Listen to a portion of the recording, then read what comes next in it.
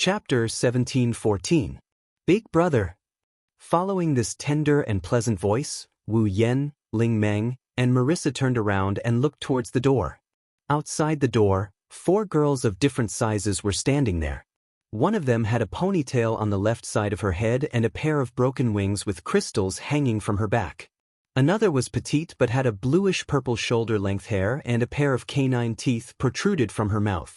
Another was dressed in pajamas and had a head of long purple hair. She looked like a scholar. The last one was dressed in maid attire. From her appearance, one could see that she had a capable temperament. 4 girls of various sizes are standing in front of the entrance of Scarlet Devil Mansion.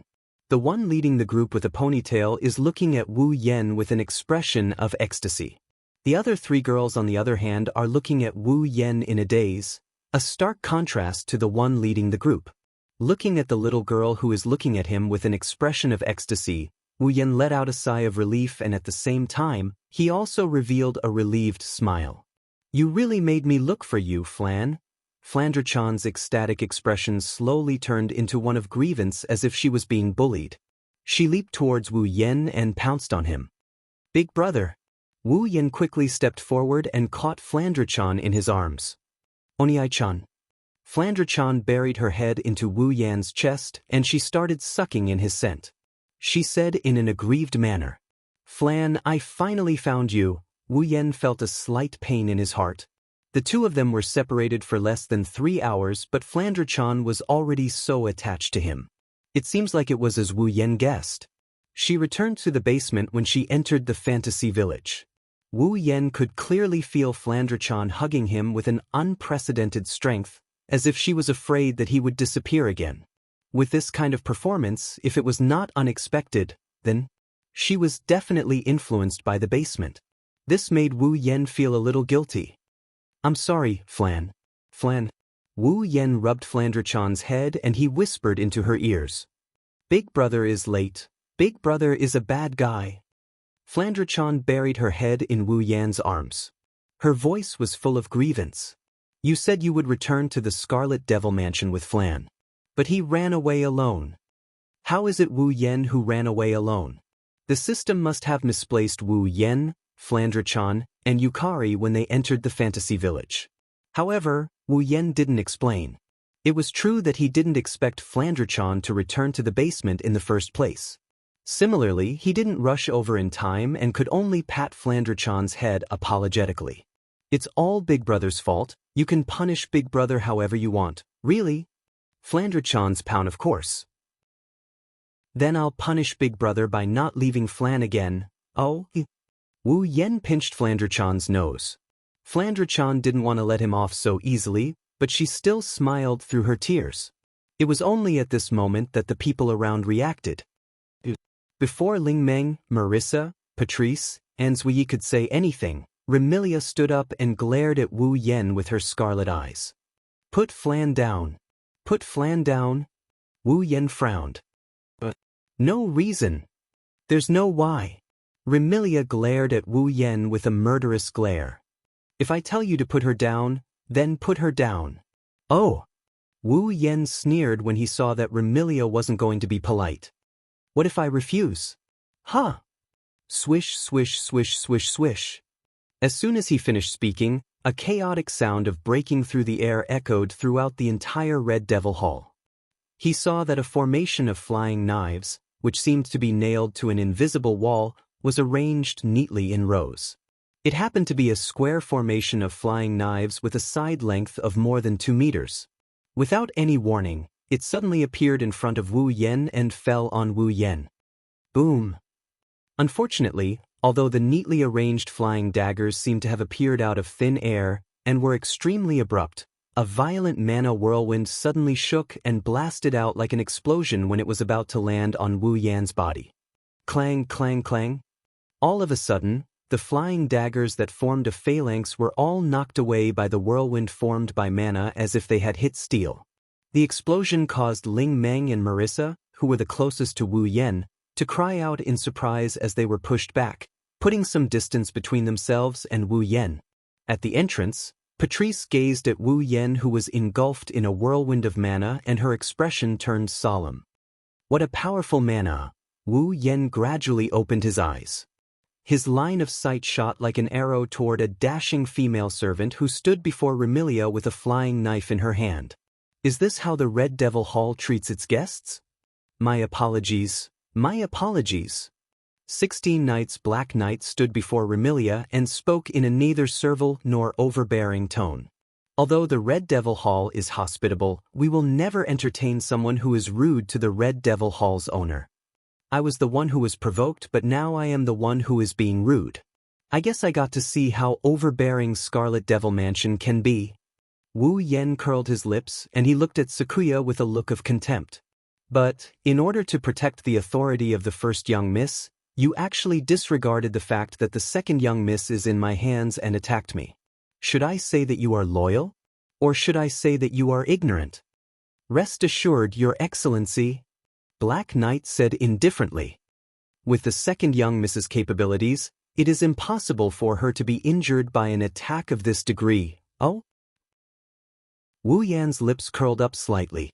In other words, as long as you are certain that your attack won't cause any harm, you will attack the first young miss and second young miss? Sakuya raised her head and looked straight at Wu Yen. She didn't say anything else. She probably realized that she couldn't win against Wu Yen, so she just gave up. Such a decisive attitude made Wu Yen have a whole new level of respect for Black Knight. Don't think that this girl is just an ordinary maid just because she is dressed in maid attire.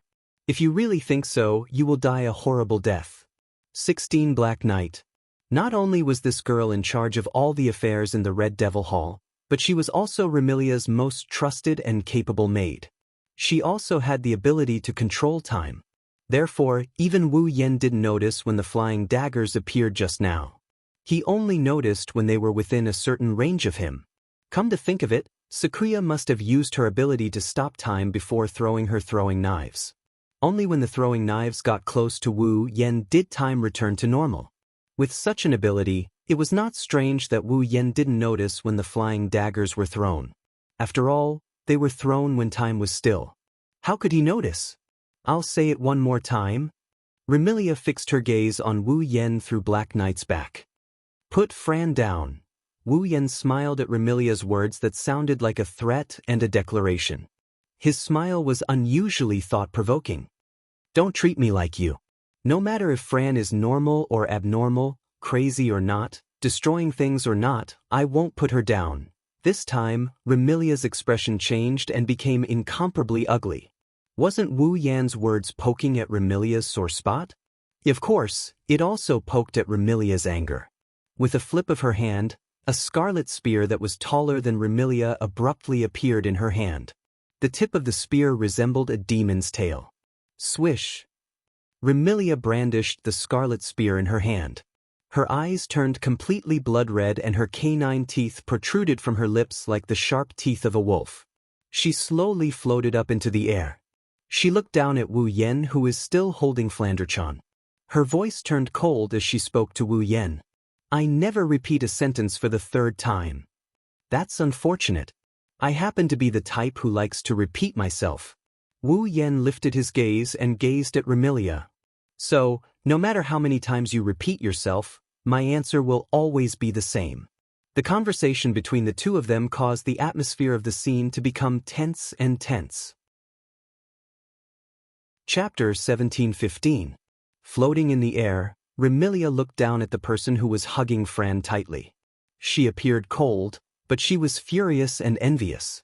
As Fran's sister, Remilia had hugged Fran before, but Fran had never shown her attachment like she did to that man. It wasn't that Remilia didn't want Fran to be attached to her, but with Fran's unstable mental state, she would only want to find someone to play with. Why would she find someone to rely on? Therefore, Remilia had never been relied on or attached to by Fran. To put it bluntly, as an elder sister, Remilia had never given Fran anything that an elder sister should give. That was why Remilia was so aggressive when she saw how much Fran relied on that man. Of course, this was Remilia's personality. As long as it was someone she didn't know well, she would show her slightly aggressive side. But this time, because of Fran, this slightly aggressive side became extremely aggressive. Wu Yen seemed to have seen through Remilia's thoughts under her cold expression. His gaze landed on the bright red spear in Remilia's hand. That gun was called Gungnir. In Norse mythology, Odin used a godly spear that never missed. As long as the spear was thrown by its owner, it would definitely hit the target. It was similar to the spear of thorns that had the effect of stabbing the heart. Unfortunately, the bright red spear in Remilia's hand wasn't the real Gungnir, and Remilia didn't actually possess the Gungnir. The Gungnir in Remilia's hand was just a skill derived from her ability.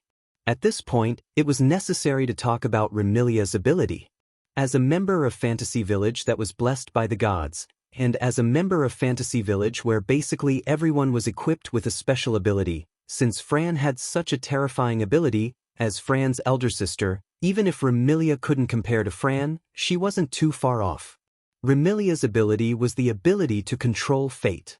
As for the ability of Gungnir, it was an ability of Gungnir. It was 100% accurate. Remilia, who had the ability to control fate. She could use her own strength to use the 100% accurate fate. Through controlling fate, Remilia was able to recreate the legendary Gungnir in the form of a skill. The Gungnir in Remilia's hands wasn't a real Gungnir, but Remilia's Gungnir wasn't a real one. However, it had almost the same ability as Gungnir. If Remilia threw the spear in her hand, if Wu Yen has no way of reversing something as non-existent as fate, he might be able to do so. He would definitely be hit. Of course, he would only be hit after Remilia took out the Gungnir. Fran, who had been silent all this while, lifted her head and glanced at Remilia. Just as she opened her mouth and was about to say something, she was interrupted by a voice beside her. "Let's stop here." Holding the coin, Soul Dream closed her eyes and moved to the middle of the floating Remilia and Wu Yen on the ground. She opened her eyes. "Do you really think I don't exist?" "Soul Dream." Remilia's cold voice carried a hint of anger. "Are you going to help him?" "I don't have the time to help anyone fight." Soul Dream glanced at Remilia. "But since you don't follow the rules of Fantasy Village, I have no choice but to stand up." Wu Yen, Remilia, and the rest of the people recalled something when they heard Ling Meng's words. Personal fights are not allowed in Fantasy Village. This was a rule set by Bunny Shrine's Bunny Spirit Dream as the manager of Fantasy Village. In the Fantasy Village, when humans, monsters, and other races fought against each other, Ling Meng had set up a rule to prevent them from using too much strength and causing damage to the Fantasy Village or causing other troubles. The Rule of Rune Cards. The so-called Rule of Rune Cards refers to when two parties are required to duel, they must use their abilities and skills as forms and give their abilities and skills a name. When used during the duel, they are known as rune cards. Before the battle began, both parties had to indicate the number of rune cards they used in the battle. If the opponent deciphered all the rune cards, or if one of the parties was the first to exhaust their strength, it would be considered as the loser.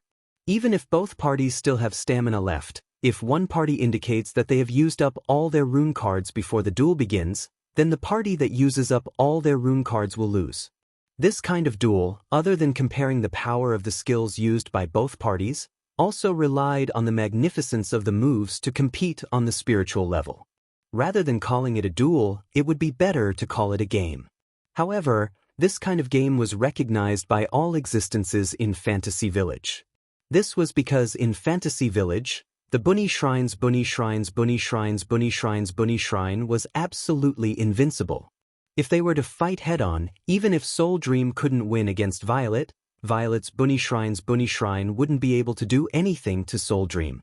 However, if the rules of rune cards were used to determine victory and defeat, the invincible Bunny Shrine's Bunny Shrine would be defeated. Because of this, the rules of rune cards were recognized by all existences in Fantasy Village and no one could go against them. However, from just now, whether it was Black Knight's surprise attack, Wu Yan's counterattack, or Remilia's plan to use the Gungnir, none of them followed the rules of rune cards to duel. Thus, as the one who made the rules of rune cards, it was natural for Soul Dream to stand out at this time. It was so natural that the aggressive Remilia withered. Soul Dream. Remilia looked at Soul Dream unwillingly. Can't you make an exception for once? If you're just messing around, I don't have the time to care about you. However, looking at you, it's impossible for you to not get serious. Soul Dream pouted impatiently. Unless you can guarantee that your messing around won't affect the surroundings and won't cause any destruction. In that case, I can't be bothered. Instantly, Remilia's aura dissipated as if it had been dealt a blow. Won't affect the surroundings? Won't cause any destruction? It wasn't that Remilia couldn't do it. However, would an attack that wouldn't cause any destruction be able to achieve the goal of teaching that man a lesson? Obviously, that was impossible. It would be better for them to duel using rune cards. I'll say this first. From start to finish, I didn't intend to cause any destruction to the surroundings. Wu Yen spoke indifferently. You're the one who provoked him. Remilia looked at Wu Yen with a murderous look. You despicable bastard. Ling Meng grabbed Wu Yan's collar and for the first time, she screamed at the top of her lungs. You've already caused me a lot of trouble today. Don't cause me any more trouble, all right? I know. Wu Yen hurriedly spoke. I just want to say a few words to that lowly vampire. Is that all right? Lowly vampire? Remilia's eyebrows twitched. Her murderous aura filled the air once more. I'll definitely kill you. You want to fight? I won't accompany you today. Wu Yen sneered. His words caused Remilia to lose her composure. Today, Fran will be by my side. What did you say? Remilia cried out. I said I'll take care of Fran today. Wu Yen snapped. If you want to see Fran, then come to the shrine. Hey, why is it a shrine? Wu Yen grabbed Ling Meng before she could finish her sentence. Well then, goodbye. Leaving those words behind, Wu Yen and Ling Meng melted into the space and disappeared. Hey! Black White, who had been gloating on the side, suddenly flipped out. Don't forget about me. Black White picked up her broom and flew out of the Scarlet Devil Mansion's window without looking back. Phew! Fran was taken away? Remilia stared blankly at the direction Wu Yen, Fran, and Soul Dream disappeared. She lowered her head and her delicate body trembled violently. Eldest young miss. Seeing this scene, the nearbys Wei Yi cautiously asked. Why don't I go and bring the second young mistress back? Bring back that bastard's head as well. Remilia didn't care about her image and screamed. I want to suck his blood dry. Calm down, Remy. Patrice shook her head. Little sister said that person is a primogenitor. Did you forget? How can that despicable fellow be the noble true ancestor of the vampires? Remilia glared at Patrice before speaking with a gloomy expression. No, now isn't the time to think about that. What's important is to bring Fran back. Let's go. We're going to the shrine. Yes. Chapter 1716. Fantasy Village, Bo Li Shrine. Because they had left in a hurry, and because they had used space teleportation, the gate of the shrine that Marissa had pushed open was still open, as if someone had come in to steal something. Don't think that there aren't any thieves in Fantasy Village. A certain rat who is black and white but isn't perverted, and whether or not he has lesbian tendencies is still unknown, is this so-called thief. It was a pity that the Bori shrine didn't even have incense money. The owner of the shrine was still a living treasure who was on the verge of despair because of an empty money box. Even if there were thieves in the Fantasy Village, no thief would choose to come here. Except for Marissa. Whoosh! Gusts of cold wind blew from the bottom of the stairs at the front of Bo Li Shrine. It whistled across the empty space in front of the shrine and rolled into the shrine. Buzz! Not long after, there was a violent tremor in the air within the shrine. A spatial ripple appeared like a mirage, and then a man and two women emerged from the spatial ripple. Among them, the slightly older girl fell on her buttocks, causing her to cry out in pain. If a family friend. Sitting on the ground, Soul Dream rubbed her small buttocks and glared at Wu Yen. Her lungs were about to explode from anger. You broke my money box and caused me to burn my tongue. You drenched me all over and even caused me to be misunderstood by Marissa. You brought me to the Red Devil Mansion without my consent and made me clean up your mess. Now, You casually brought me back and threw me on the ground. You're deliberately looking for trouble, aren't you? You. This is a big misunderstanding. Wu Yan raised his eyebrows at Soul Dream while hugging Fran. Breaking your cash box was purely an accident. I only drenched you because you scalded your tongue, but you were misunderstood by Marissa to have fallen down on your own. I brought you to Scarlet Devil Mansion because I expected Remilia to flip out. Now that I brought you back, I didn't mean to throw you on the ground. You're still denying it? Princess Ling Meng really wanted to use her imperial coins to beat this jinx to death. But after a while, she was stunned. You said that you knew Remilia would flip out. Is that why you brought me there? Well, I guess you can say that. He hugged Fran tightly. Wu Yan sat down and sighed helplessly as he helped Fran tidy up her messy hair. That Remilia is a complete siscon. With that lowly vampire's temper, it's only a matter of time before she explodes because of me visiting her and acting so intimately with Fran. Siscon? Fran, who was in Wu Yan's embrace, asked innocently. What's a siscon? Sisoncon is a creature that commands respect and fear at the same time. Wu Yan pinched Fran's nose. Those who really like their younger sisters are siscons. He likes his sister very, very much? Elder sister? Does my sister like Fran a lot? Fran bit her thumb and said angrily. Then she's definitely not a siscon. Oh? Wu Yan asked in amusement. Because my sister doesn't really like Fran a lot. Fran said unhappily. That's why she's not a siscon. Silly girl. Wu Yan didn't know whether to laugh or cry. Your sister didn't say she didn't really like you. How do you know she doesn't? If she really likes Fran a lot, she wouldn't have locked Fran in the basement. Fran threw a tantrum. That's why my sister must hate Fran a lot. You can't put it that way. Wu Yan stroked Fran's cheek and sighed. There's a saying that goes concern leads to confusion. Perhaps, back then, your elder sister was too concerned about you, so she lost her sense of propriety and locked you in the basement. That's not for sure. Is that so? Fran looked at Wu Yan uneasily. Then will my brother lock Fran in the basement because he really likes Fran a lot? If my brother really did lock Fran in the basement one day, I'm sure he'll stay in the basement with Fran. Wu Yan smiled gently. Will Fran still be afraid if that happens? With my brother? Fran was stunned for a moment before she smiled. Fran won't be afraid if I'm with my brother. Looking at Fran's cute smile, Wu Yan's mood lightened up. Ling Meng, on the other hand, was a bit surprised. I didn't expect you to speak up for Remilia after she provoked you. It's not a good thing. Wu Yan shrugged.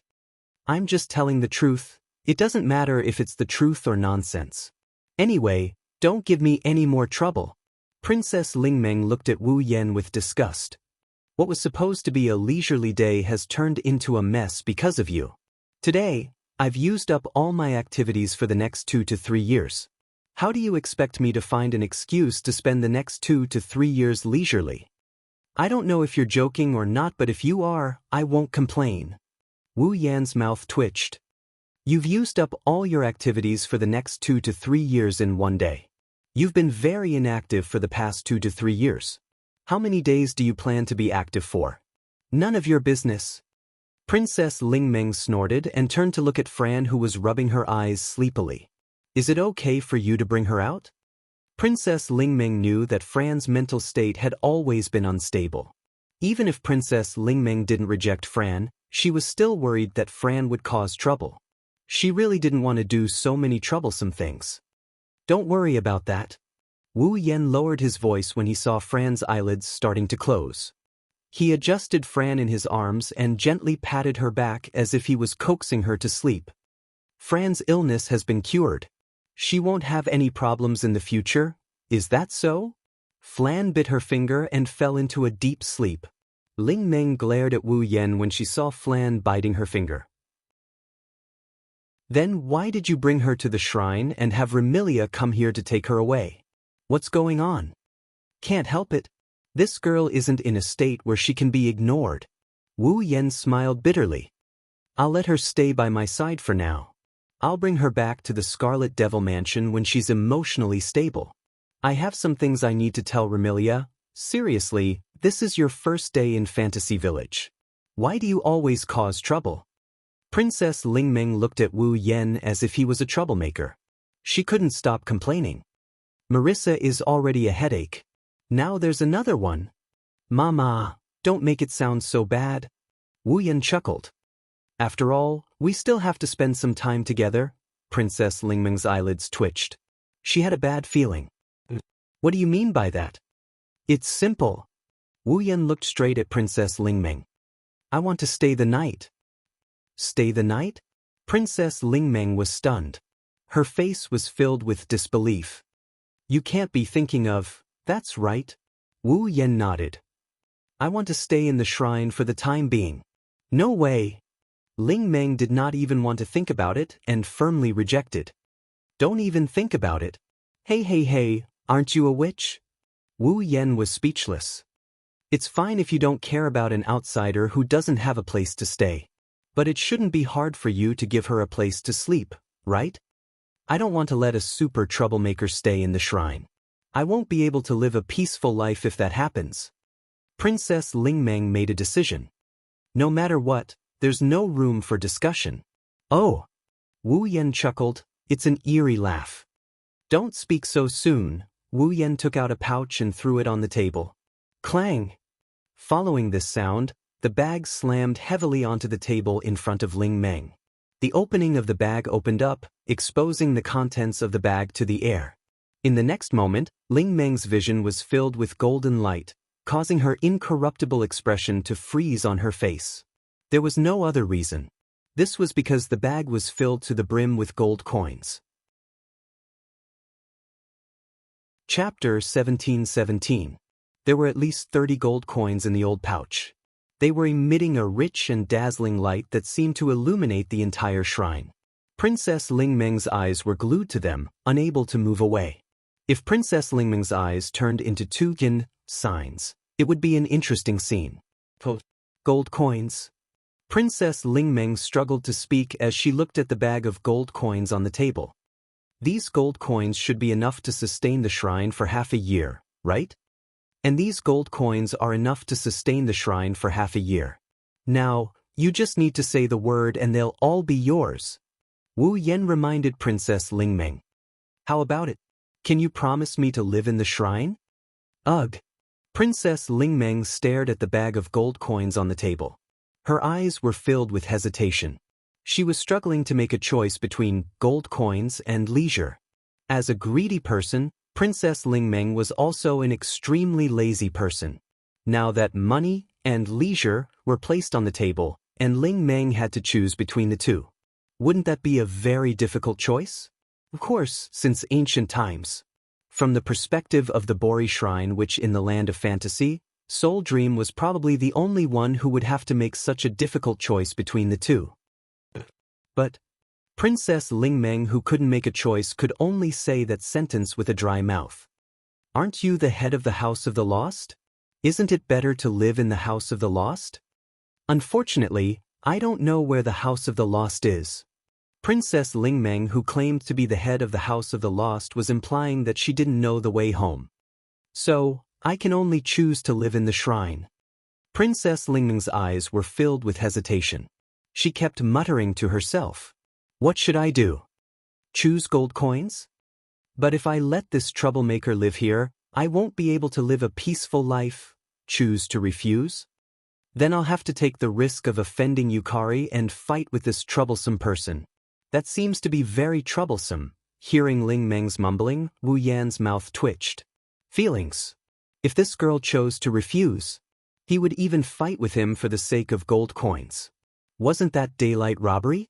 As expected, someone who could mix with Marissa, who was good at borrowing things, also had the potential to become a great thief. They were bandits, after a series of difficult choices.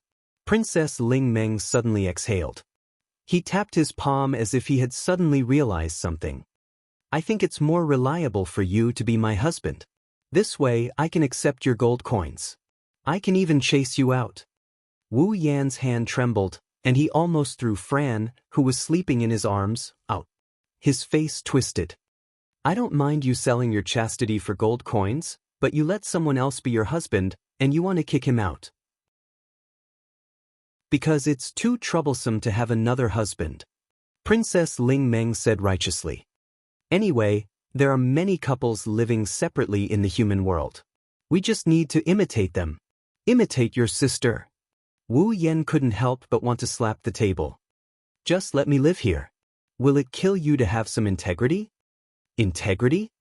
Princess Ling Meng said with disdain. That kind of thing is too troublesome, I understand now. Your laziness is no longer a disease, but a realm. In order to not destroy his worldview, Wu Yan decisively chose to force her to abdicate. Now you only have two choices. You can choose the gold coins and I'll live there, or you can choose to refuse. I can also go to the human realm. I believe that no one will refuse to provide a place for me to find a rich man. Princess Ling Meng's delicate body trembled, and trembled again. You actually use money to force a girl to do something she doesn't want to do.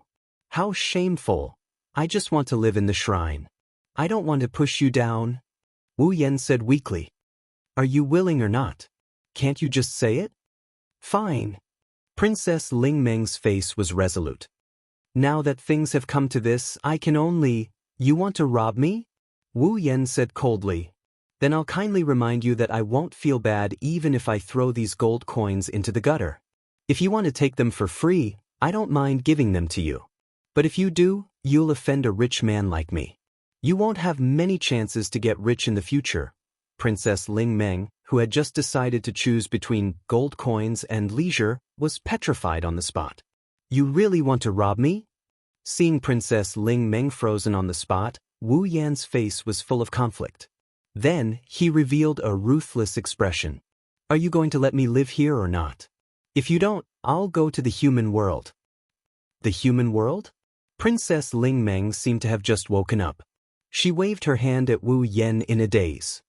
Go, just leave the gold coins behind. I beg you, can you give me a definite answer? Wu Yan forced a smile.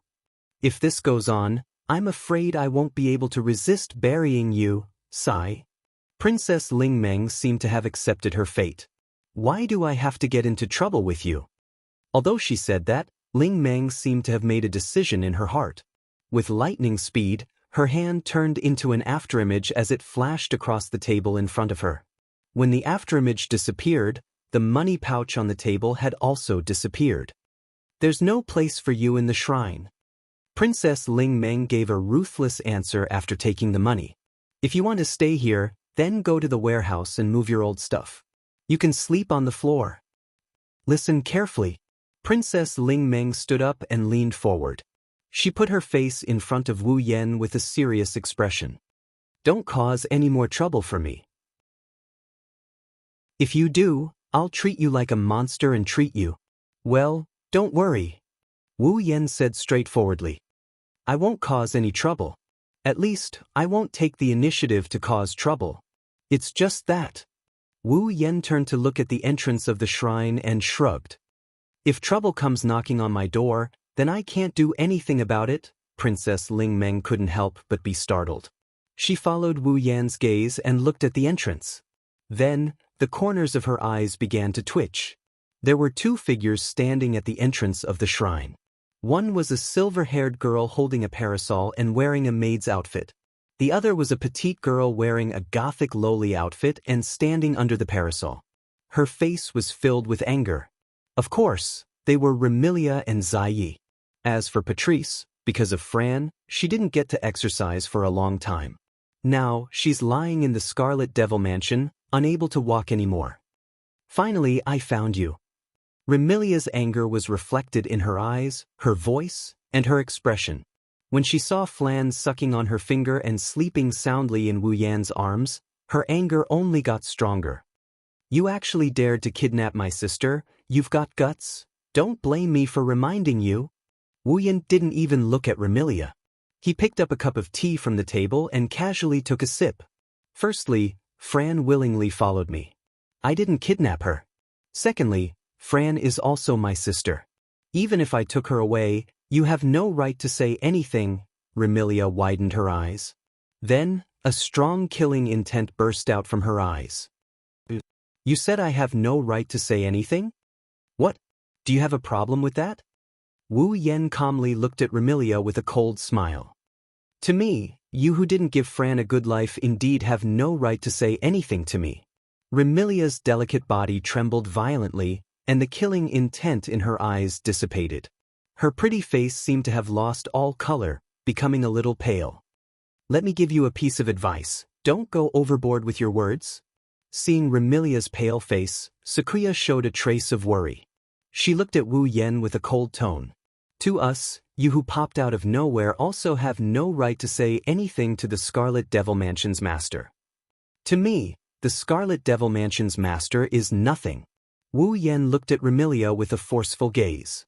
"The only reason I can interact with you is because you're Fran's sister in name."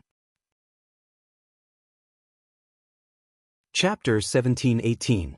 The only reason I can interact with you is because you're still Fran's sister in name.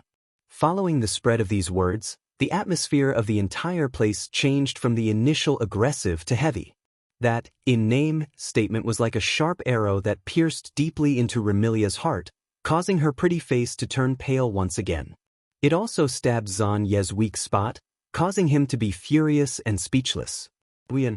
Although it was said ruthlessly, everyone present, except for Ling Meng, Remilia and Zai Yi, understood that this nominal statement was, to put it bluntly, true. Remilia doted on her sister very much, and Fran was indeed Remilia's biological sister. No matter what, it couldn't be considered as just in name. However, just as Wu Yen said before, Remilia didn't give Fran a good day at all.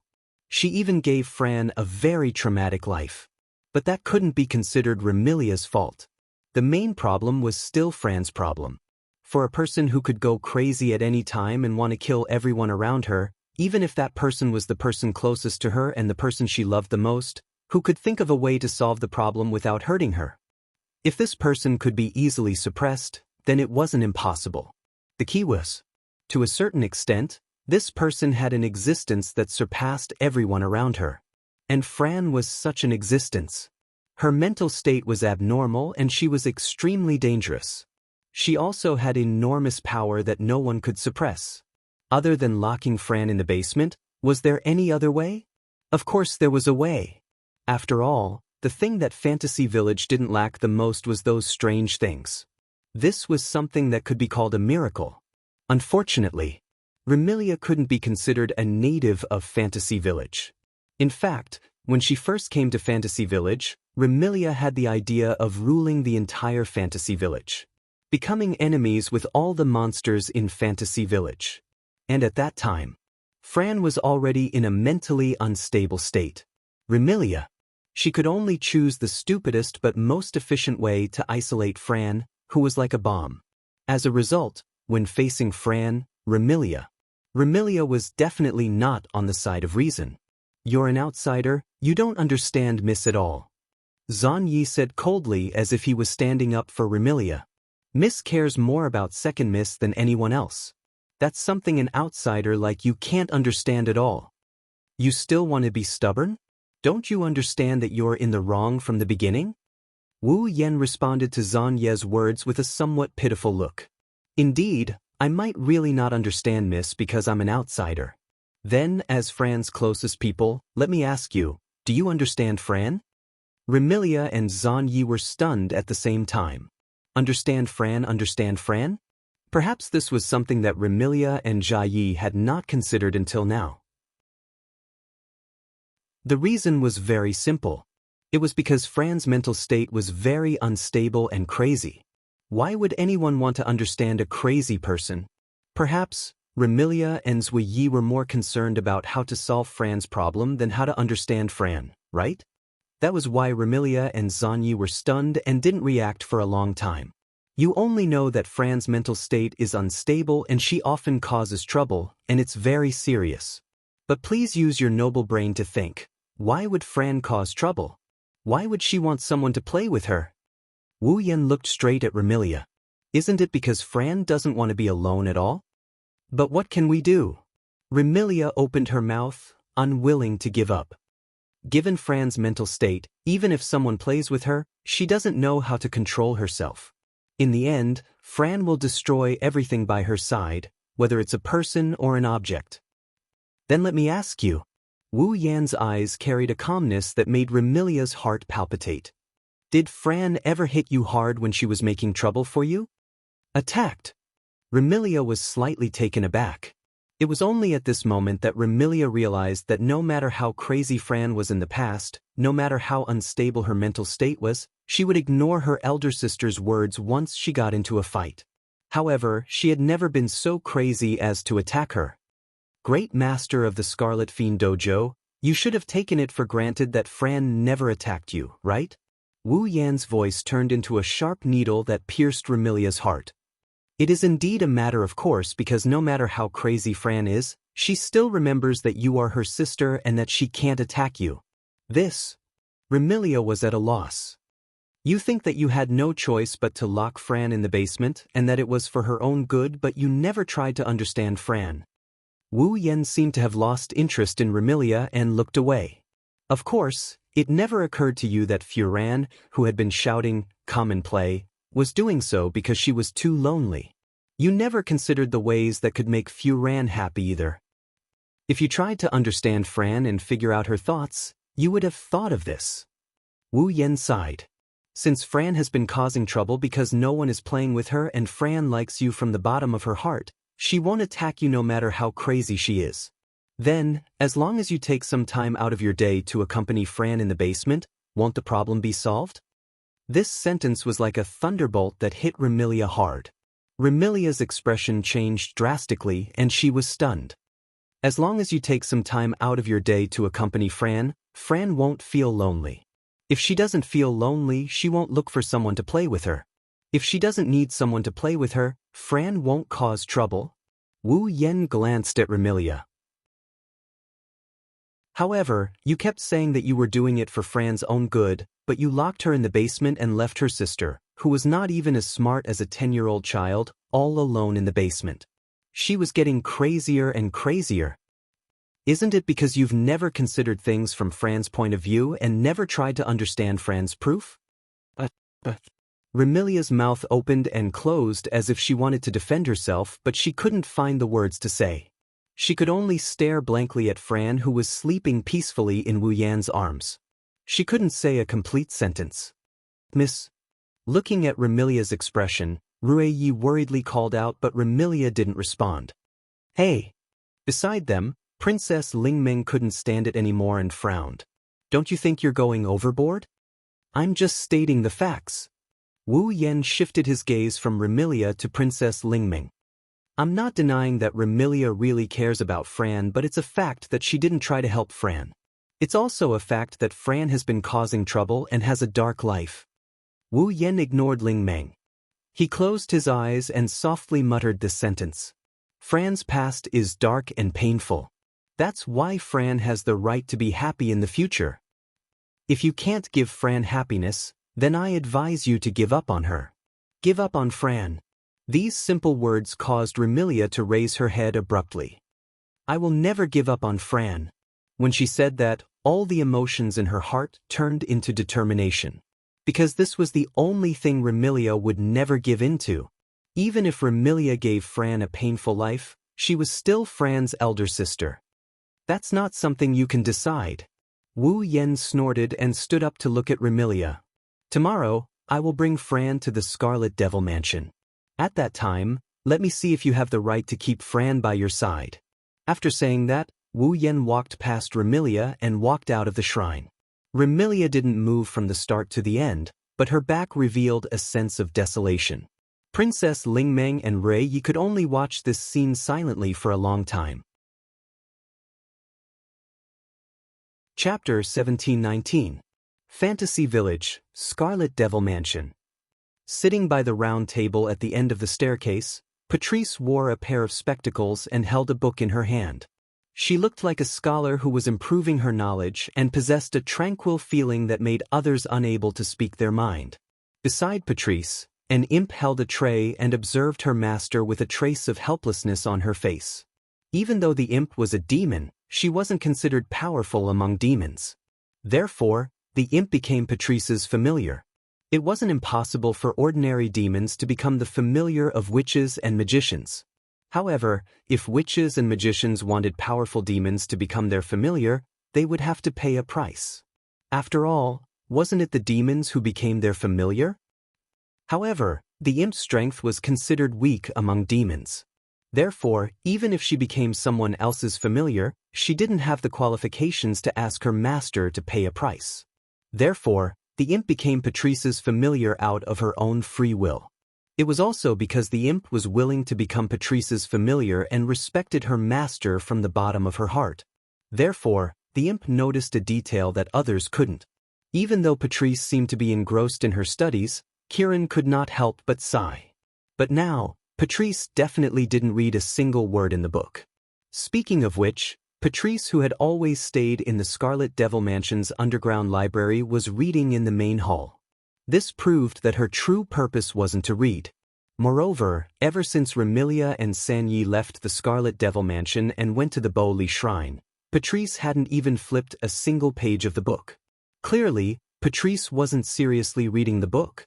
Come to think of it, he must be very worried about Second Miss, right? Thinking until here, the imp couldn't help but turn her gaze towards the entrance of the Scarlet Devil Mansion. When she looked, the imp was taken aback. Then she hurriedly called out, "Madame Patrice." Patrice seemed to have heard the commotion at the entrance before the imp called out. She lifted her head and looked towards the entrance. When Remilia and Night Eye walked through the door, Patrice saw the images of Remilia and Night Eye. Patrice's heart sank slightly. He saw, walking into the Red Devil Hall, Zuyi, who followed behind Remilia step by step, had a look on his face.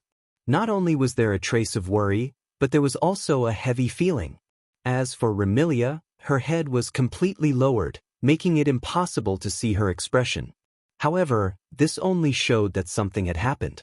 At least, ever since Patrice met Remilia, she had seen Remilia's dignified side, childish side, willful side, and even angry side. However, she had never seen Remilia in such a preoccupied state. Patrice's expression turned heavy. She stood up and gazed at Zuyi, who was slowly ascending the stairs behind Remilia, and questioned him silently. Noticing Patrice's gaze, Zuyi looked at Patrice and the worry on his face seemed to have deepened. He shook his head at Patrice. What Zuyi wanted to express was not that he did not know, but that it was not easy to say. This made Patrice feel the importance of this matter. Not only did Zuyi return with a heavy heart, he didn't even bring back Fran, who he wanted to bring back. This was enough to show the severity of the matter. What's wrong? In the end, Patrice chose to ask Remilia. What happened? Remilia didn't answer Patrice's question.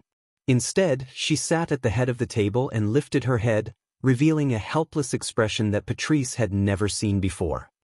Patrice. Remilia asked in a daze. Tell me, did I do something wrong? Looking at Remilia, who had never displayed such a weak side, Patrice more or less sensed that something was amiss. She asked in a probing tone. Are you referring to little sister's matter? He said that I never tried to understand Fran and never gave her happiness. Remilia's expression became more and more confused and helpless. In the end, she even showed a trace of depression. Also, he wanted me to give up on Fran. Hearing till here, Patrice gradually connected the dots and understood the gist of the matter. Remilia had always felt guilty about what happened to Fran. Even though she didn't think that she was the one who caused Fran to become insane, she still hated the fact that she was the one who locked Fran up in the basement. Therefore, Patrice guessed that the person who took Fran away must have exposed Remilia's guilt towards Fran.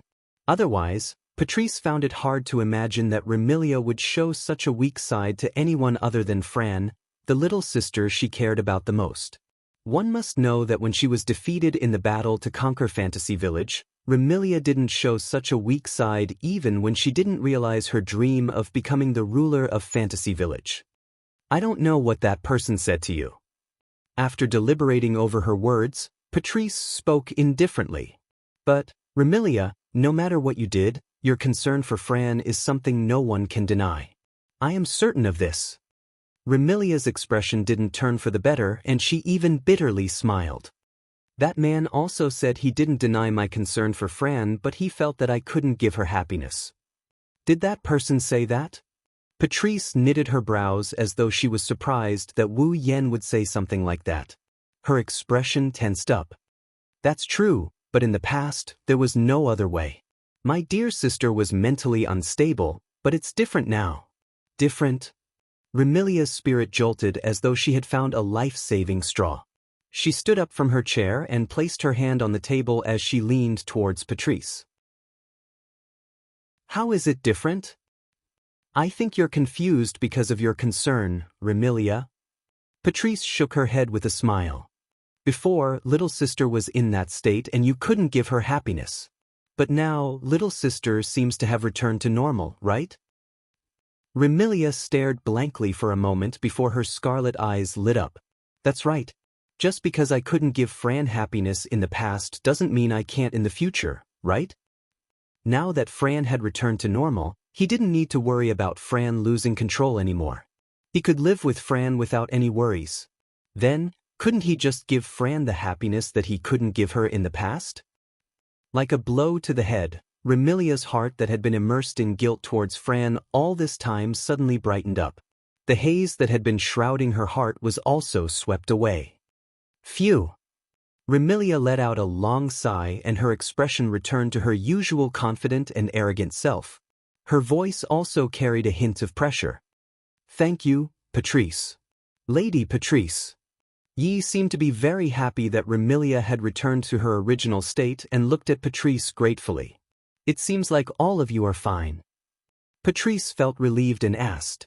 Then what about little sister? At the shrine. Remilia's tone became displeased at this point. She should be with that fellow right now. What?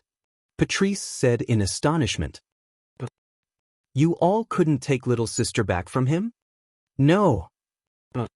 Remilia replied unhappily. Moreover, if we really fought back then, I wouldn't have a say in Fran's matter anymore. Patrice revealed a puzzled expression and turned to look at Sui Yi. That? Kui Yi smiled helplessly.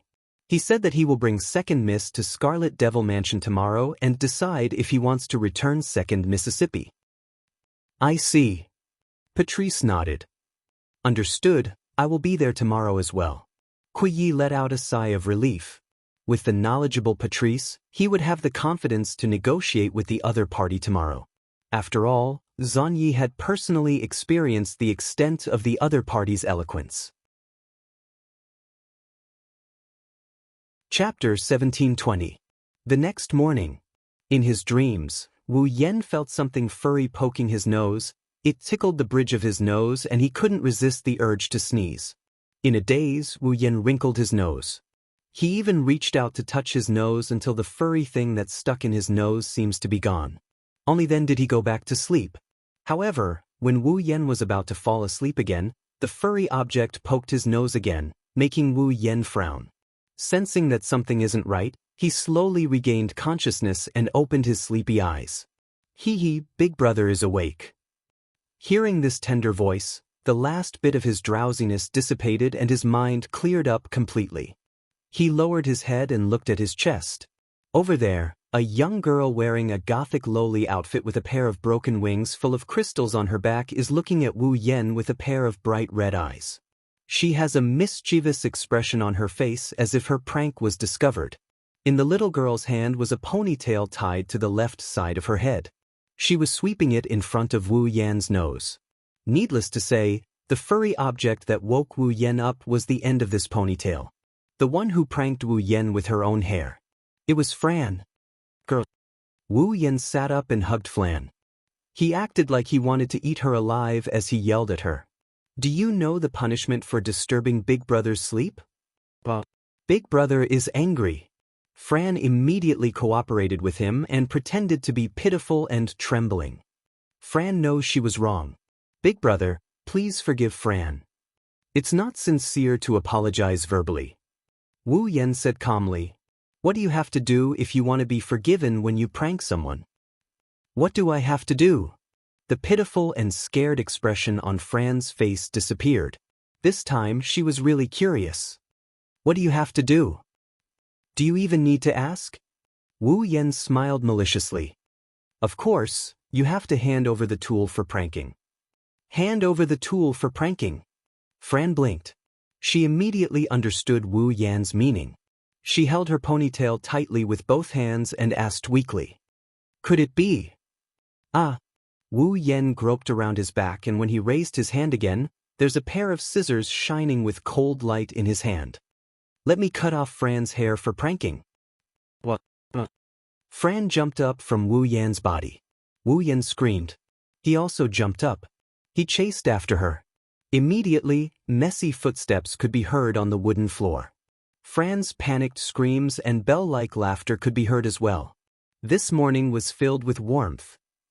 In the early morning, every corner of the Boli shrine was filled with cold air. Even if the warm sunlight shone down from the sky and filled every corner of the Boli shrine, it couldn't completely drive away the cold wind. Fran was holding her ponytail with one hand and Wu Yan's clothes tightly with the other hand. Wu Yan yawned as he walked to the shrine and opened the door. Kobai, are you there? Wu Yan was met with an indescribable silence. Within the not-so-spacious shrine, Ling Meng, who hadn't even changed her clothes, was lying on a quilt. Half of her head, which was tied up in a bow, was exposed, while the rest of her delicate body was hidden under the quilt. She looked just like a large butterfly stuck to the quilt, an exceptionally comical sight. When the door to the shrine was pushed open, Ling Meng's face was exposed.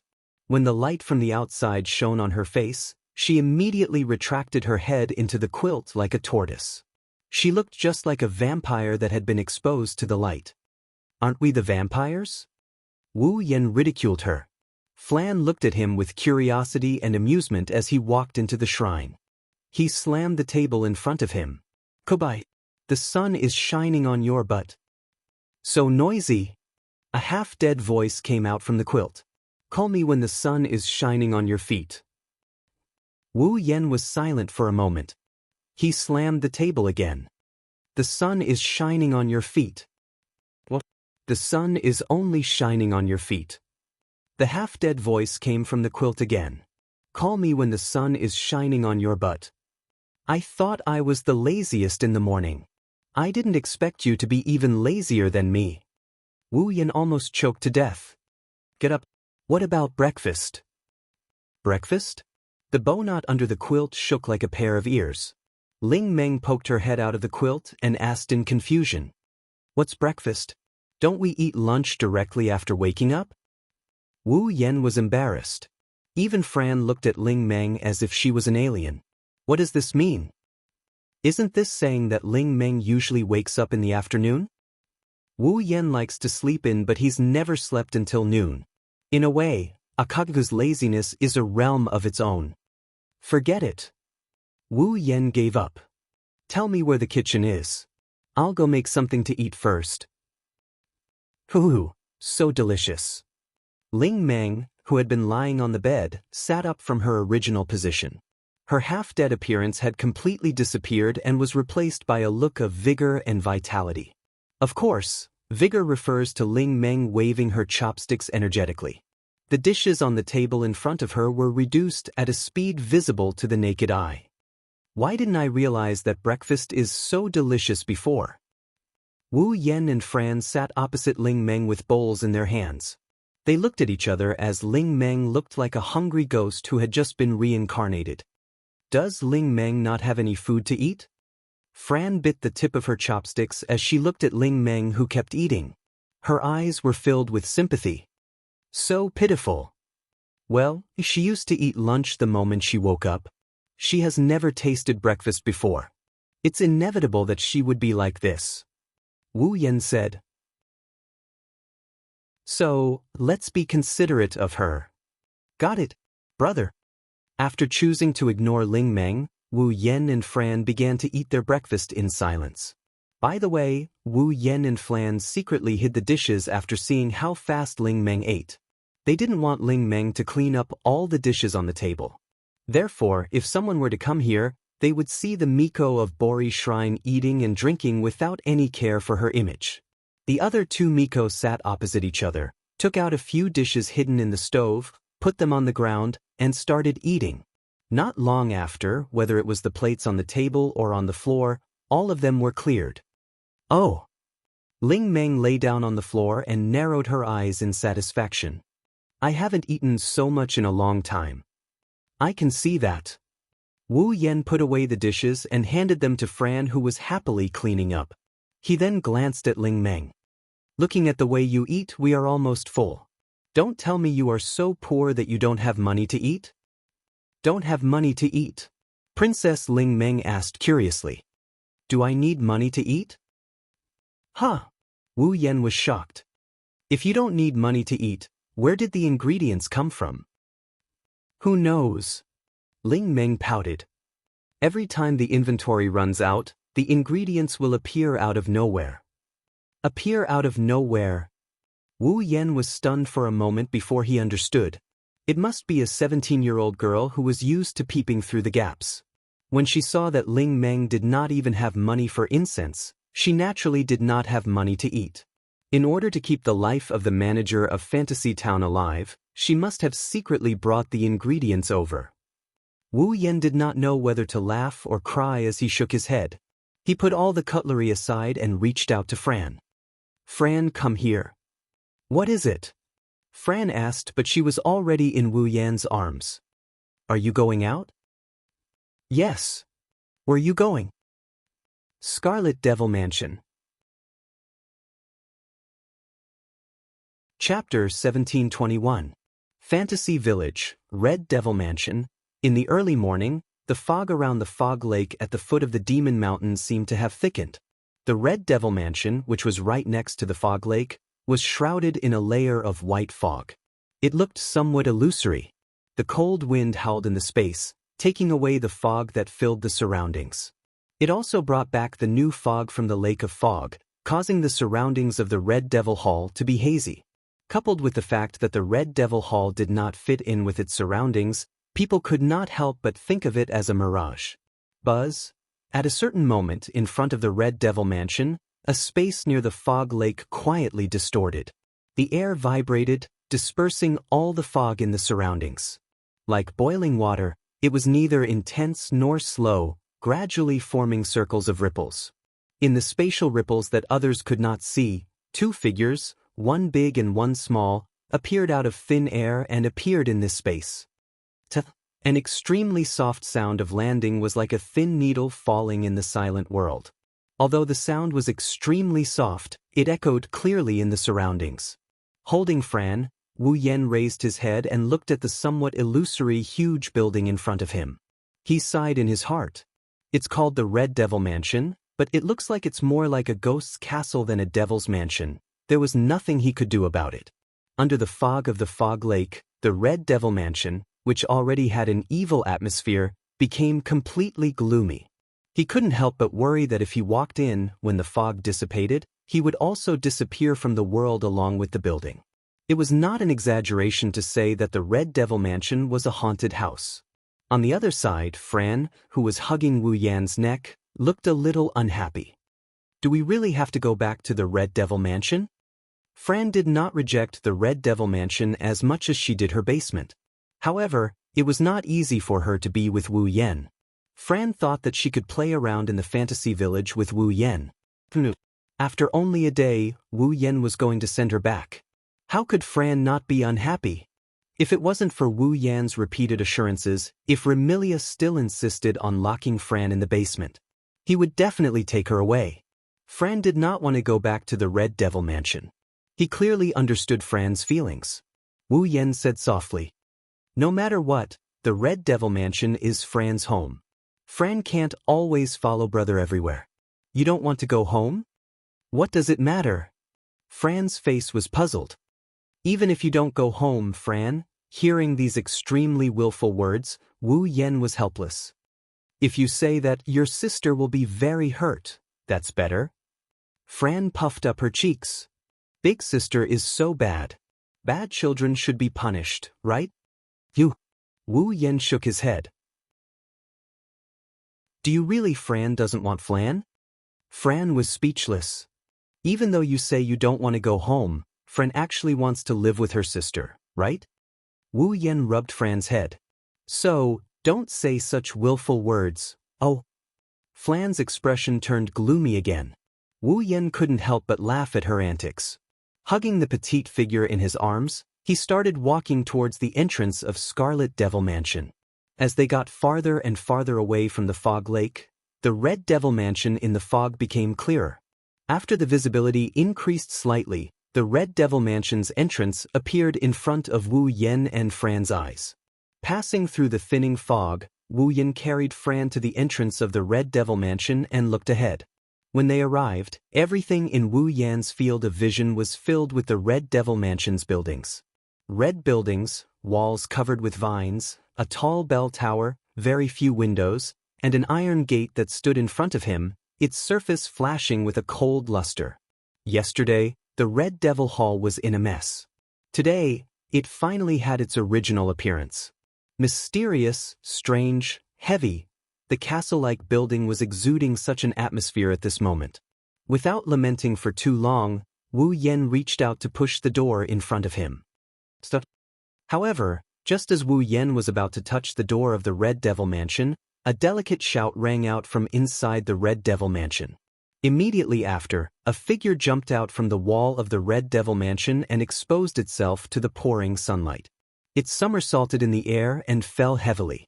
And below the place where the figure fell, Wu Yen was standing there with Fran in his arms. If he didn't dodge, then, without a doubt, he would have an intimate contact with the figure falling from above. Immediately, Wu Yen took a few steps back. Bang! Wu Yen, who was retreating, fell heavily on the ground with a muffled sound and arrived in front of Wu Yen. It was a tall girl with waist-length red hair with 2 braids on each side. She wore a dark green Chinese suit and a hat of the same color as her clothes. On the hat was a golden star with the word, Dragon, engraved on it. She was dressed like a warrior. Hong Meiling, level 75. This is the Red Devil Mansion. The girl named Hong Meiling took a stance and looked in front of her with a serious expression. Outsiders are not allowed to enter. As soon as she finished speaking, Hong Meiling was stunned. Looking at Fran in Wu Yan's arms, a look of surprise appeared on her face. Second Miss. Meiling. Fran happily raised her little hand. Meiling. I'm back. Second Miss. Hong Meiling immediately jumped in front of Wu Yen with tears streaming down her face. She grabbed Fran's hand and shook it up and down. You're finally back. Seeing Hong Meiling and Fran holding hands, one with tears streaming down her face and the other with smiles on her face, Wu Yen smiled faintly. This young girl named Hong Meiling, who was dressed like a Chinese female martial artist, was in charge of guarding the door of the Red Devil Mansion. It could be said that she was the person with the lowest status in the Red Devil Mansion. She might not even be comparable to an ordinary fairy maid. Although her status was lower, Hong Meiling was still a rather important existence in the Red Devil Mansion. After all, excluding Remilia, Patrice, and Black Knight, Hong Meiling was the strongest existence in the Red Devil Mansion. Her level was also only below the 3 people in front of her. It was because of this existence that Remilia made her the gatekeeper of the Red Devil Mansion and put her in charge of the mansion's first line of defense. However, this line of defense was usually a little lazy, causing a certain black and white bandit to frequently sneak into the mansion and steal books from Patrice's library. It was this gatekeeper who had the best relationship with Fran in the entire Red Devil Mansion. Hong Meiling was the only one in the entire mansion who didn't fear Fran's strength and dared to secretly play with her. Therefore, no matter how depressed Fran was, she couldn't help but say, "I'm back," when she saw Hong Meiling. The moment Hong Meiling saw Fran, she wasn't worried that Fran would lose control of herself at all. Instead, she excitedly walked up to her. "Woo!" Hong Meiling suddenly burst into tears, scaring Wu Yen and Fran. "Meiling!" Fran quickly reached out and touched Hong Meiling's head. "What's wrong?" "Second Miss, why did you suddenly run away yesterday?" Hong Meiling complained with tears in her eyes. Miss Kuyi has been blaming me for not keeping an eye on you and docking my salary for the next 10 years. Whoosh! Just as Hong Miling's complaining voice fell, a cold light flashed out from inside the door and fiercely stabbed into the center of Hong Miling's hat, giving everyone a fright once again. That's because you didn't do your job. Along with such a voice, a tall figure suddenly appeared at the door without the slightest warning. China, you dare to snitch to second miss? Miss Louis. Looking at the figure that appeared at the door, Hong Miling revealed a timid expression, but she still weakly spoke. My name is Hong Miling, not China. It was a pity that Hong Miling's weak objection was beautifully ignored by Kuyi. Welcome to the Red Devil Mansion. Like a proper servant, Kuyi was respectful and neither servile nor overbearing. She bowed slightly to Wu Yan with an etiquette that no one could find fault with. Young miss has been waiting for a long time, please follow me. Chapter 1722. Under the lead of Zui Yi, and under Hong Miling's aggrieved and pitiful eyes, Wu Yan carried Fran and walked into the territory of the Red Devil Mansion.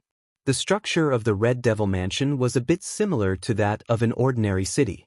The most important residence of the Red Devil Mansion was in the center, surrounded by 4 walls. Between the walls and the mansion was a vast outer courtyard with some flowers and trees planted. It was extremely luxurious. At first glance, it was located in the center of the Red Devil Mansion, surrounded by 4 walls. The mansion used for living didn't seem very big, but in fact, the interior of the Red Devil Mansion was much bigger than it looked from the outside. The reason was naturally because of the handsome maid leading the way in front of him. Although Zui Yi was just an ordinary human, he had the ability to control time. That kind of time ability wasn't like Kurumi's, who could only choose a target through bullets and let the time ability act on the target hit by the bullet. Zui Yi's time ability couldn't act on himself like Kurumi's, but it could act on his surroundings. For example, Kurumi could stop the opponent's time and then attack the opponent who had stopped time. Zui Yi could stop the time within a certain range and then let the only person who could move in time attack. The difference between the two was that one could only act on an individual, while the other could act on a certain range of space. Because of this, Kurumi's and Zui Yi's time abilities more or less had their own advantages and disadvantages. Like Kurumi, although he could only use the power of time on an individual, he could freely turn back time on himself. No matter how serious his injuries were, he could still recover. Zui Yi's ability had a large range of effect, but even if he could turn back time within this range, the things that had changed couldn't be restored to their original state. That was to say, Zui Yi couldn't do something like recovering from his injuries. Compared to Kurumi, Zui Yi's ability could work within a certain range, which meant that while controlling time, she could also control space to a certain extent. However, the ability to control space was only a subsidiary of Zui Yi's ability to control time. It couldn't be considered Zui Yi's true ability, so Zui Yi couldn't control space with high difficulty. However, to expand a space, Zui Yi could still do it. In between, the space in the Red Devil Mansion had also been expanded a lot by Zui Yi. It was much bigger than it looked from the outside. Just in the hall alone, Wu Yan walked quite a distance before arriving at the front of a flight of stairs. Welcome to the Red Devil Mansion. Up ahead, at the end of the stairs, Remilia was floating in the air with her bat-like wings on her back. She had one hand on her waist and the other on her back casually. Her scarlet eyes looked down at Wu Yan, who was standing at the bottom of the stairs. Her face was brimming with confidence, pride, and a noble smile. He looked just like a real aristocrat. At this moment, Remilia no longer had that blank and helpless expression she had when facing Wu Yan in the shrine yesterday. It went without saying that Remilia had already overcome the confusion in her heart and was beginning to take Wu Yan seriously. This Remilia was the real Remilia. Seeing Remilia like this, Xiao Yi, who was standing at the edge of the stairs, was full of pride. Even Fran couldn't help but feel happy for such an elder sister. Unfortunately, Remilia didn't maintain this appearance for long. Fran. Seeing Fran in Wu Yan's arms, Remilia's confident, proud, and self-reliant smile immediately collapsed and turned into a trace of anger. How long do you want to stay in someone else's arms? Hurry up and get down. Fran didn't even think about it and refused to make a sound. Moreover, as if she was deliberately disobeying Remilia, her arms around Wu Yan's neck tightened. Fran wants Big Brother to hug her. You've been hugging her since yesterday, haven't you hugged her enough? The more she said, the angrier Remilia became. No matter what, get down first. No way, Fran likes to hug Big Brother. Why does Big Sister keep going against Fran? Fran snorted and turned her head away. Big Sister like this is the most annoying. Annoying? Remilia seemed to have suffered a huge blow. Her charming face was shaken. Remilia truly dotes on her sister and Fran, to the extent that she doesn't want any man to touch Fran. This kind of overly protective love is seen as a sister complex in the eyes of others. In other words, at the scene, a Siscon suffered a blow because of his younger sister's unintentional words. Wu Yan didn't know whether to laugh or cry. He could only carry Fran and walk up the stairs to the platform at the end of the stairs. When he reached the platform, Wu Yan discovered that Remilia wasn't the only one here. Other than Remilia, there is another person who is sitting at a seat near the round table. He is looking at Wu Yan with a judgmental gaze. He had long, straight purple hair, pajama-like accessories, and a pair of purple gem-like eyes that were filled with intellectual light. He looked just like a scholar. It's Patrice. He exchanged glances with Patrice. Both of them could see each other sizing them up, but they tacitly remained silent and continued to observe. After a long time, Patrice broke the silence. I heard that you are a vampire ancestor. As soon as these words came out, the air in the audience seemed to have frozen, and the atmosphere became heavy. Vampire ancestor. The king of vampires. That's the noblest and most powerful existence of the vampire race. In terms of bloodline, the vampire ancestor is comparable to the legendary gods. In this world, there are also vampires. Naturally, as the ancestor of vampires also exists. However, that is a thing of the past. Now, even in Fantasy Village, the only vampires whose identities could be confirmed were Remilia and Fran. Apart from Remilia and Fran, the rest of the vampires had disappeared. No one knew if they had disappeared or if they had gone into hiding. As for the true ancestor, he had disappeared long before the establishment of the Fantasy Village and had never appeared again. This was also the reason why Patrice asked so directly. As a bookish witch, Patrice looked gentle and weak, but she was curious. In addition to her calm personality, she inquired about Wu Yan's identity the first time they met. Without a doubt, this wasn't a wise and abrupt action. However, Patrice didn't intend to hide it. Remilia and Zai Yi also wanted to know Wu Yan's identity. Thus, they didn't say anything and looked at Wu Yan, waiting for his answer. Wu Yan only smiled and didn't reply. He looked at Remilia. It seems like you have your answer. Tell me your answer. You give up on Fran? For the second time, the air in the Scarlet Fiend mansion froze because of this short sentence. Like Patrice, Wu Yan went straight to the point. But this time, Remilia couldn't choose to learn from Wu Yan. She clenched her fists and stared straight ahead. I already gave you my answer yesterday. I will never give up on Fran. Big sister? Fran stared blankly at Remilia and didn't react. Is that so? Wu Yan nodded and he asked in a cold tone. In other words, you dare to say that you can make Fran happy? Of course. Of course. Remilia confidently puffed up her flat chest. Since Fran is back to normal, I won't let her suffer anymore. Wu Yan sneered. In other words, if Fran falls into a state of mental instability again, you will imprison her again? The confidence on Remilia's face froze. Patrice hurriedly stood up. She wanted to say something, but Wu Yan didn't give her the chance to speak. He turned around and walked down the stairs. Seeing this, Remilia, Patchouli, and Zankita tensed up at the same time. Is he really going to take Fran away? While Remilia and the other two were having wild thoughts, Wu Yan said as he walked down the stairs. Follow me. Remilia, Patrice, and Zai Yi were startled. They looked at each other and followed. To be continued. Chapter 1723. Lake of Mist. Beside the lake where the fairies and monsters loved to reside, several figures were standing in a standoff. Remilia looked around and saw Wu Yen carrying Fran. She frowned. "What are we doing here?" Wu Yen didn't answer. Instead, he squatted down and placed Fran on the ground. He rubbed her head that's wearing a beret. "Fran, stand to the side." "Oh!" Fran's face was filled with confusion. She didn't know what Wu Yen was planning to do, but she obediently nodded and walked to the side. Remilia grumbled when she saw Fran defying her in every possible way but obeying Wu Yan's every word. "Alright, tell me quickly. What are you planning to do by bringing me here?" Wu Yen glanced at Patchouli, Susuya, and Hong Meiling, who followed behind Remilia. "Tell them to back off first." Remilia's frown deepened.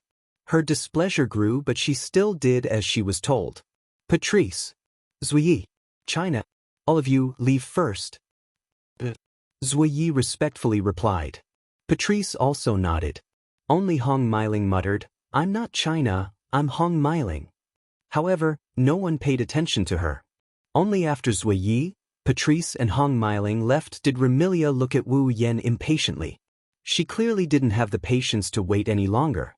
However, Wu Yan's next sentence completely dispelled Remilia's impatience. Zuyi, Patrice, and Hong Meiling were shocked. Looking at the stunned Remilia, Wu Yan suddenly said, "Defeat me. Defeat me. Fran will return to Scarlet Devil Mansion." "Bro. Big brother?" Fran didn't know what to do after hearing Wu Yan's words. As for Remilia, after being stunned for a moment, she smiled. Her smile was abnormally joyful. "Well, so this is the method.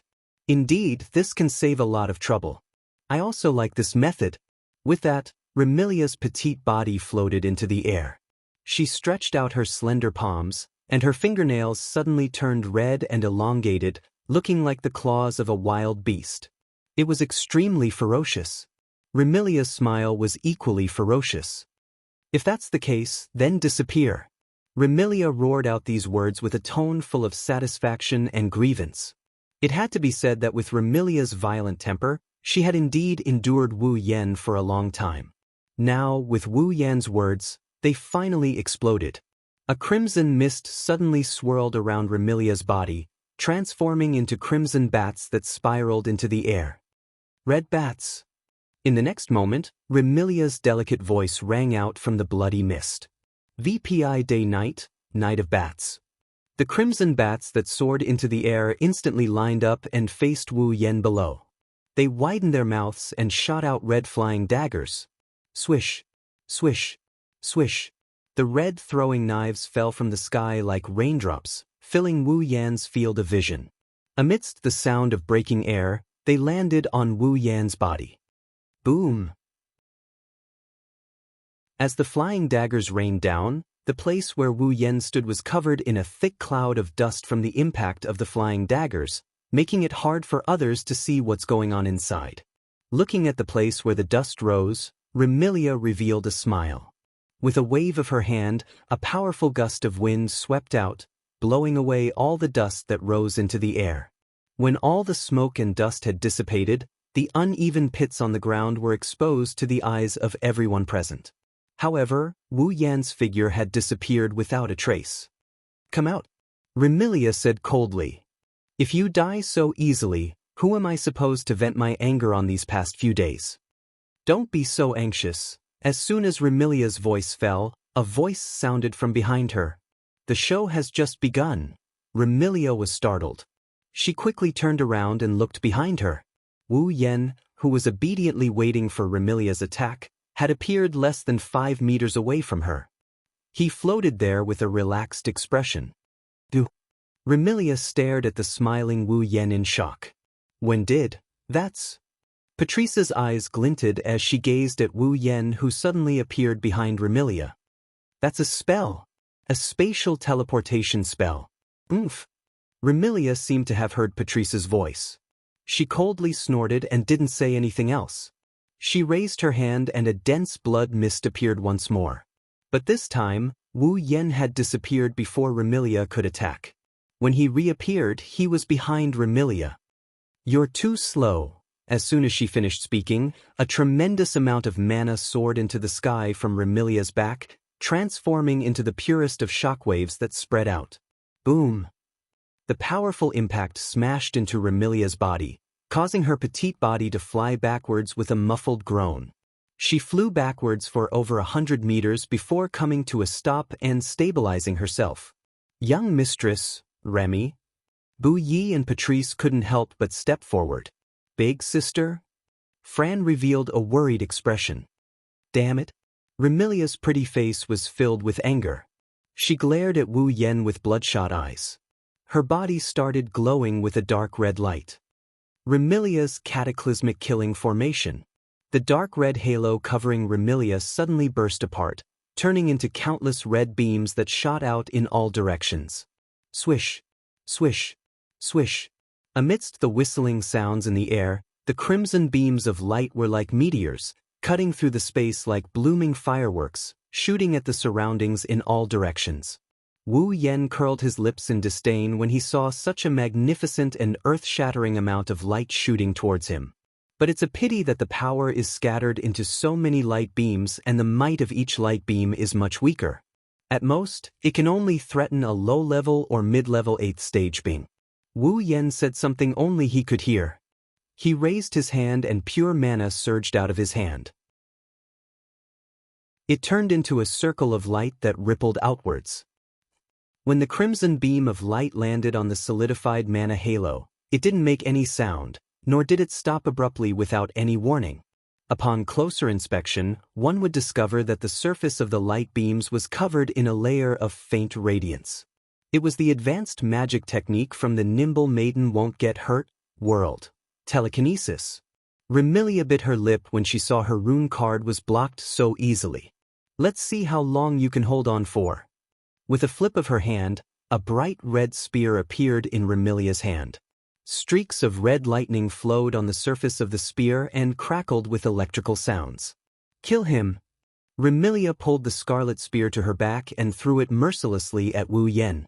"Godly spear, Gungnir." Shoo! The bright red spear turned into a flash of red lightning, flashing through the air and shooting out explosively. Hum!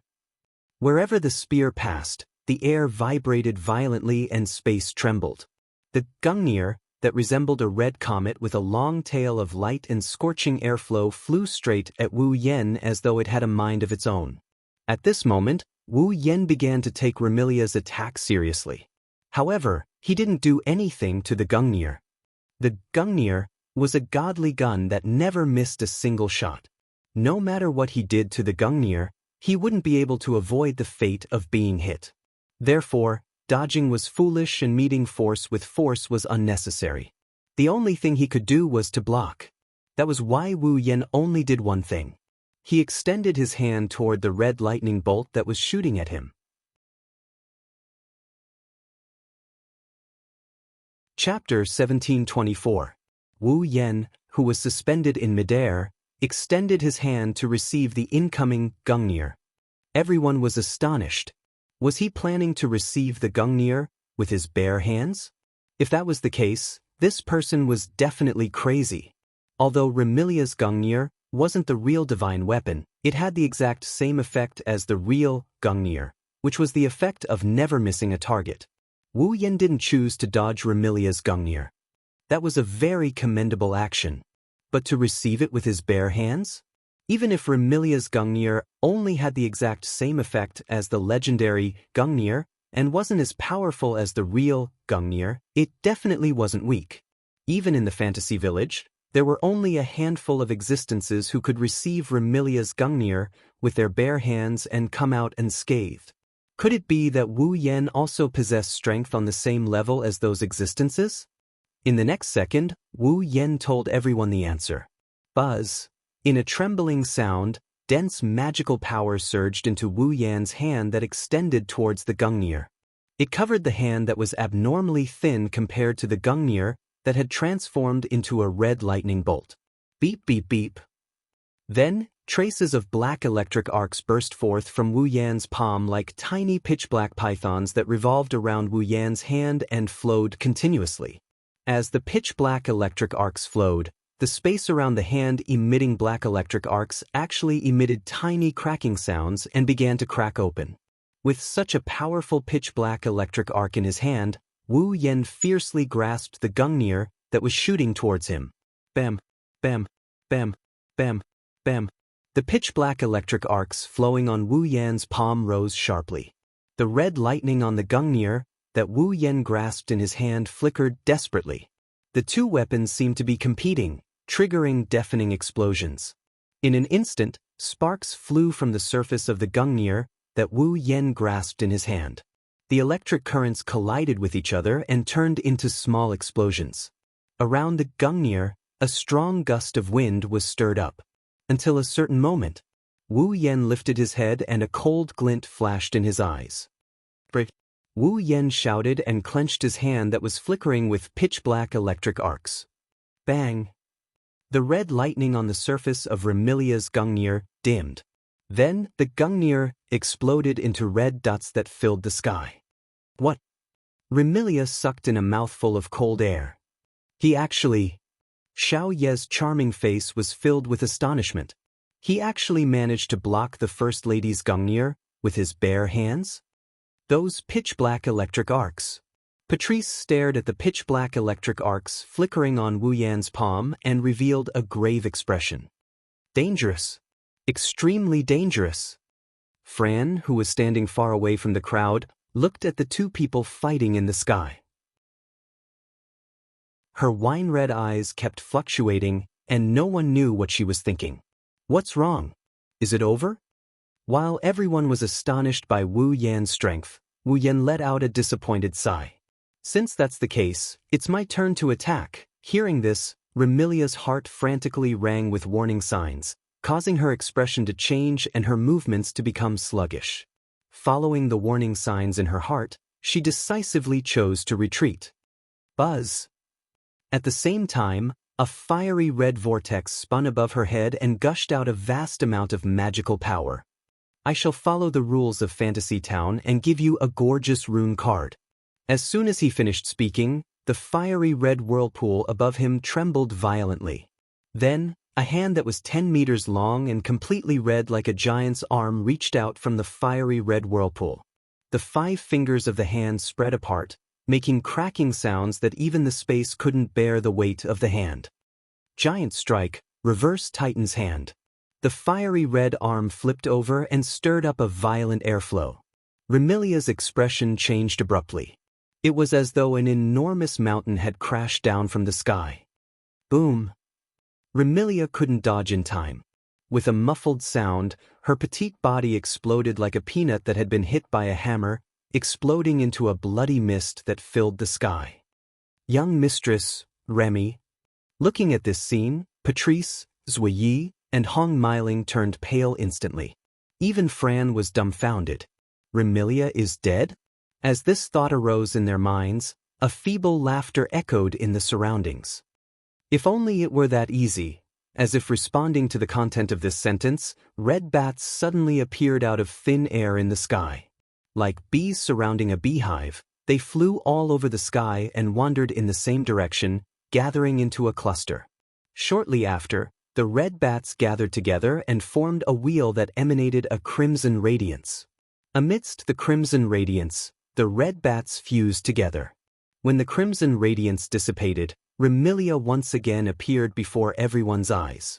But looking at the reappearance of Remilia, not only did Patrice, Zuiyi, and Hong Meiling's expressions not look better, but they also revealed traces of anxiety.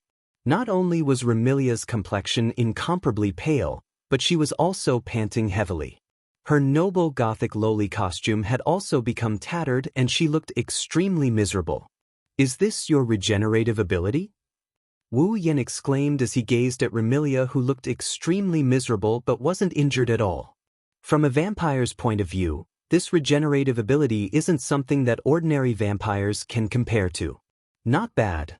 Remilia didn't seem happy at all after hearing Wu Yan's praise. Instead, her expression turned ugly. Who exactly are you? Why haven't I heard anything about someone with this level of strength in fantasy country? I don't mind telling you. But first, let's deal with Fran's problem. Wu Yen curled his lips. If you can't defeat me, you won't be able to snatch Fran back? Stop joking around. Remilia clenched her fists and glared at Wu Yen. I won't give up on Fran. I won't lose to you. Haven't you realized? Wu Yen revealed a smile that made Remilia's heart skip a beat. I've always been going easy on you. The crimson radiance in Remilia's eyes intensified. What do you mean by that? What I mean is that I have a way to defeat you in an instant, but I haven't used it. Wu Yen lifted his head and scanned the surroundings. For example, what do you think I'll find if I blow away the mist coming from the lake of fog? Blow away the mist. Remilia tilted her head to the side in confusion. On the surface, Patrice seemed to have thought of something. Her expression changed and she yelled at Remilia. Remilia, don't let him blow away the mist. Once he does, sunlight will shine in and you'll be dead. Remilia finally realized what was going on. It wasn't night, it was daytime. Since you don't want to admit defeat. Wu Yen raised his hand in front of Remilia's fearful expression. Then, have a taste of sunlight that you've never experienced in your entire life. A whirlwind of mana surged out from Wu Yan's hand. It turned into a raging storm. Remilia couldn't help but despair. Once the mist dissipated and sunlight shone in, even if Remilia didn't die, her vitality would be greatly damaged and she would lose without a fight. Just as Remilia was about to give it a try, the surrounding space suddenly changed color. Wait to continue. Chapter 1725. It happened in an instant. The surrounding space turned into a red mist for a moment. It was as though the air in the world had been dyed red. Everyone couldn't help but feel sluggish and unable to move. Even Wu Yen, who was about to raise his hand and blow away the surrounding mist, was the same. However, it only lasted for a moment. After a moment, the world returned to its original state, but a delicate voice replaced it and reverberated in the surroundings. Illusory talisman, Murd meat doll. Along with the ice-cold, delicate voice, streaks of cold light suddenly flashed in the surrounding space and coiled together, spinning in circles. Those cold lights were all sharp flying daggers. The throwing knives flew through the air as if they were being held by an invisible hand. The throwing knives danced in sync with each other as they smoothly circled one circle after another. Then, with a sudden jolt, they rained down on Wu Yen like raindrops that blotted out the sky and covered the earth. It wasn't just falling. Just like before, for a moment, the color of the world changed again and Wu Yen froze on the spot. When the color of the world returned to normal, the raindrops of flying daggers abruptly arrived before Wu Yen and imprinted themselves into his eyes. That couldn't be described as fast anymore, but another force was causing mischief. Boom! The time to react was less than a second. After immediately reacting, Wu Yan's body trembled and a burst of magical power burst out from his body. In a series of frequent collisions, all the flying daggers were sent flying. Only then did the people present realize. Holding a flying dagger with a stern expression, the maid exuding a carefree temperament stood in front of the pale-faced Remilia and fearlessly looked at Wu Yen, who was suppressing her master with overwhelming strength. Looking at the maid in front of her, Remilia was slightly surprised. Yi, miss Yi? Patrice and Hong Meiling were unable to react in time as well. On the other hand, Wu Yen, who was floating in front of Yi, revealed a meaningful smile and spread his hands. I said, this is a battle between me and your missy. If you interfere, I can treat it as your missy asking for help. Are you trying to cheat? Hearing this, Remilia's expression became slightly excited. Just as she was about to say something, she was interrupted by Luo Ye's words. This is just my own decision. It has nothing to do with eldest miss. Zui Yi said coldly in an indifferent tone. Please forgive Yi for acting on my own initiative, missy. No matter what, I can't watch missy get hurt. Yi. Remilia was moved and helpless, but more so, she felt sullen. In the fantasy village, there were existences stronger than Remilia, perhaps even stronger. But which one? Did Remilia need her own maid to help her? Thus, Remilia didn't know how to describe her feelings towards Ye's intervention. For a moment, her eyes were filled with a complicated expression. Wu Yen, on the other hand, didn't comment much on Sakuya's explanation. He just said this in a dull manner. In other words, you want to replace your Missy to fight me. Take back Fran? Although young lady will definitely be angry if I say this, and if others see this, they might think that we're too despicable to deal with the opponent by taking turns to fight. Zuyi sighed. However, in the blink of an eye, killing intent appeared in his eyes. But no matter if it's Missy or second Missy, it's my duty to protect them. As soon as he said this, Yi Zichen's expression changed. The space around Ye's body rippled with distorted illusions. In the illusions, glittering throwing knives appeared out of thin air and neatly arranged themselves into concentric circles. They danced around Yi. Mystical art, K. Eternal gentleness. The throwing knives that followed the trajectory of the circles suddenly stopped and turned into streaks of silver light. They cut through space like lightning and seemed to pass through time. In a blurry illusion, they suddenly flashed in front of Wu Yen. Using his ability to control time and space, Yi seemed to have turned into a magician. His throwing knives danced wildly and distorted time and space, shooting directly in front of Wu Yen. It had to be said that the ability to control time was not only powerful, but also very strange. If Ye's level wasn't only at the advanced 8th rank, but the 9th rank, perhaps Wu Yen wouldn't be able to face such a powerful and strange time ability so easily. Unfortunately, no matter how powerful and strange this ability was, in the end, Ye's level was lower than Wu Yan's. He was still far from Wu Yen. This was something that couldn't be changed. After all, this time, the system didn't impose any restrictions on Wu Yan's use of Fantasy Village. In other words, not only could the current Wu Yen perfectly display his peak 9th rank strength, he could also use all the trump cards in his hands. Facing Wu Yen in his 100% state, let alone Yi, even if all the members of the Red Devil Hall except Fran attacked together, they still wouldn't be a match for Wu Yen. Therefore, Remilia, Patrice, and Hong Meiling all saw this scene. Sakuya, who was surrounded by flying daggers, moved his hand and the flying daggers suddenly disappeared. When they reappeared, they were already in front of Wu Yen. When the throwing knives that could pierce thousands of holes were about to pierce Wu Yan's body like nails, this time, it was Wu Yen who suddenly disappeared. Throwing knives flashing with cold light pierced through the air and scattered the faint afterimage left behind by Wu Yen, who disappeared into thin air. The throwing knives didn't slow down in the slightest as they continued to shoot forward. At this time, a crimson space reverberated in the space in front of the flying daggers, swallowing the flying daggers one by one into the crimson space in bursts of ripples. In the next moment, another crimson space ripple appeared above Ye's head. Feeling the abnormality above her head, Yi suddenly raised her head and saw the crimson space ripple. Her charming face turned cold and her slender hands suddenly spread open. Illusion, Kate of Moon God's Bell. With just a movement, a voice, and a few words, brand new flying daggers appeared around Zui Yi without any movement. They suddenly soared into the sky, pierced through the space, and shot out. Almost at the same time, in the crimson space above Black Knight's head, the flying daggers that had just been swallowed by the space rippled and shot out as well. In this second, the whole world seemed to be filled with flying daggers. In less than 1,000th of a second, the two teams of flying daggers collided head-on with each other, accompanied by air-piercing sounds. Clang, clang, clang, clang.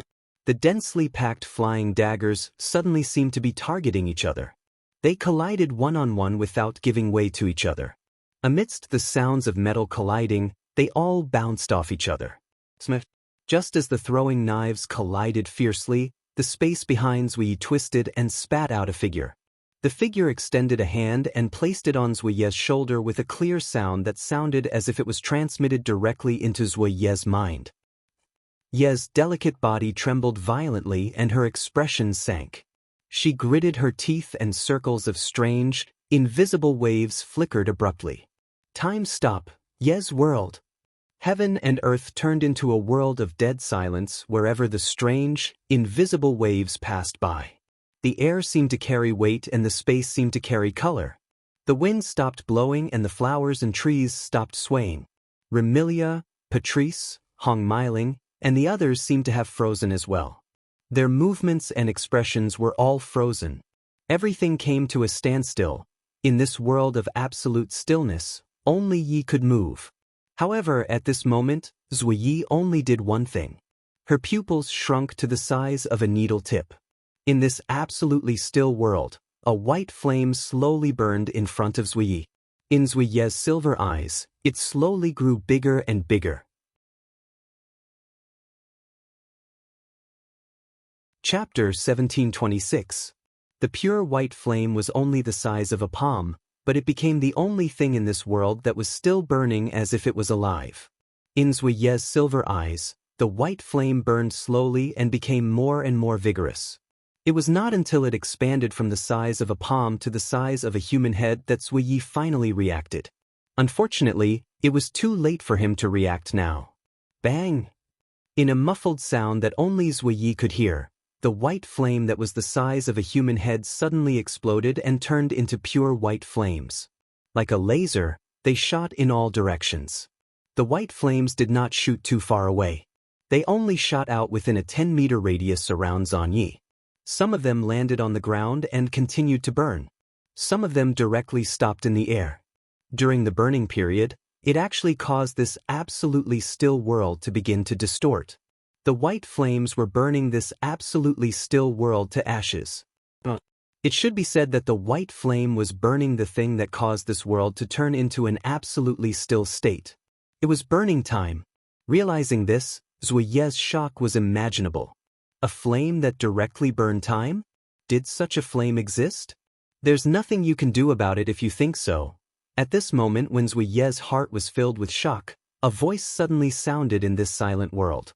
After all, even I didn't quite believe that such a flame could actually become my power. At the same time, the hand that was resting on Zuyi's shoulder, which had stopped moving after Zuyi stopped the time around her, suddenly tightened its grip and forcefully grabbed Zuyi's shoulder. Without it, it would really take a lot of effort to deal with your ability to control time. After that, before Zuyi could react, the hand that grabbed Zuyi's shoulder forcefully lifted Zuyi up. Zuyi only felt that the world was spinning and her body was sent flying. Ding, ding, ding. Around Zuyi, who was thrown into the air, space rippled like ripples on the surface of water. Chains with purple light on the surface stretched out and shot out, wrapping around Zuyi's delicate body amidst a series of light and agile sounds of collision. Immediately afterward, the chain wrapped around Zuyi's body tightened. In Zuyi's extremely soft exclamation, he was tied up tightly and hung in the air. Bam! At the same time, the absolutely still world around them shattered like a mirror. Remilia, Patrice, and Hong Miling only saw Wu Yan suddenly appearing behind Bu Yi and placing his hand on Bu Ye's shoulder. Then, in the blink of an eye, Zuyi, who was standing in front of Wu Yan with her back towards him, disappeared.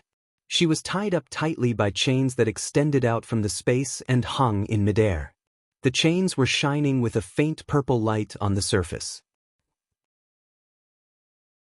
Black Knight struggled with all his might, but let alone breaking the chain, he couldn't even move the chain a little bit. Miss Knights now! Hong Miling cried out in alarm. Patrice's expression also sank. Damn it! Remilia gnashed her teeth and struggled to her feet. However, by the time Remilia stood up, a figure was already standing before her.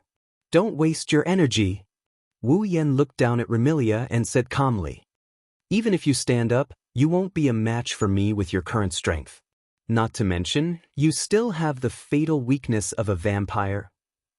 Remilia lifted her still pale face. She no longer had her usual confidence, arrogance, and self-improvement. She no longer had her willfulness, anger, and awkwardness. Instead, there was only stubbornness. Even so, I still want to fight. If we continue fighting, it will only get worse. Wu Yan said helplessly. Even though we've given names to our moves and fought in the name of rune cards, The rules of rune cards don't only stipulate that we must use rune cards. We also have to agree on the number of rune cards that we can use. We didn't do that. Strictly speaking, we violated the rules of rune cards. Wu Yen shot a glance at Remilia. In addition to the disparity in strength, this battle is over. Over? Remilia yelled as though she had been provoked. It's not over. Remilia extended her arm and clenched her fist. The scarlet Gungnir that flickered with scarlet electric currents coalesced in her hand once again. Bam! However, before Remilia could throw the Gungnir, her other hand grasped the Gungnir. Pitch-black electric currents flickered on the Gungnir and collided with the scarlet electric currents, causing muffled explosions. Since you don't want to admit defeat, Wu Yen gripped her Gungnir with one hand while raising his other hand that's covered in black lightning. Then I'll have to make you lie down for real. His hand flickered with pitch-black electric currents as he extended it towards Remilia. Young mistress! The struggling Zhao Yi cried out. Remy! Patrice flipped her hand and a grimoire appeared. Traces of magical power surged from the grimoire. Even Hong Miling anxiously got into a stance, planning to save Remilia. Remilia's heart was filled with unwillingness as she watched the hand flickering with pitch-black electric currents grow larger and larger in her eyes. I've lost just like that? I can't win? I can't snatch Fran back? It wasn't easy for Fran to return to normal, but the two sisters can't live together anymore. God is really unfair to us. To think that I'm a vampire with the ability to control fate. Isn't this the same as not being able to control the fate of the people around me? How ironic. As the hand flickered with pitch-black electric currents was about to touch her body, Remilia's unwillingness turned into self-mockery. She shut her eyes. Boom. All of a sudden, the pitch-black electric currents flickered on Wu Yan's hand and vanished into thin air. This scene not only caused Remilia to open her eyes in astonishment, but it also stunned the struggling Zui Yi, Patrice, Hong Miling, and the others who were about to intervene.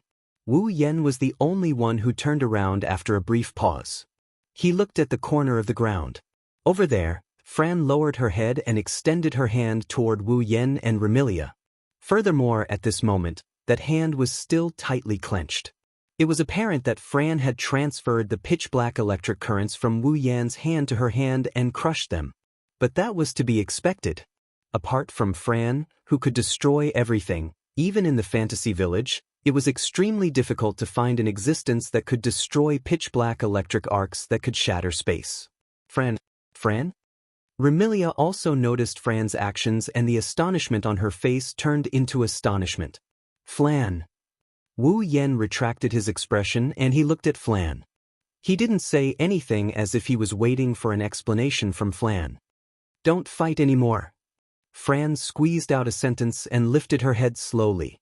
Her burgundy eyes were filled with reluctance. Fran doesn't want to see big brother and big sister fight. Fran? Remilia's lips trembled and her eyes were filled with complicated emotions. Why?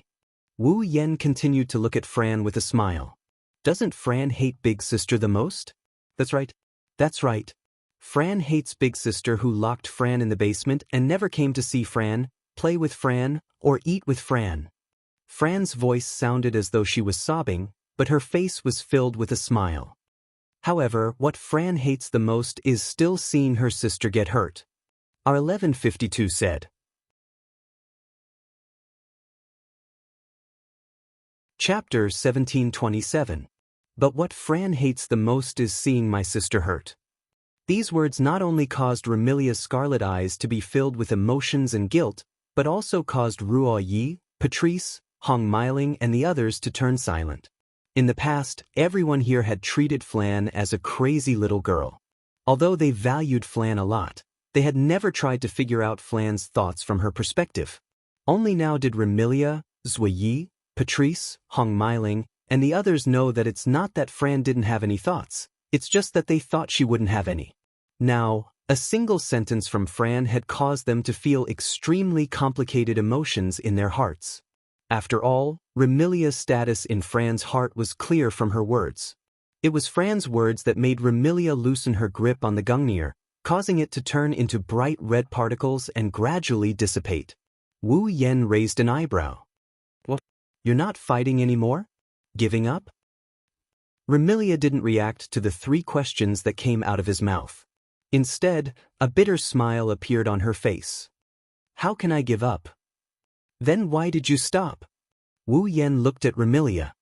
You don't want to defeat me. You want to take Fran back? But, Fran said.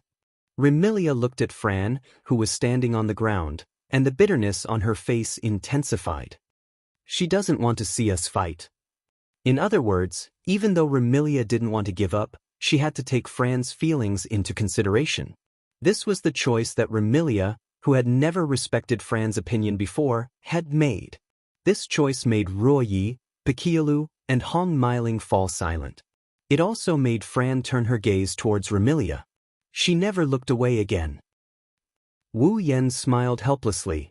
Do you finally understand that Fran's thoughts are the most important? Remilia thought that Wu Yen was mocking her. He glared at Wu Yen. Don't stare at me. I'm just telling the truth. Remilia glared at him. Wu Yen curled his lips in disbelief. However, if you still don't understand what I mean, then you're really stupid. What do you mean? Remilia was slightly taken aback. He frowned. What do you mean? Do you really not understand? Wu Yen sighed. As I said, Flan's opinion is the most important. Naturally, it should be Flan's decision whether to return to the Red Devil Mansion or not. It's not up to me, her brother, to make the decision, and it's not up to Flan to go back just because you say so. Remilia was stunned. Let alone Remilia, even Bu Yi, Patrice, and Hong Miling were stunned. After glancing at Remilia, Zui Yi, Patrice, and Hong Miling, Wu Yen flew towards Fran. He slowly landed in front of Fran. Brother! Fran immediately stepped forward and grabbed Wu Yan's clothes. Flan. Wu Yen squatted down and he rubbed Flan's head while smiling. Do you want to return to the Red Devil Mansion? All of a sudden, Remilia, Lai Yi, Patrice, Hong Miling, and the others became nervous.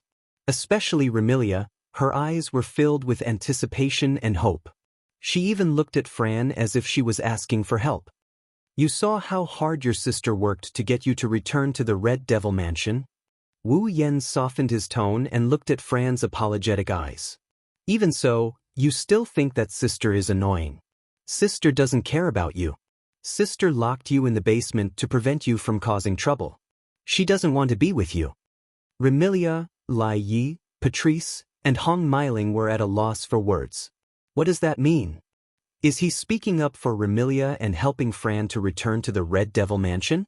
If you really don't want to return to the Red Devil Mansion, I won't force you. However, I want to hear the truth from you. Wu Yen gently patted Fran's head as if he wanted to soothe her inner struggle. His actions were extremely gentle. Tell me, do you want to return to the Red Devil Mansion? Fran lowered her head and hesitated. However, when she saw the understanding and gentle smile on Wu Yan's face, her hesitation disappeared and she spoke. Fran wants to return to the Red Devil Mansion and live with sister. Remilia was overjoyed. Zui Yi, Patrice, and Hong Miling were also overjoyed. But, while Remilia and the others were overjoyed by Fran's choice, Fran changed the topic. Fran also wants to live with brother. Therefore, brother wants to live with Fran in the Red Devil Mansion. Me! Wu Yen exclaimed. Zui Yi, Patrice, and Hong Miling looked at Wu Yen in shock. What? Remilia's eyes widened and she jumped up. Why? Fran looked at Remilia angrily. Why can't brother do it?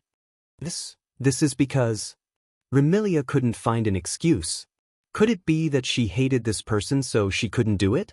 However, he seemed to be speaking up for her. Furthermore, his annoying actions were all for Fran's sake, weren't they? If she said that she hated this person because of this, wouldn't it seem like she wasn't magnanimous and didn't have the generosity a noble should have? Thus, Remilia could only be willful. In any case, I said no. Then Fran won't return to the Red Devil Mansion.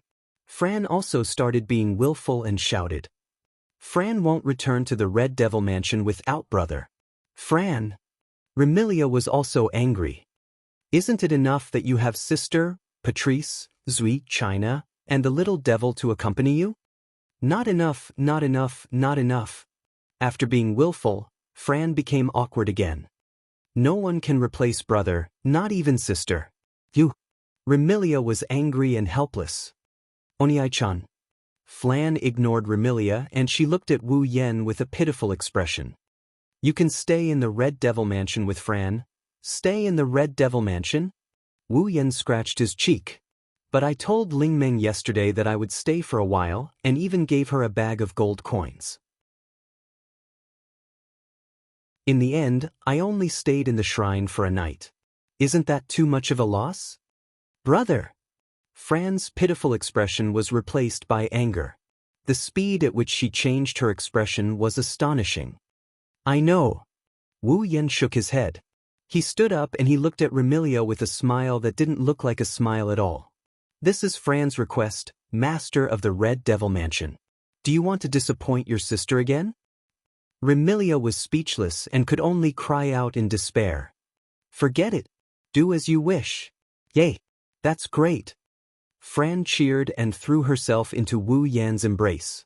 Patrice, Hong Meiling, and the released Zui Yi gathered behind Remilia. They looked at the blissful Fran who threw herself into Wu Yan's embrace helplessly. Zui Yi. Remilia snorted. What the eye doesn't see, the heart doesn't grieve over.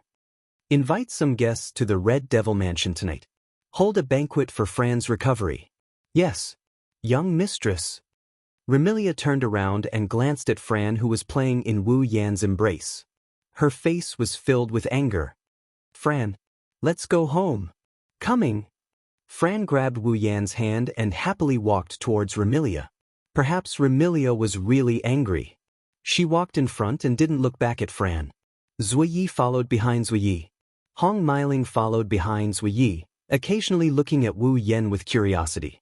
Patrice, on the other hand, seemed to be purposely lagging behind. When Wu Yen walked past her, she suddenly spoke. You want to let your sister see how hard Remy worked for her. That's why you suggested a fight with Remy. You're not really trying to steal her sister from Remy, right? Whatever you think. Wu Yen, who was being pulled away by Fran, didn't deny or admit it. He smiled. Besides, it's not like I don't get anything out of this fight. No one saw a drop of gem-like blood floating in Wu Yan's other hand.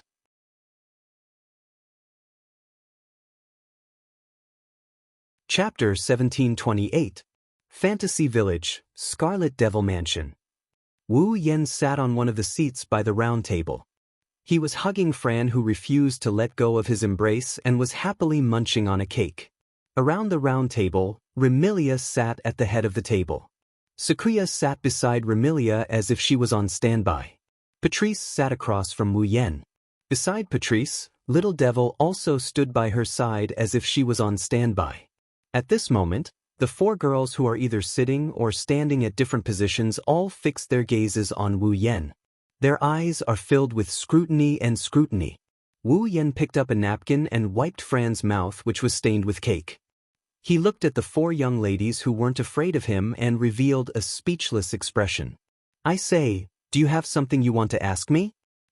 How can we not have anything to ask you? Remilia seemed to have been waiting for Wu Yan's words for a long time. After Wu Yen broke the strange silence, she shouted. There are many things we want to ask you. Wu Yen mused for a bit before he said something out of the blue. Let me make it clear, I'm not a lolicon. Patrice, Little Knight, and Little Devil's expression fell. Remilia almost fell off her chair. She glared at Wu Yen. Isn't your explanation even more suspicious? Don't tell me you really have some dirty thoughts about Fran. Remy, you're looking in the wrong direction. Patrice spoke with a headache. This isn't the question we want to ask, right? Not this. Wu Yen was puzzled.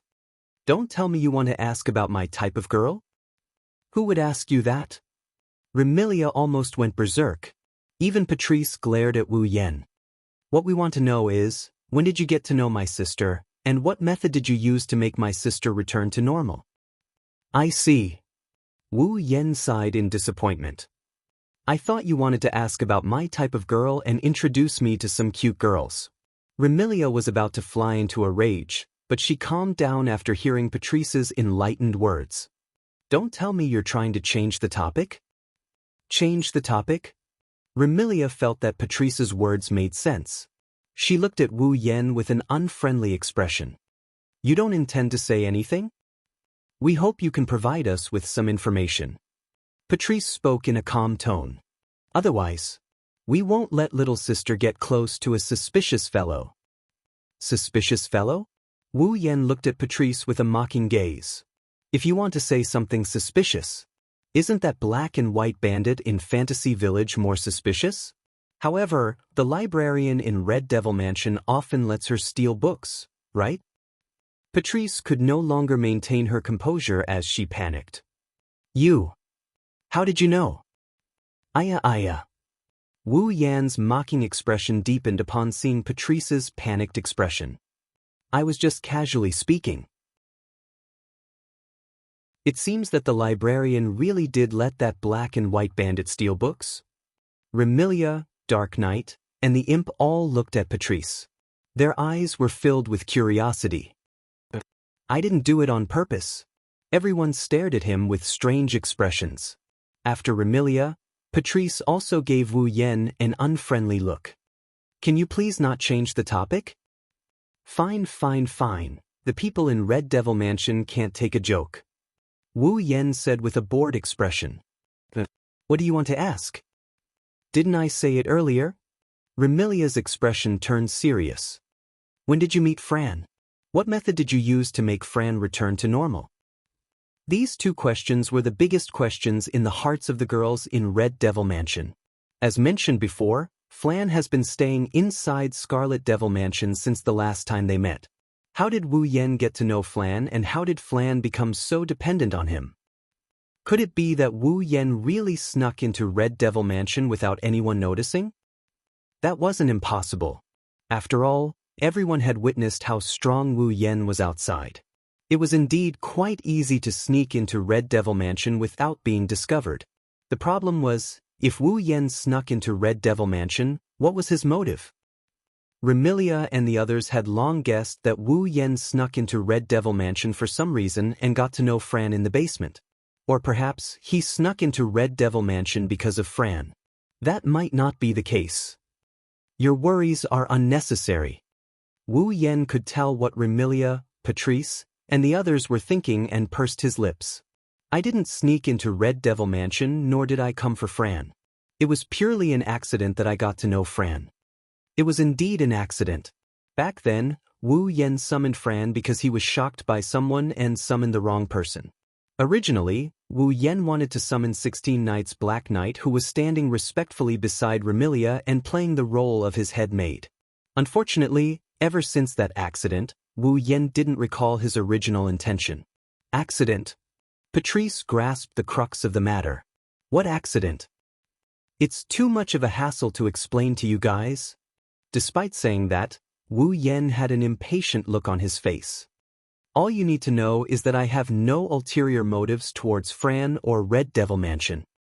No ulterior motives? Remilia sneered. If you don't have ulterior motives, would you help someone you don't know for no reason? These words were not wrong. Logically speaking, Wu Yen and Flan have nothing to do with each other.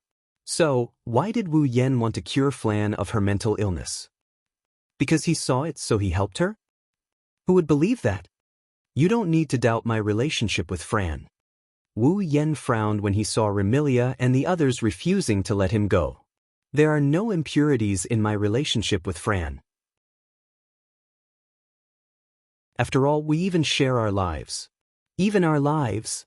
Patrice, Little Knight, Little Devil, and the others were stunned.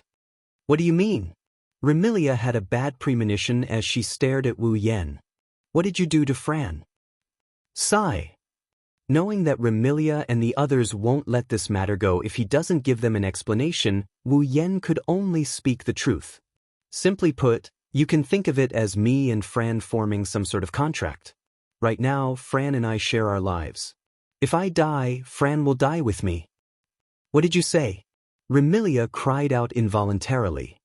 A life-sharing contract? Patrice gritted her teeth as well.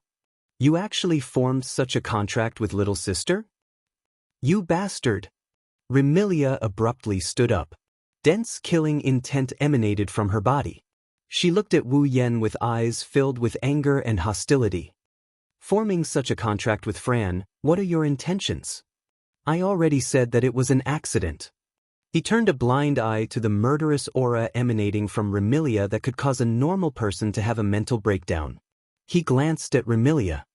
Of course, even though it was an accident, Fran is one of the most important people in my heart. This isn't because of our shared lives. Remilia's hands were clenched tightly, and her expression was uncertain. Is there any way to break such a contract? Break? Wu Yen sneered. Why should I break it? Do you think I will let my little sister form a life-sharing contract with a stranger? Remilia's voice was laced with killing intent. Don't think you can do whatever you want just because I can't defeat you. Even though I can't defeat you, I have ways to take you down with me. Patrice and Sakuya also looked at Wu Yen with determination in their eyes. If Remilia decided to take Wu Yen down with her, Patrice and Little Knight wouldn't mind doing the same.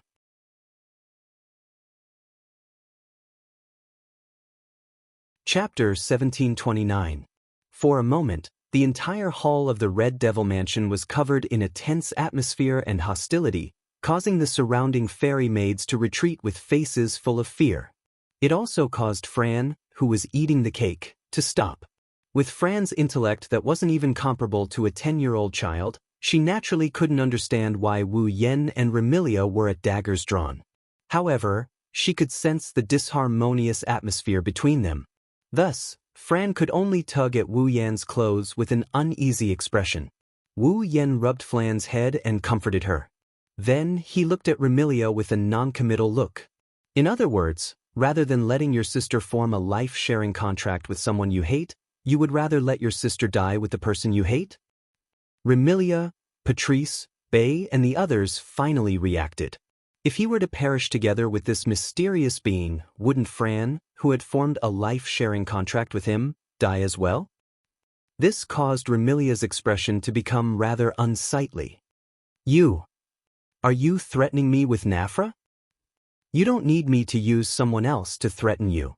Wu Yen sneered. I'm just reminding you. Even though I know that you care a lot about Fran and it's natural for you to lose your sense of propriety because of your concern, you're still a vampire who has lived for 5 years. There are some words that you'd better consider carefully before. The fury in Remilia's heart surged, but she suppressed it and turned her gaze to Patrice. Patrice, do you have a way to dissolve the contract? Patrice was a demoness. Moreover, she was a witch who had lived for a year and studied magic. She was a knowledgeable witch. Not only was Patrice's magic level the highest in the entire fantasy village, but she had also researched magic for many years. Her knowledge of magic was exceptionally profound. Basically, anything that could be found in books couldn't be hidden from her. Furthermore, Patrice was the librarian of the Scarlet Devil Mansion's underground library, which had the most books in the entire fantasy village. In magic, contracts were an extremely important field. With Patrice's attainments in magic, it was impossible for her to not know about contracts. Naturally, it was impossible for her to not know the most effective method to dissolve a contract. However, facing Remilia's question, Patrice revealed a rare expression of difficulty. There are indeed many ways to cancel a contract, but Remy, there are many different ways to cancel a contract. If you don't understand the structure of a contract and cancel it casually, it will be harmful to both parties, not to mention a contract related to life and death. What Patrice meant was that if she didn't properly understand the structure of the life-sharing contract, even she wouldn't dare to dissolve the contract. I advise you not to waste your time. Wu Yen replied with an indifferent tone. I'm not afraid to tell you that Fantasy Village's Sage Yakumo and House of the Lost's Yakumo also formed a similar contract with me. Back then, even she couldn't interfere with the contract. Even now, she is still vexed over this matter. with your words, you won't be able to find a way to dissolve the contract. Yakumo also formed a contract with you? Remilia, Sakuya, and the others looked at Wu Yen in shock. A contract that even Sage Yakumo couldn't interfere with. Patrice's expression was grave. It seems like the level of this contract has reached a level that I can't comprehend. Also, if you want to tamper with my contract with Fran, don't blame me for not warning you. Wu Yen shrugged. Fran was able to overcome all her weaknesses as a vampire because she formed a contract with me. If the contract is broken, I can't guarantee that these weaknesses won't return to Fran again. This is the truth. After becoming Wu Yan's summon, Fran's life force fused with Wu Yan's body. Because of this, the system removed all of Fran's weakness as a vampire. If Fran really broke the life-sharing contract with Wu Yan, would the removal fail? To be honest, even Wu Yan didn't know. However, he couldn't rule out this possibility.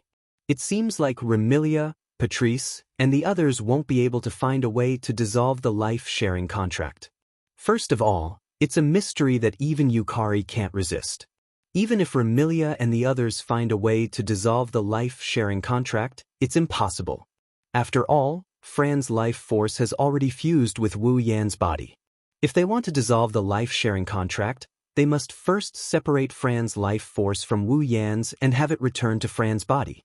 Otherwise, once the life-sharing contract is dissolved, Fran's life force that is still in Wu Yan's body might lose her own life force. It wouldn't be strange if she died. After telling this to Remilia and Patrice, their expressions were filled with helplessness and helplessness. They didn't know what to do. For you. Patrice looked straight at Wu Yan. Her beautiful eyes were filled with sharpness. How can you form such a high-level and tyrannical contract? Who am I? Wu Yan met Patrice's gaze and revealed a smile that wasn't a smile. Didn't you already know who I am? Didn't you ask me about it when I visited you? Hearing those words, Patrice's expression froze. Are you really the missing true ancestor of vampires? Remilia, Patrice, Demon, and the others looked at Wu Yan without uttering a word. Wu Yan still didn't answer Patrice's question. But this time, Wu Yan didn't do nothing. He closed his eyes. Roughly 2 seconds later, he opened his eyes and revealed himself to Remilia and the others. But when they saw Wu Yan's eyes, Remilia, Patrice, Black Knight, and the others narrowed their eyes. The pair of deep, wine-red eyes that were like aged wine had suddenly disappeared. In its place was a pair of cold golden eyes that seemed to look down on everything in the world. There wasn't a single trace of emotion in them. They were exceptionally noble and pure. Looking at that pair of noble golden eyes, the young ladies of the Red Devil Dojo trembled and felt a sense of oppression. As a vampire, Remilia, whose bloodline level was not high, paled and felt a sense of panic that made her want to kneel. The true ancestor was the king of vampires. This wasn't just in terms of strength, but also in terms of bloodline. Facing the king of vampires as a vampire, it was already commendable for Remilia to be able to endure the pressure from her bloodline and not kneel down. By the time the girls from Scarlet Fiend Mansion felt their pressure disappear, Wu Yan's eyes had returned to their usual wine-red color. His expression also became undisciplined. Don't ask me why I appeared when the true ancestor disappeared. Before the girls could react, Wu Yan waved his hand and said, "Because, even if you ask me, I probably won't be able to answer. At least, I won't be able to answer for now." Remilia and Patrice, the two people with authority in the Red Devil Mansion, fell silent. In the end, not only did Remilia, Patrice, and the others' doubts weren't resolved. Instead, more questions arose. Who was this man before them? Why would the true ancestor, who had disappeared, reappear? Why haven't they heard of such an existence in fantasy countryside? Why would such an existence form a life-sharing contract with Fran? Even the creator of fantasy countryside, the Sage of Demons, formed a life-sharing contract with him. It seemed like their relationship was extraordinary. Why haven't they heard of him before? Mysterious.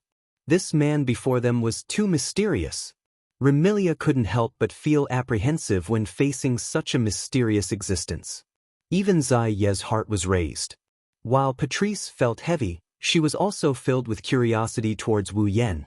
To the knowledgeable Patrice, who was infatuated with the sea of books, this mystery was undoubtedly the factor that triggered her eagerness to solve this riddle.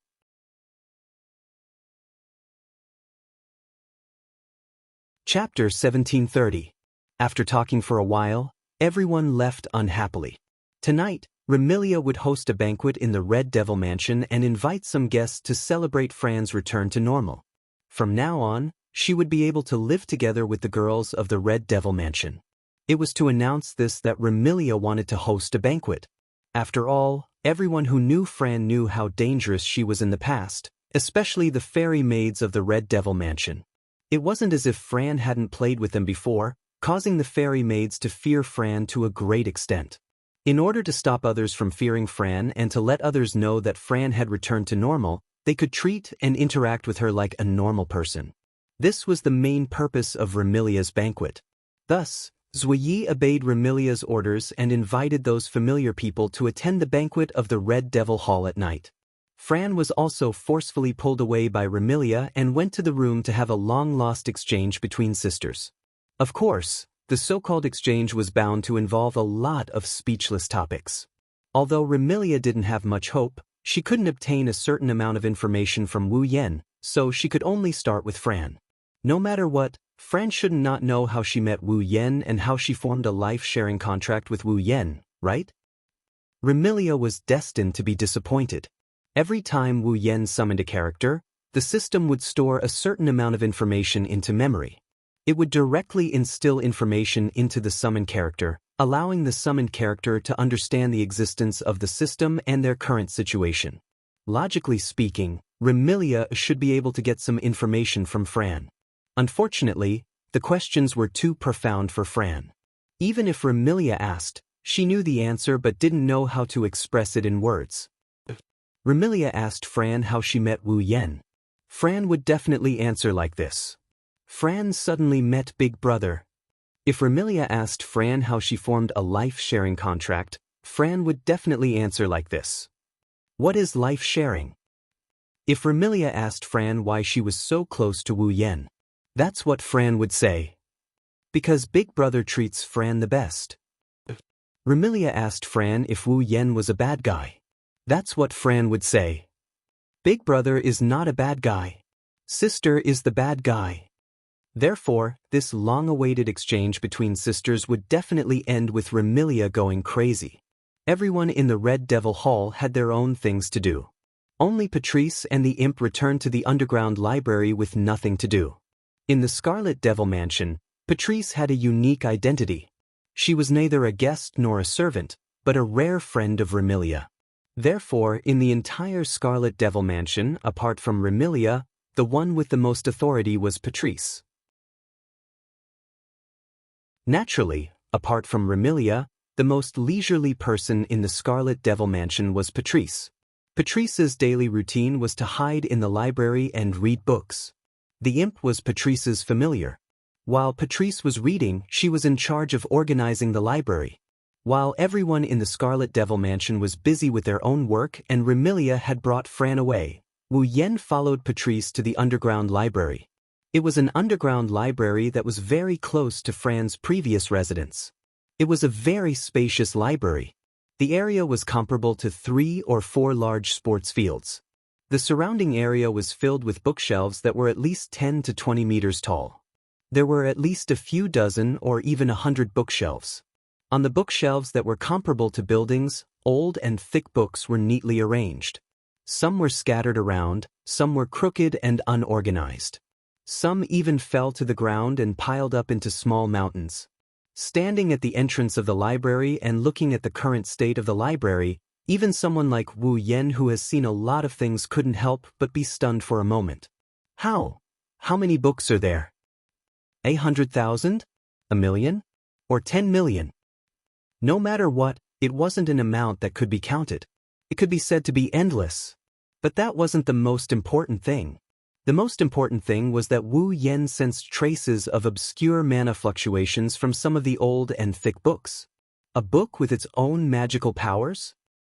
Isn't that a book of magic?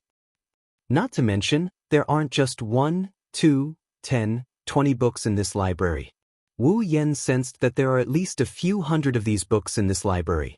After calculating the area of the library and the number of magic books he sensed, Wu Yan was shocked to discover that there were at least 10,000 or even 100,000 magic books in this library. 100,000 magic books? Isn't that equivalent to 103,000 magic books? Thinking of this, Wu Yan couldn't help but feel excited. "Nah muck." Wu Yan asked Patrice with an itch in his heart. "Can I take a look at the magic books here?" "My name is Patrice." Patrice didn't know how Wu Yan knew about her unique nickname, but that didn't stop her from feeling dissatisfied. She knitted her brows and asked in astonishment, "How did you know about the existence of magic books here?" "Isn't that obvious?" Wu Yan rolled his eyes at Patrice. "Although the mana fluctuations of the grimoire here are very obscure, my perception isn't that weak. I can still sense those obscure mana fluctuations.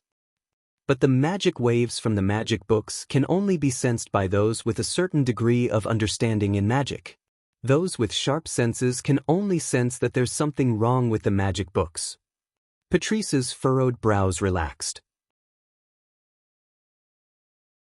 "But seeing how proficient you were in using spatial magic, your understanding of magic shouldn't be weak.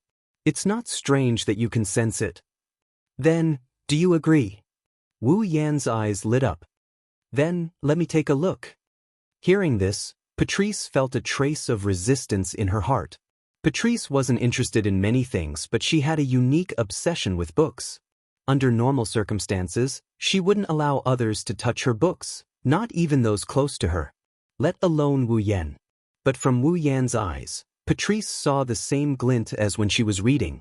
It wasn't a thirst for knowledge, nor was it a desire for the magic books. It was the pursuit of magic. Patrice couldn't help but ask, "Are you proficient in magic?" "Proficient in magic?" Wu Yan stared blankly. He folded his arms and replied thoughtfully, "Rather than being proficient in magic, it's more accurate to say that I have the capital to be proficient in it. After all, my head contains the knowledge of 103,000 magic books." The knowledge of 103,000 books of the demonic path? Patrice was stunned. The imp by her side was similarly stunned. The knowledge of 103,000 books of Devil's Path? This level of knowledge shouldn't be inferior to Patrice's, right? Patrice looked at Wu Yan suspiciously. After asking him a few questions about the demonic path, Patrice was shocked to find out something. This man in front of him was absolutely comparable to him in terms of research on the demonic path. In fact, in terms of theory, he even surpassed her by quite a bit. How could Patrice, who had the title of the largest moving book vault in Fantasy Town, not be shocked? While Patrice was still in shock, Wu Yan went to the library and he started flipping through the books on the magic path. A magic book isn't an ordinary book. It contains magic and can be considered a magic tool. Not only does a magic book contain the method to use magic, it also contains the spell patterns. Generally speaking, as long as one has a magic book and possesses magic power, they can use the magic within the book. However, the words used to write the grimoire were cuneiform from the mythological era and ancient Latin. They were not the words used by modern people. Without a certain level of knowledge and understanding of magic, there was no way for people to understand the grimoire. Disregarding everything else, the 103,000 magic books in Wu Yan's head were written in different languages. Naturally, he could also understand the magic books in the library. Wu Yan discovered that the contents of the magic books in the library were mostly different from the 103,000 magic books in his head. Wu Yan got even more excited and he got even more engrossed in the game.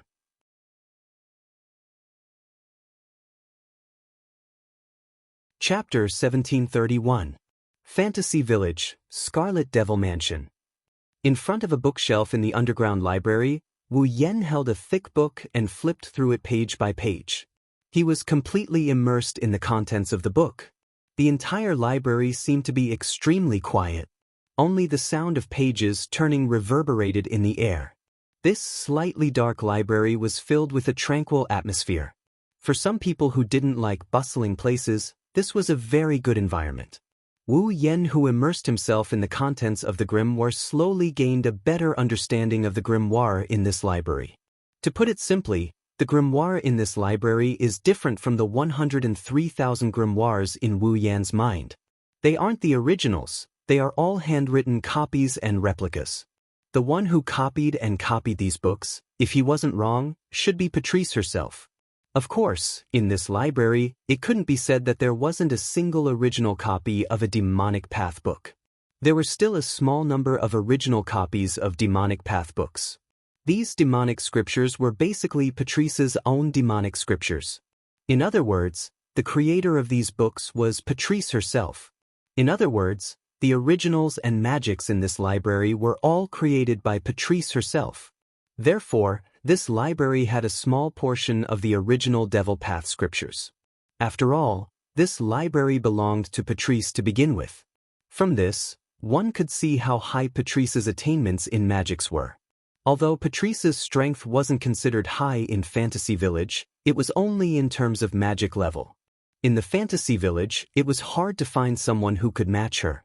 And now, the magical knowledge that Patrice collected was slowly being absorbed by Wu Yen. Wu Yen has 103,000 books worth of knowledge in his possession. In terms of understanding of magic, he definitely wasn't inferior to Patrice. However, in the end, the 103,000 books were still knowledge from the magic catalog world. Even if he possessed the knowledge of the entire magic catalog world, it was still limited to the magic catalog world. The knowledge of magic in this world was very different from the knowledge of magic in the magic manual world. Many of the magic spells were very strange. Even in the 103,000 books on magic, one couldn't find the same type of magic. Therefore, Wu Yen was willing to absorb this knowledge. He wanted to make it a part of his strength. Wu Yen didn't notice that while he was immersed in the contents of the book, a head wearing a hat quietly popped out from the corner of the bookshelf. The person who popped her head out was Patrice. At this moment, Patrice was holding a thick tome that didn't fit in with the other books around her. This book didn't even look old. It was obviously a book without any history. However, its surface was bright and beautiful. If one were to examine it carefully, they would be able to see through it. If one were to examine it closely, one would discover that there were all sorts of colors on it, but it also seemed transparent. Patrice first glanced at Wu Yen, who was engrossed in the book. He glanced at the dreamy book in his hand and a malicious smile appeared on his face. The Book of the Soul, a book of magic that can trigger one's nature. Let me see if you really don't have any designs on my sister and the Red Devil Mansion. This Book of the Soul was one of the rare original codices of the demonic path in this library. Furthermore, it wasn't Patrice's doing. A book of magic that could trigger one's nature. If Wu Yen was someone who had designs on the Red Devil Mansion, then, through the activation of the Book of the Soul, the nature of his heart would be exposed. At that time, no matter how mysterious Wu Yen was, he could hide his identity, but he couldn't hide his goals and ambitions. It was because of this that Patrice agreed to let a stranger like Wu Yen into her library. However, that man's attainment in magic is quite high as well. Patrice rubbed her forehead in vexation. She looked at the Book of Souls in her hand and hesitated. I wonder if it's possible to invade his mind without him noticing? There weren't many spells that could affect one's mind, but that didn't mean there weren't any. Basically, a mage would have a certain degree of resistance to some magic, and would also have their own means of defending against curse-like magic. Needless to say, magic that could invade one's mind and spirit would naturally have to be prepared to defend against it. The Book of the Soul, in Patrice's hand, was a book of magic specifically used to invade one's mind. Moreover, it was an original codex and its effects were much stronger than ordinary spells. However, Wu Yan's level of magic wasn't low either.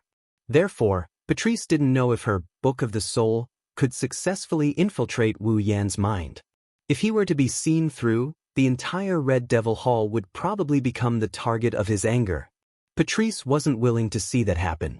However, if she didn't do that, she would be on tenterhooks if she stayed under the same roof with such a mysterious man. She was afraid that the other party would harbor ill intentions towards the Red Devil Mansion. At that time, it would be too late to defend against him, and it would be a calamity. Patrice bit her lips at this thought. Forget it. If I really infuriate him, I will take full responsibility.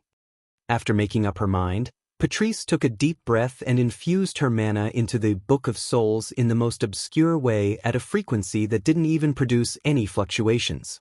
As her mana flowed in like water from a faucet, the surface of the Book of the Soul emitted a layer of faint glow. The entire Book of the Soul turned inconceivably transparent. Soon after, the Book of the Soul gradually floated up and flipped its pages. Wu Yan, who was immersed in the world of the Book of Witchcraft, faintly sensed an unusual aura. He lifted his head and scanned his surroundings. The tranquil atmosphere of the library was the same as before. There was nothing out of the ordinary. Misperception? Wu Yan immersed himself in the contents of the Book of Witchcraft once more. He hungrily absorbed the knowledge within the book. In fact, if it was in another place, Wu Yan wouldn't think that the strange feeling was an illusion. After all, Wu Yan was confident in his perception. However, this was the Red Devil Mansion, the fantasy village. In Wu Yan's subconscious mind, even though the fantasy village was full of traps, there wasn't anyone who could be considered a bad person. In addition, he had a favorable impression of the fantasy village. At this time, Wu Yan couldn't help but lower his guard. Therefore, this gave Patrice an opportunity to launch a sneak attack. Patrice seized the opportunity when Wu Yan lowered his guard and pressed her hand against the hovering Book of Witchcraft. Buzz! At the next moment, the surface of the Book of Witchcraft emanated dense, invisible waves that transformed into ripples that swiftly coalesced into the shape of an arrow and shot towards Wu Yan. Something's wrong. The moment the Book of Souls activated, Wu Yan couldn't have missed it even if he let his guard down. He raised his head abruptly. Patrice was quite close to Wu Yan. When Wu Yan reacted, the invisible waves had arrived before him and struck him heavily. Right at this moment, an unexpected scene occurred. Beep, beep, beep. When the Book of Witchcraft struck Wu Yan, bluish-white electric sparks flickered violently on the surface of Wu Yan's body. When the blue and white sparks appeared, the attack from the Book of Souls seemed to have met its natural predator. It shuddered and it reverberated back to its original form. *T. Patrice exclaimed. The rippling attack from the Book of Spirits spread out and struck Patrice like a shockwave as she cried out in alarm. Buzz! Patrice's body flickered in a dreamy radiance and the intellectual look in her eyes faded away at a speed visible to the naked eye. Smack! The precious demonic Tao scripture fell to the ground, but Patrice was oblivious to it. Her purple eyes first flashed with a vacant expression, followed by a sluggish expression, and finally, it turned into a ripple.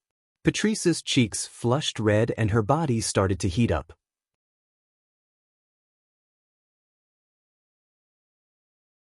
Chapter 1732. Beep, beep, beep. The dense blue and white electric arcs were still flashing, drawing circles and circles, illuminating the entire dark library. It wasn't until the dense blue and white electric arcs on the surface of his body dimmed that Wu Yan finally put down his crossed hands in front of him. Traces of light flashed past his wine-red eyes. The electromagnetic barrier has been activated. In other words, someone is launching an attack that can interfere with my mind and soul? Electromagnetic barrier. That was one of the side effects of the electromancer's superpower. It was able to resist all attacks that affected the mind and spirit. Because of this electromagnetic barrier, Shokuha Misaki's mind control ability was ineffective against Mikoto. She could only control others to attack Mikoto. Now that the electromagnetic shield had been activated, it meant that someone was attacking Wu Yan's mind and spirit. And the direction of the attack was, Wu Yan sensed the dissonance in the air and instantly found the direction of the attack just now. He turned his head forcefully and looked over. But Wu Yen was stunned by what he saw. There was a young girl standing there, swaying as if she was drunk. Her face was filled with an alluring red as she stared at Wu Yen. She had a charming smile on her face as she walked over step by step. Looking at the young lady who was staggering towards him, Wu Yen spoke with uncertainty. Patrice? Yes. Something was wrong with the young girl who was approaching him. It was Patrice. However, the flushed face, bewitching smile, and intoxicated young lady was completely different from Wu Yan's impression of Patrice. It was no wonder that his tone was filled with uncertainty. Hee. Patrice revealed a mesmerizing smile as she approached. Marissa, you've come? Marissa? Wu Yen was stunned and asked doubtfully. Are you drunk? I'm not drunk. Patrice panted heavily as she muttered the words of a drunkard. I'm very conscious. Just that my head is a little dizzy. I think you're really drunk. Wu Yen was speechless.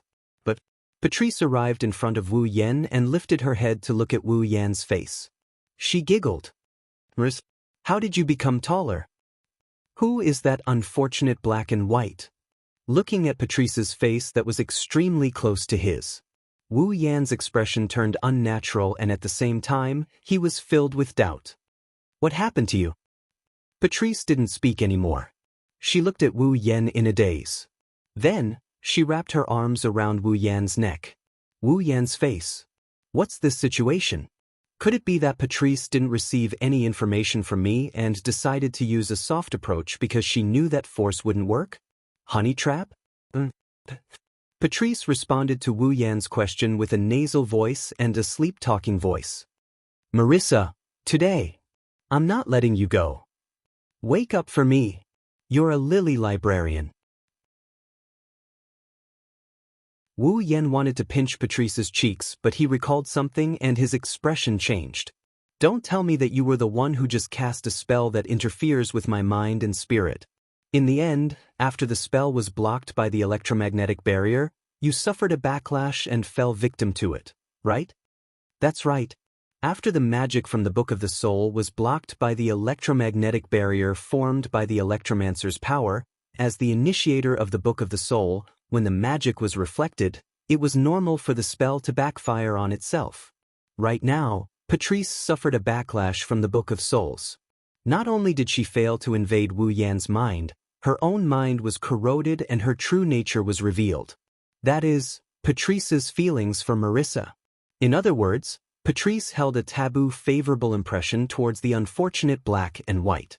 Commonly known as a lily, this witch, who had lived for 100 years, looked like a very intellectual mage, and was actually a lesbian. What? After understanding this, Wu Yen raised his hand and surrendered. What the hell? Wake up. You're not right. I'm not. Patrice nudged her fair and smooth face towards Wu Yan's stiff expression and rubbed against Wu Yan's face. Her ample bosom hidden under her pajama-like clothes pressed against Wu Yan's body. Very normal right now. That's not normal. Wu Yen ridiculed and pushed Patrice away by her shoulder. What Wu Yen didn't notice is that the book of mojo that he was holding in his hand had rolled to the back of his chair. As a result, Patrice, who was pushed away, stumbled and stepped on the book. Her delicate body fell. Not only that, but a bookshelf also toppled over and mercilessly pressed down on Patrice. The bookshelves in the library were 10 to 20 meters tall and comparable to a skyscraper. Patrice, on the other hand, was a pure demoness who only knew how to cast magic. Her body was extremely weak. Under such circumstances, she would definitely be heavily injured if such a huge bookshelf fell on her. Wu Yen leaped forward and held Patrice in his arms. He used his hands to stop the falling bookshelf from crashing down on him. Bang! With a muffled sound, the huge bookshelf fell on Wu Yan's hands like empty tie. Books fell to the ground one after another. After supporting the bookshelf, Wu Yen heaved a sigh of relief. However, just as he heaved a sigh of relief, Wu Yen sucked in another breath. That's because Patrice, who fell on Wu Yan's chest, had a pair of misty and hazy eyes. She was panting as she stood on her tiptoes and slowly inched her face closer to Wu Yen. Without a doubt, Patrice's target was Wu Yan's lips. Seeing Patrice standing on her tiptoes and inching her alluring red lips closer, smelling her fresh body fragrance and feeling her increasingly clear breathing and heartbeat, Wu Yan couldn't help but swallow a mouthful of saliva and speak with a hoarse voice. "You better wake up. Otherwise, you'll be the one regretting it." For a split second, traces of struggle appeared in Patrice's misty and hazy eyes. However, her body continued to move on its own. Patrice raised her hands and cupped Wu Yan's face. She slowly inched her head towards Wu Yan's face until their noses touched before slowing down. Feeling Patrice's breath at a close distance and facing her misty eyes, Wu Yan revealed a bitter smile. "Later on, even if you want to stop, I won't stop." The struggle in Patrice's eyes intensified, but it was quickly replaced by confusion. The redness on her face reached its limit. In the next second, Patrice's bewildered violet eyes abruptly drew closer, while her face drew in the final bit of distance. Their lips pressed together without any gap. Wu Yan's lips immediately transmitted an ice-cold and soft sensation to Wu Yan's lips. He was forcefully kissed by the MQ. The restraint only lasted for a split second. When Patrice stuck out her tongue and gently licked Wu Yan's lips in an attempt to enter, Wu Yan no longer hesitated. He pushed the bookshelf in his hands back to its original position with perfect force. He then extended his arms and embraced the soft and delicate figure in his embrace. With this hug, Patrice's soft body sunk into Wu Yan's embrace. Wu Yan could feel her well-endowed breasts. Wu Yan couldn't help but caress Patrice's body. His fingers roamed all over Patrice's body, making her gasp for air. Patrice's clothes were thick, extremely thick. It was so thick that her ample bosom, which was comparable to Violet's, was completely hidden. Wu Yan reached one hand into the thick clothes and caressed the soft flesh that was smoother than anything else. He rubbed it heavily, causing Patrice to groan. Her lips parted as she panted violently. At this moment, Wu Yan extended his other hand and caressed Patrice's perky buttocks. He then lightly bit her ear. "It's still too early to stop." "Ugh." In the dusky library, charming panting sounds continuously reverberated in the air. The dusky library was filled with traces of pink warmth.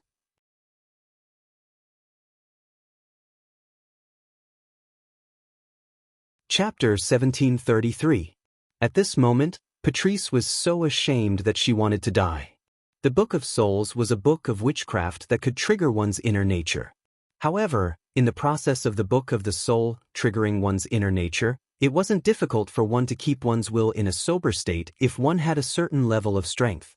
Therefore, Patrice clearly knew of her every action after being devoured by the Book of Souls. Naturally, she even treated the man in front of her, who had just arrived at the Red Devil Mansion for less than a day, as a complete stranger. He might even be an enemy, as Marissa. She clearly knew every scene of him taking the initiative to kiss her. How could Patrice not feel ashamed and resentful? Especially after giving away her first kiss for no reason, Patrice felt like dying. When the other party's large hands reached into her clothes and teased her untouched body, Patrice nearly cried. After living for more than 100 years, this was the first time Patrice had suffered a loss in a matter other than Marissa's frequent visits to the library to steal the grimoire she had painstakingly written and never return it. Moreover, it was a huge loss, to the point that even her grandmother's family felt that it wasn't enough. What Patrice couldn't accept was that the man before her was making the most intimate contact with her. It seemed that while he was enjoying her delicate body, he was gradually grasping some of her body's secrets. For example, her sensitive spots. Even though Patrice knew that she was in an irresistible state, her heart couldn't help but yearn for it as the other party became increasingly proficient in his techniques. She yearned for the other party to continue exploring her body. Realizing this, Patrice wanted to die even more. Of course, the thing that made Patrice want to die the most was her own voice. Ugh. Ugh. In the dimly lit library, slightly hurried panting could be heard echoing in the surroundings. The sounds of lips and tongues intertwined with the panting could be heard clearly. Ripples were incessant. Amidst the sounds of heavy breathing and the intertwining of lips and tongues, The temperature in the dimly lit library seemed to have risen a little. The air was filled with an erotic atmosphere, boiling as the sounds became louder and louder. In a corner of the dark library, in the middle of a pile of books, there was a pile of books. A man and a woman were hugging each other. He was venting the passion in his heart. It wasn't until a certain moment after an unknown amount of time had passed that the intertwined lips and tongues finally separated. Ah! Patrice gasped for air, her face red to the point of intoxication. Her watery eyes were blurred and extremely alluring, making people want to take a bite out of them. Hugh! Wu Yan let out a long breath and allowed it to hit Patrice's face. He lowered his head and gazed at the aroused Patrice. One of his hands was still fumbling inside her clothes while the other was hugging her waist. He gradually regained his composure. It's been so long, and Mumu is a demoness with high attainments in magic. No matter how powerful her magic is, she should have recovered by now, right? As though confirming Wu Yan's words, the panting Patrice trembled all of a sudden. She was still gasping for air, but her blurred eyes gradually flickered with an intellectual radiance. Just as Wu Yan predicted, Patrice was slowly recovering from the backlash of the Book of Souls. However, the slowly recovering Patrice stared blankly at Wu Yan as though she was struck by lightning. She didn't react for a long time. Wu Yan raised an eyebrow when he saw this. His hand that was roaming around Patrice's plump breasts started rubbing them. Ugh! Patrice let out a heavy nasal sound and finally recovered from her dazed state. She stared fixedly at Wu Yan, her purple eyes surging with various emotions. Shame, anger, bashfulness. All sorts of emotions welled up in Patrice's beautiful eyes, causing her intoxicated and emotional Patrice to appear livelier. Moreover, her lovable body began to twist and turn as though she was struggling. Let me go. Instead of saying that Patrice was struggling, it would be more accurate to say that she was trying to resist yet welcoming him. However, with Patrice's personality, she definitely wouldn't do such a thing, let alone a stranger she had only known for 1 or 2 days. From this, Wu Yan deduced that even though Patrice had regained her rationality, she still hadn't completely recovered from the backlash of the magic. Wu Yan smiled maliciously. Not only did he not release Patrice, he hugged her even tighter. His hand that was moving inside Patrice's clothes gradually increased in strength, stimulating her. Ugh! Ah! Patrice couldn't help but let out a sound. Her face turned even redder as she struggled even harder. Hurry! Let me go! Let you go! Wu Yan smirked. That's not impossible, but you have to tell me first. Why did you attack me? Patrice's struggling body froze for a moment, as the shame and indignation on her face turned into a strand of unnatural expression. What attack? If you want to feign ignorance, I suggest you find an outsider. Wu Yan leaned his forehead against Patrice's and pulled his lips closer. His voice was gentle and teasing. Don't forget, I'm not an outsider when it comes to magic. You're obviously suffering from the backlash of the magic you attacked me with. Are you trying to deny it? Looking at Wu Yan's lips and face that were constantly moving closer, Patrice couldn't conceal the panic in her heart. She could only surrender as she was about to be kissed again. I just want to know if you have any ulterior motives towards the Scarlet Devil Mansion. Ulterior motives? Wu Yan narrowed his eyes. In other words, you haven't chosen to believe me, right? That's your fault. Patrice tried her best to keep her voice as calm as before. However, it was a pity that her voice trembled under the stimulation of her half-naked body and the random hand in her clothes. If you're willing to explain what happened between you and my sister, we won't suspect you. Are you sure you won't? Wu Yan said disapprovingly. Even if I tell you everything about me and Fran, will you believe me? At least, it's better than not knowing anything. Patrice seemed to have regained control of her body. She placed her hands on Wu Yan's chest in an attempt to push him away. However, her strength was pitifully weak. If you don't want to be suspected, give us an explanation. Oh! Wu Yen pondered for a moment before smiling. Do you really want me to explain my background? Even though Remy agreed to let you stay in Scarlet Fiend Mansion for my sister's sake, you are indeed staying with us. Patrice's other hand grabbed onto Wu Yan's hand, but she was powerless to pull it out. Her delicate body trembled as she gasped for breath. Since that's the case, if they don't have a certain understanding of you, the people in Scarlet Fiend Mansion won't be at ease with you. Do you want to be together with everyone when they are estranged from you? This time, Wu Yen retracted his smile and seriously considered it. However, Patrice wasn't happy about Wu Yan's consideration. After all, even if he acted like he was considering it, Wu Yan's hand was still roaming inside her clothes. Patrice's heart couldn't help but tremble as her delicate body gradually heated up. Just when Patrice was worried that she would lose her head out of fear from Wu Yan's teasing, Wu Yan suddenly pulled his hand out of her clothes, startling her. I have to say you're right. Since we're staying under the same roof, we should at least have no pressure. Wu Yan lifted Patrice's chin and lightly pecked her lips. I will seriously consider your words. After speaking, Wu Yan released his hand from Patrice's body and casually waved at her. He turned around and walked towards the entrance of the library. Patrice stared blankly at Wu Yan's back as he gradually walked away. She lowered her head and took in her messy clothes. She felt the lingering warmth on her skin and squatted down, hugging her chest and lowering her head. Yua. Not long after, Patrice's embarrassed and resentful cries echoed in the library.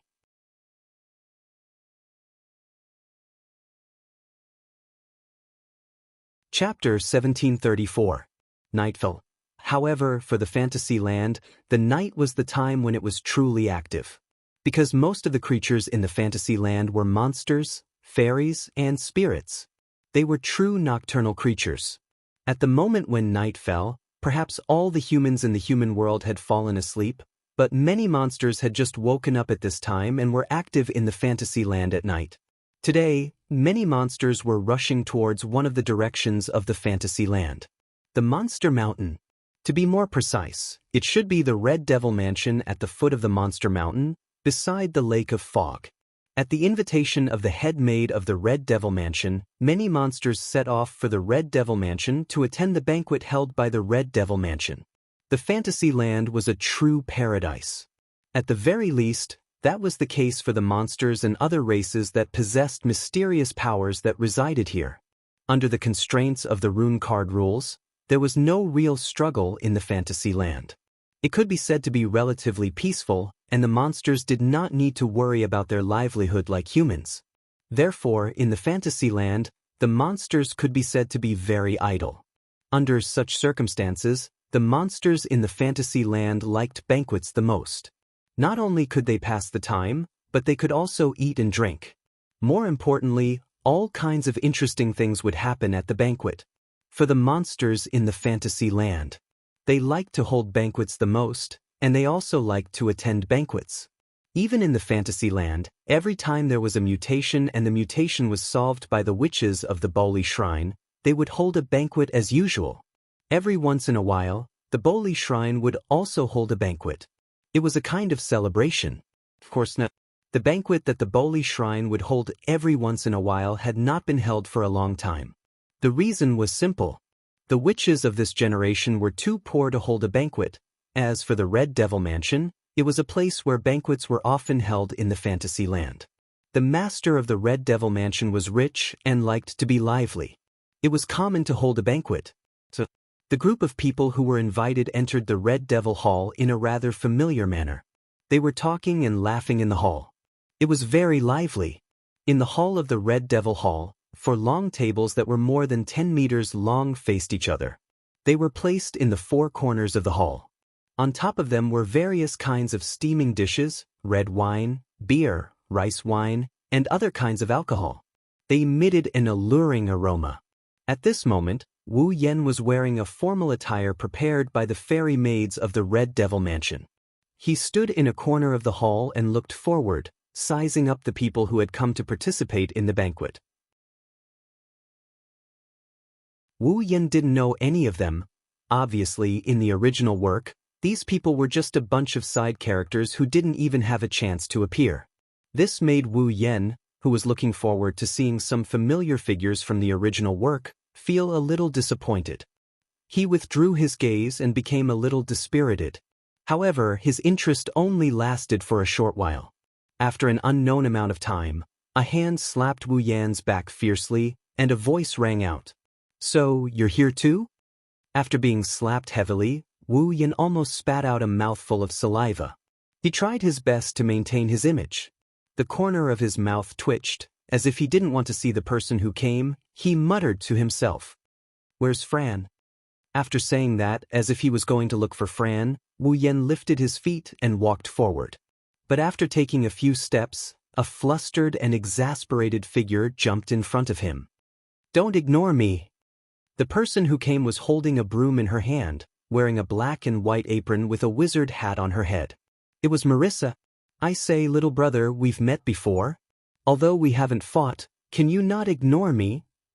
Marissa grabbed the broom in her hand and pointed at Wu Yan arrogantly. "Or is it that we'll only be familiar with each other after a fight? Then let's hurry up and do it."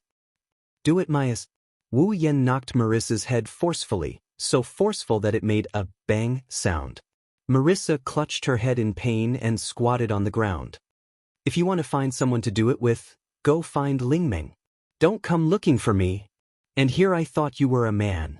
I didn't expect you to be a coward." Marissa clutched her head and raised her head tearfully, glaring at Wu Yan. "You actually rejected someone else's offer to do it with you.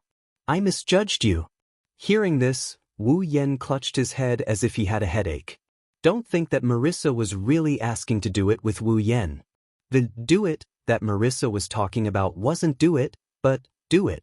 Marissa's main job was a great bandit, no mistake, but her secondary job was a mage, no mistake. And Marissa's magic was mostly focused on extremely powerful cannon attacks. Thus, if Marissa really agreed to do it with me, then it wouldn't be rolling in the sheets, but a real fight. Thus, Wu Yan crossed his arms in front of his chest and looked down at Marissa, decisively rejecting her. "I think you're too bored by yourself. That's why you're looking for someone to do it with you." Hearing this, Marissa stuck out her tongue as if she had been hit. Then, she rolled her eyes and stood up, arms akimbo. "Who said I came alone? I came with a friend." Saying this, Marissa turned her head and looked in another direction, attracting Wu Yan's gaze. The next moment, a figure slowly walked over and entered Wu Yan's eyes. It was an extremely beautiful girl. Her soft golden hair swayed gently, moving up and down as she walked. The young girl was wearing a blue sleeveless dress with a white coat draped over her shoulders like a shawl. She wore a red hair ring with white frilly edges, and there were red scarves tied around her waist and front.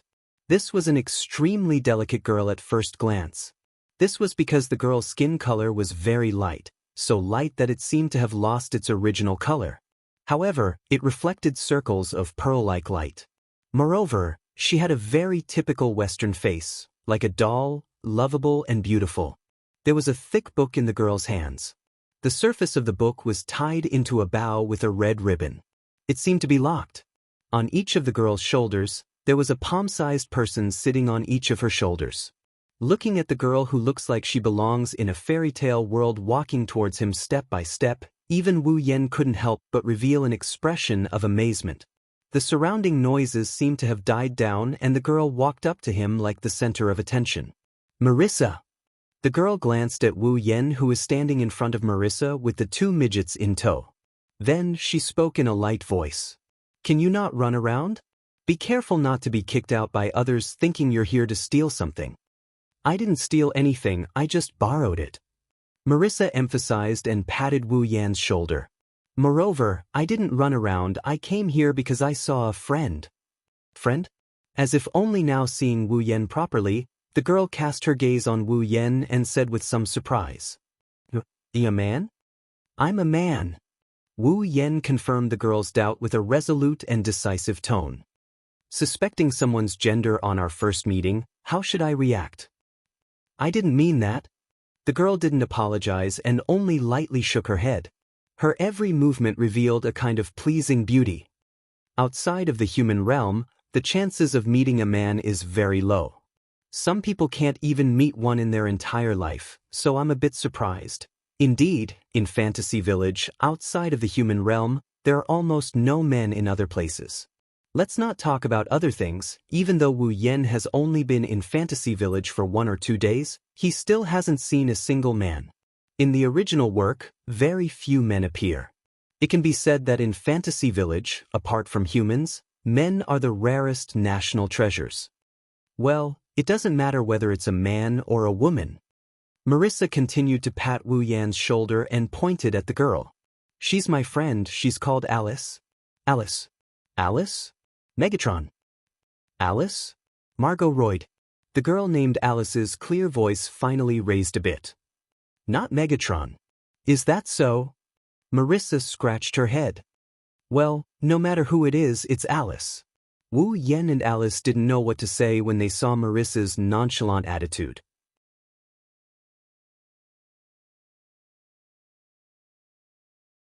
Chapter 1735. But. While Wu Yen, Marissa, and Alice were talking, an angry voice rang out from the other side of the hall. Hearing this voice, Wu Yen inwardly cursed. It had only been a day or 2 since he arrived at Fantasy Village. Although he had met many people, none of them gave Wu Yen the chance to introduce himself. Naturally, no one knew Wu Yan's name. The only person who introduced himself to Wu Yen was someone who used the name Ba Yunbai. There was only one person, on the other side of the hall, near the door. A young girl wearing a red and white witch robe with a large bow on her head was angrily stomping towards Wu Yen. That's Ling Meng? Marissa looked at Wu Yen with an uncertain expression. She looked at Wu Yen with a shocked expression. What did you do to provoke Ling Meng, who is usually uninterested in anything, to such an extent? Alice seemed to be surprised as well. Seeing Ling Meng's angry appearance, her gaze towards Wu Yen was filled with curiosity. Wu Yen is the only one who can't say anything. He covered his face and once again he couldn't say anything. Only he knew that there was only one reason for Ling Meng's anger. Ling Meng angrily arrived in front of Wu Yen and shouted at Wu Yen, "You bastard, what are you trying to do by disappearing for the whole day? Don't you know that you are a super troublesome person? Do you think you'll cause trouble wherever you go?" Sure enough, Ling Meng's anger was most likely not because she was worried about where Wu Yen went the whole day, but because she was worried about whether Wu Yen had caused any trouble. I won't refute your super troublesome statement for now. Wu Yen rubbed his forehead and waved his hand impatiently. Besides, even if I did cause trouble, I'll give you some money. You will forgive me too. What kind of person do you take me for? Ling Meng shouted angrily. Give me some money? Could a little money solve the problem? Shouldn't you at least give me more? By the side, Marissa and Alice nearly fell down. Wu Yan's face was also twitching. Looking at the indignant Ling Meng, he did not even feel like ridiculing her. Can you keep your voices down? At this moment, a voice filled with displeasure entered the ears of the group of people. Those who don't know might think that you're planning to fight. Would the banquet still be held then? Hearing this voice full of displeasure, Lin Yiqian nodded. The group of people turned their heads. In the next moment, a young girl with long, straight purple hair and dressed like pajamas entered the line of sight. Impressively, it was Patrice. Looking at Patrice, who was standing there looking at them with a displeased expression, or more accurately, looking at Wu Yen with a displeased expression, Ling Meng, Marissa, Alice, and the others couldn't help but look at each other. What did you do to incur the wrath of both men and gods? The one who said that was Alice, whom he had just met. The way Alice looked at Wu Yen changed from disregard, to curiosity, and now, it's a weird look. It's one thing to make Ling Meng, who has never been angry before, so angry, but you actually made this family member who has no feelings for you so angry. Could it be that you really know how to stir up trouble? Angry? Marissa couldn't help but look at Patrice. Is Patrice angry? It was natural for Marissa to have such doubts. After all, from the perspective of others, Patrice, who was looking at Wu Yen with a displeased expression, didn't seem to be angry at Wu Yen. Instead, it seemed more like she hated Wu Yen. At the very least, that was what Marissa thought. However, Alice nodded with absolute certainty. This family member is indeed angry. My apologies for being a homebody. Patrice's displeased face turned towards Alice as she forced a smile that didn't reach her eyes. It's indeed incomparable to a doll. The corners of Alice's eyes twitched, and a fake smile appeared on her face. It's a banquet after all. As a doll player, I might have to go on stage to perform a play. It's different from a certain family member who only knows how to read books. That's unfortunate. There's no need for a doll player to embarrass herself in today's banquet. As the host, it's better for me to properly entertain you. Isn't it shameful for a certain family member to squat? Isn't it embarrassing for you to specially entertain us? If a certain family member collapses due to exhaustion, wouldn't that be troublesome? The Scarlet Devil Mansion might be huge, but this is the only place for the banquet. There's no need for the guests to worry about their stamina. I'm more worried that due to the large number of people, a certain doll might be trampled to pieces. That would be our responsibility. That's not true. The Scarlet Devil Mansion is huge. How could anyone trample on a doll? Please don't say that. It's fine to trample on one or two, right? Otherwise, it would be too disappointing, right? In an instant, Patrice and Alice's eyes seemed to release electric currents as they clashed fiercely in midair. Sparks flew in all directions as the atmosphere turned tense. Seeing Patrice and Alice in such a state, Wu Yen, Soul Dream, and Marissa took a step back. Marissa's face was filled with fear and doubt. Patrice is no longer like Patrice. Alice is also no longer like Alice. Marissa said weakly. Patrice is very calm and Alice is very gentle. Why did they suddenly become like this? Hearing Marissa's words, Wu Yen wanted to laugh but couldn't. Why did Patrice become no longer like Patrice and Alice become no longer like Alice? It's simple. Because Patrice likes Marissa and so does Alice. They are both lesbians. They both like Marissa, who loves cannons. Naturally, they are each other's love rivals. It is this inconceivable relationship that caused Patrice and Alice to become different from themselves. I don't know. Soul Dream turned her head away and spoke lazily. I am here to participate in the banquet, not to mediate. Bring me food. I'm talking to you. Marissa patted Wu Yan's shoulder decisively. As Soul Dream's husband, shouldn't you serve Soul Dream? Soul Dream's husband? Patrice and Alice, who were on the verge of breaking out into a fight, looked at Soul Dream and cried out in surprise. Have you learned from that crow who loves to take pictures? Princess Ling Meng listlessly opened her mouth. He's not my husband. Is that so? Wu Yan blinked his eyes at Soul Dream. Even if I give you a bag of gold coins every day, you won't admit that I am your husband? A bag of gold coins every day? Soul Dream's body trembled as she regained her spirit. Take out the gold coins first. I say. Marissa looked at Soul Dream with disdain. Just a few gold coins and you're willing to sell yourself out? I have misjudged you, is that so? Wu Yan turned his head and looked at Marissa. Then if I give you a few precious treasures every day, will you be willing to be my wife? Treasures? A certain black and white bandit's ears perked up. What treasures? Marissa! Alice raised her voice when she saw Marissa's face full of interest. You can't be intending to marry this man, right? Actually, you can come along. Wu Yen invited Alice, who he just met 5 minutes ago. If you and Marissa marry me together, we can roll in the sheets every night. W.B. Marissa, roll in the sheets? Alice's mind buzzed as her mind was in a mess. Traces of redness appeared on her face as her eyes wavered. Looking at Ling Meng, Marissa, and Alice, the three beauties who got knocked down by him, Wu Yen felt a bit of satisfaction in his heart. Suddenly, Wu Yen felt someone tugging at the corner of his clothes. At the same time, he felt a chill from his back. Actually have designs on Marissa? Patrice lowered her head and spoke in a low voice. This caused Wu Yan's heartbeat to quicken. However, when Patrice lifted her head, there was no trace of gloominess on her face. Instead, there was a trace of redness as though she was bashful. Is your wife lacking? Lacking? Lacking. Wu Yen stared blankly before grabbing Patrice's hand without hesitation. Missing every day, every night, every minute, and every minute. If you have any cute girls, please introduce them to me too.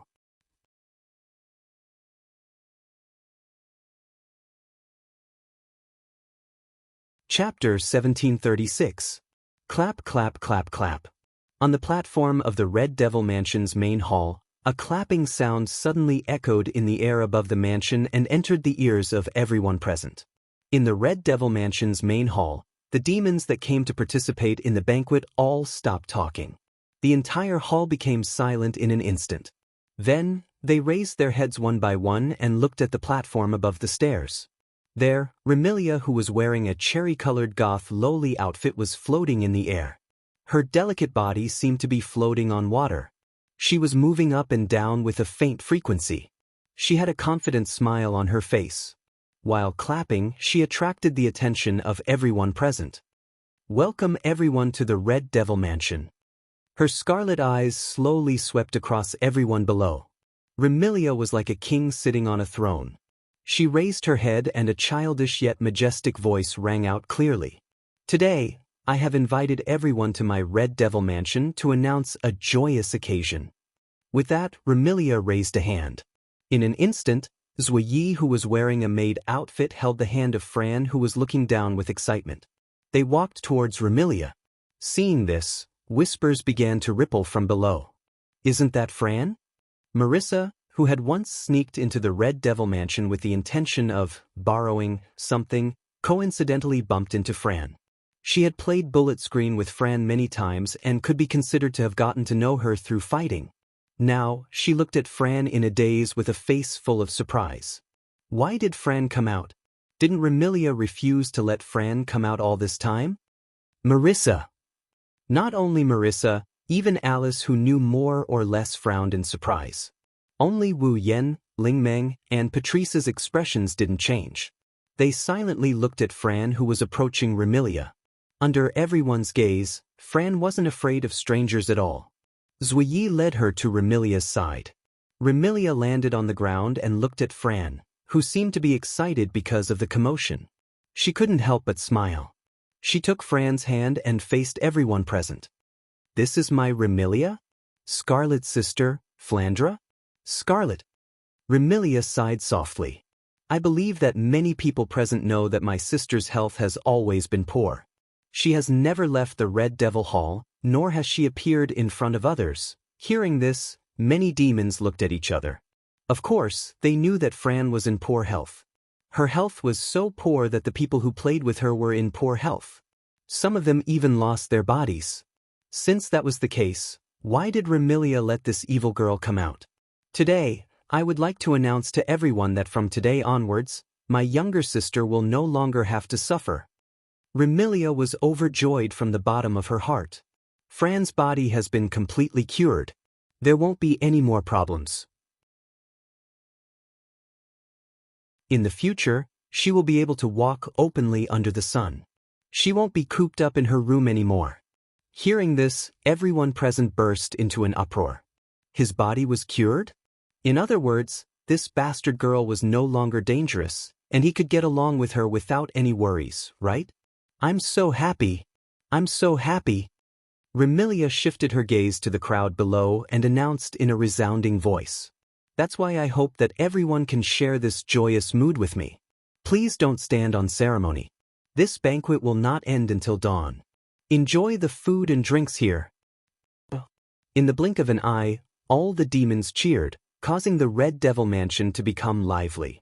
Also, Remilia raised her voice once more, and the demons all quieted down in unison. But this time, there wasn't the slightest trace of a smile on Remilia's face. If one observed carefully, one could even see a trace of depression. She extended her hand and pointed in a certain direction in the hall. Our Red Devil Hall will also have a new member. He will become the butler of our Red Devil Hall. Everyone get to know each other. In the hall, everyone's gaze followed Remilia's finger.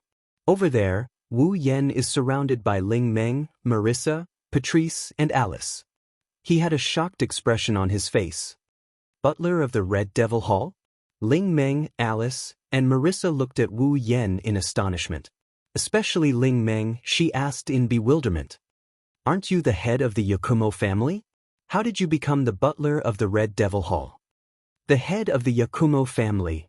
This time, it was Patrice's turn to look at Wu Yen in doubt. What's up with the head of the Yakumo family? I'm the one who needs an answer the most.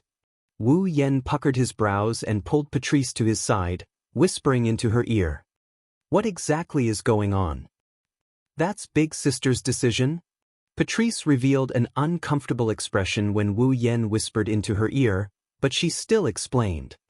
No matter what, Big Sister wanted Remy to announce that you're staying in the Red Devil Hall. Remy had no choice but to let you be the butler of the Red Devil Hall. Did you ask for my permission? Wu Yen bitterly smiled. Everyone in the hall was looking at him. He couldn't refute and embarrass Remilia and the entire Red Devil Hall. He could only sigh and take a step forward. Yakumo Bai will temporarily be the butler of the Red Devil Hall. Please give me your guidance, Yakumo? Many demons began to mutter to themselves. Clearly, they were demons who knew what this surname represented. That's all I want to announce. Seeing that Wu Yen didn't embarrass her, Remilia seemed satisfied and nodded to all the monsters present. Everyone, please enjoy this banquet to your heart's content. After saying that, Remilia took Furan, who was waving at Wu Yen, and left the scene with Sakuya. It wasn't until Remilia left that the group of little monsters started chatting again. They began to enjoy the dishes on the long tables around them. What's the meaning of this? On the other side, Princess Lingmeng questioned Wu Yen. I just wanted to stay in the shrine yesterday, and today I'm staying in the Red Devil Hall. Don't tell me you're unhappy about having to give me a bag of gold coins to stay in the shrine? A lot of things happened. This was a last-minute decision. Wu Yen explained in distress. It has nothing to do with me. It doesn't matter. Princess Lingming clutched her chest and looked at Wu Yen with vigilance. But don't think about taking back the gold coins. Fine. Wu Yen sighed. Do whatever you want, Yakumo Bai's family head, Red Devil Hall's butler, Boli Shrine's male head. Marissa seemed to be getting to know Wu Yen all over again. She started sizing up Wu Yen. I didn't expect you to have such a strong background. Princess Lingmeng, who was feeling smug about not having to raise a nuisance, glanced at Marissa. That last one is wrong. Let's not talk about that. Wu Yen sighed again and pulled himself together. Let me ask you a question. Do you know where the Forever Pavilion is? Forever Pavilion? Princess Lingmeng, Marissa, Patrice, and Alice were startled. Why are you looking for the Forever Pavilion? This was Patrice's question. Are you looking for a fight? This was Marissa's reply. Don't tell me you're related to the Forever Pavilion? This was Alice's question. Don't cause any more trouble. This was Princess Lingming's warning. Wu Yen patted his cheeks and placed his hand on Patrice's shoulder. MQ. Bring me to the Forever Pavilion tomorrow. I'm not MQ. Patrice slapped away Wu Yan's hand and displayed a rare resistance. Go by yourself. Don't be like that. Wu Yen smiled mischievously at Patrice. If you bring me to the Forever Pavilion, I can tell you a secret about Marissa. My secret? Marissa was startled. Marissa's secret? Patrice's eyes lit up and she struggled for a bit before coughing dryly. It's not a problem if it's just bringing me there. I can bring you there too. Alice suddenly stood up and stared at Wu Yen with some hope in her eyes. I can bring you there too, ha! Wu Yen could only laugh helplessly. Fine, I will also tell you Marissa's secret. Alice's expression eased and she met Patrice's gaze. Sparks flew between them once again. R1152.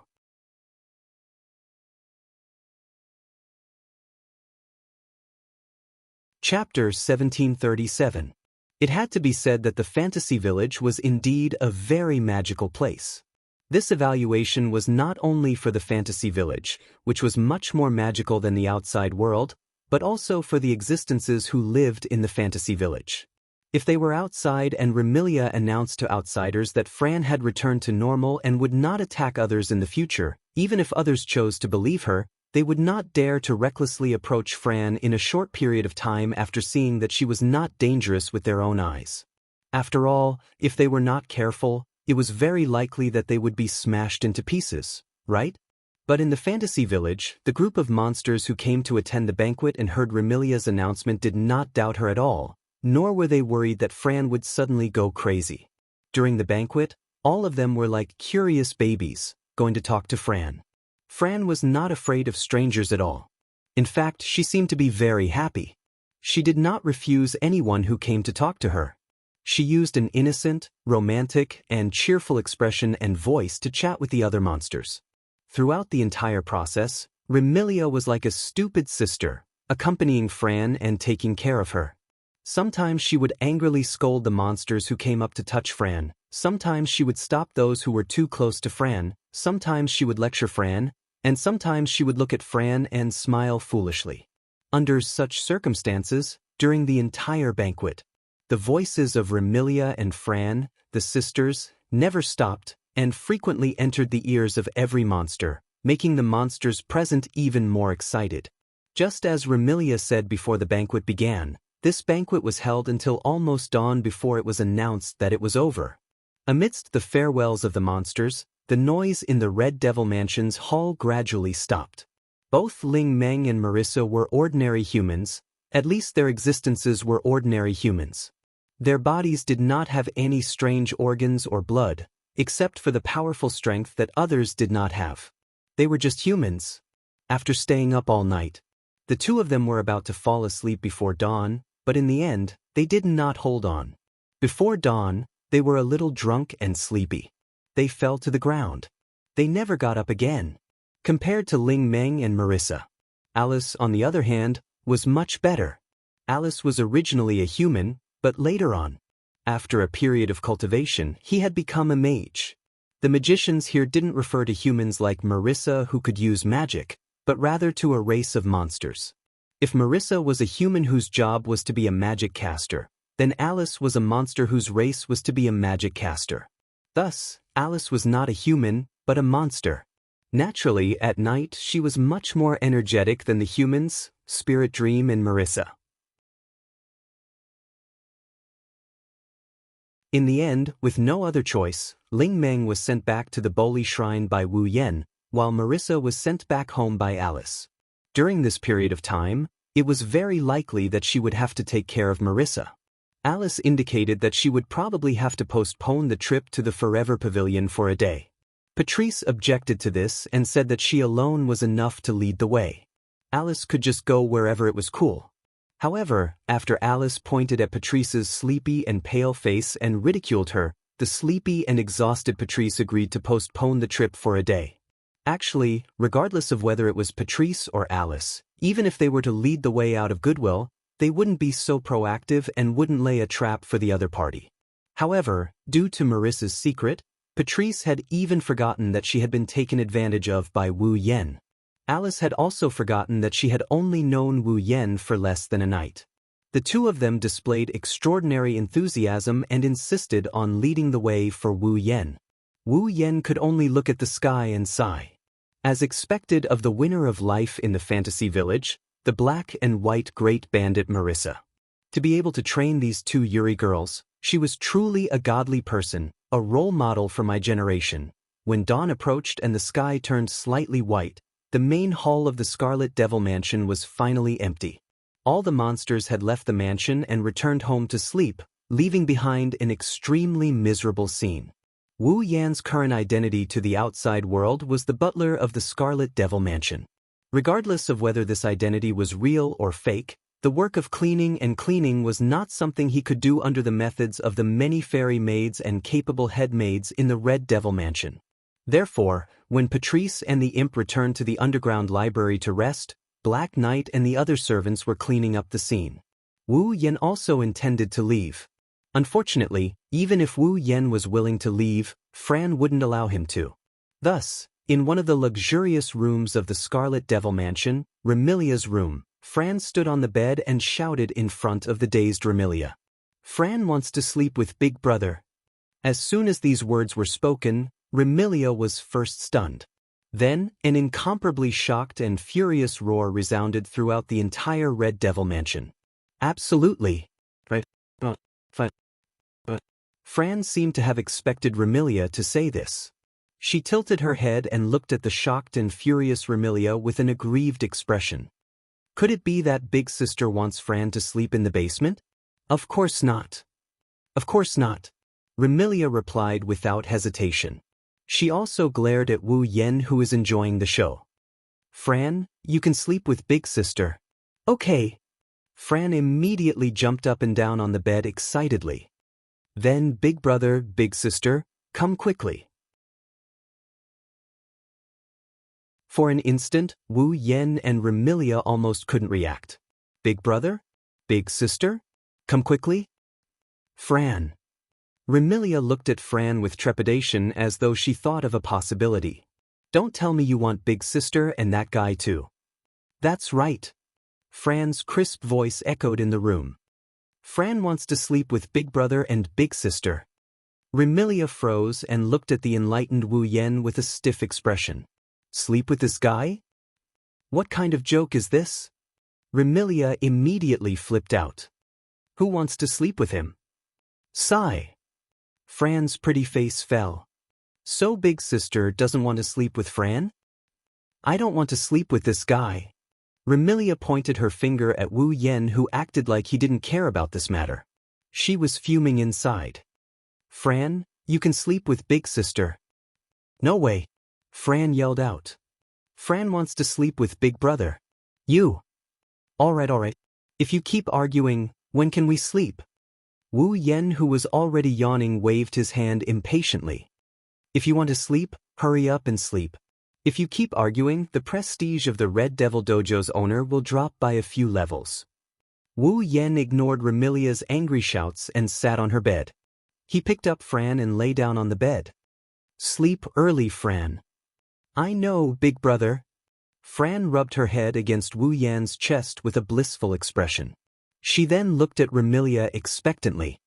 Big sister. Seeing Wu Yen lying on her bed and Fran looking at her with a hopeful expression, Remilia opened and closed her mouth. She couldn't bring herself to say no. She wanted to cry but had no tears. Remilia had lived for 500 years and had never shared a bed with a man before. Now, she had to share a bed with a man she had only known for a day or two, and even hated a little? Of course, Remilia wasn't willing. However, when she saw Fran's expectant expression, Remilia, who felt guilty for what she did to Fran, could only struggle for a while. She then gave up and shouted, "Forget it!" With a flap of her wings, Remilia flew into the air. She glided in a perfect arc and landed beside Flan. She laid down beside Flan and she glared at Wu Yen with a warning look in her eyes. If you dare while I'm sleeping. Before she could finish her sentence, Wu Yen coldly retorted, Go back. To me, you're more of a disobedient little sister than a member of the opposite sex. Who's your little sister? Before Remilia could retort, Wu Yen closed his eyes and kissed Fran's forehead. Good night. Good night, big brother. Fran also kissed Wu Yan's cheek. When Remilia couldn't hold it in anymore, Fran turned around and kissed Remilia's cheek. Good night, big sister. Remilia touched her cheek in a daze. When she saw Fran's happy expression, something in her heart melted. She couldn't help but hug Fran. Good night, little sister.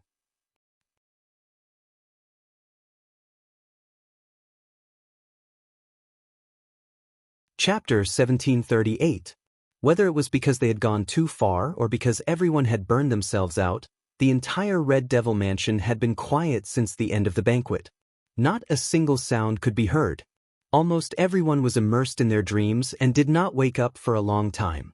This state was maintained until the next morning. It was not until the next morning that the fairy maids came out of their rooms and began to work. In other words, all the members of the Red Devil Mansion had been sleeping from the morning of the banquet until the morning of the next day. They had slept for an entire day and night. Because the owner of the Red Devil Mansion was a vampire, and a vampire who was afraid of light and water, the Red Devil Mansion was very large, but there were not many windows. They were closed all day, and it was very difficult for natural light to shine into the Red Devil mansion. And Remilia's room did not even have a window. The entire room, except for a door, was filled with walls. In such a room, if the lights were turned off, it would be dark even during the day. Therefore, Wu Yan, Fran, and Remilia were not disturbed by other factors in their sleep. They slept comfortably for a very, very long time. However, this sleep was destined to be unable to sleep. In his sleep, Wu Yan suddenly felt a strong murderous aura rushing towards him. And it was directed at him. That undisguised murderous aura. It directly stimulated Wu Yan, who had fallen into a deep sleep, to the point that his mind was clear. His consciousness returned to his mind in an instant. His eyes opened abruptly, and he turned his head to look at the source of the murderous aura. However, when the source of the murderous aura became a scene and entered Wu Yan's field of vision, Wu Yan was stunned. He saw that the source of the murderous aura, which was so strong that it seemed to have been trained in a slaughterhouse, came from a tall and slender figure. The tall and slender figure stood at the door of the room. A decent-made uniform seemed to be spread out. It was worn without a single wrinkle. A pair of blue eyes flickered like starlight in the dim room, as bright and dazzling as her silver hair. Unfortunately, at this moment, that pair of bright and dazzling blue eyes were surging with a strong murderous aura. Like arrows, they were released in the room at a strong frequency that was enough to sting one's skin. It should be said that it was released on Wu Yan's body. The person who came was 16 Knights, Black Knight. Seeing that Black Knight had no intention of hiding his murderous aura and was staring straight at him, as if he could attack at any time, Wu Yan frowned. No one would be in a good mood when they were awakened by murderous aura. What's more, the one releasing murderous intent towards Wu Yan is someone who lives under the same roof as him to a certain extent, so there shouldn't be any hostile relationship between them. That was even worse. At least, Wu Black Knight. Wu Yan frowned as he looked at Sakuya. Black Knight. Black Knight took a deep breath and restrained his murderous aura in the face of such an unkind remark. He returned to his calm appearance. I'm sorry, Master Eight Clouds, I just didn't expect that as a housekeeper, you would sleep in the same bed with the person you serve, so I'm a little surprised. Your surprise is really shocking. Wu Yan looked at Black Knight as if he wanted to see through his thoughts. His frown loosened, and he waved his hand lazily. If it was an ordinary person, I'm afraid he would have been frightened by your surprise. Although I don't think so, allow me to ask. Black Knight ignored Wu Yan's teasing. Perhaps he knew that he couldn't win against Wu Yan with words, so he stared at Wu Yan and asked straightforwardly. Lord Ba Yunbai, could it be that you didn't get into the first Mrs. bed without her permission? When he said this, Sakuya once again released a dense killing intent. It's clear that if Wu Yan's answer isn't correct, even if he can't beat him, Sakuya will still fight him to the death. It turned out that this smart and capable head-maid thought that Wu Yan secretly slept in Remilia's bed, so she had such a big reaction. This perfect head-maid could do everything properly, but when it came to Remilia, it seemed that she would become very irrational. However, Wu Yan didn't do anything wrong, so he didn't need to be afraid of Sakuya's threatening questioning. He ignored Sakuya's murderous aura and glanced at her. Do you think I have any reason to sleep in two children's beds without permission? Little children. Xiao Ye's overflowing murderous aura immediately froze. Indeed, Remilia and Fran looked like children, but they had lived for 500 years and 495 years respectively. They were almost 20 times longer than Wu Yan. Who would treat these two vampire lords as children? This was the first time Black Knight heard someone say this about Remilia. If Remilia heard it, she would definitely go berserk. Wu Yan couldn't possibly know about Sakuya's weird thoughts. He's just telling the truth. Perhaps Remilia and Fran had lived for a long time, but they were just children in Wu Yan's heart. One looked dignified, but was actually very childish. The other looked dangerous, but was even less intelligent than a 10-year-old child.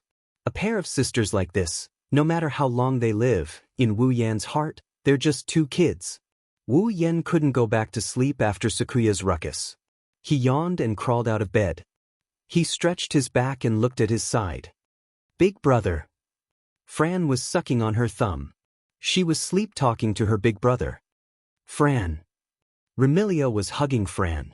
She was also sleeping, but she was sleep-talking to her little sister.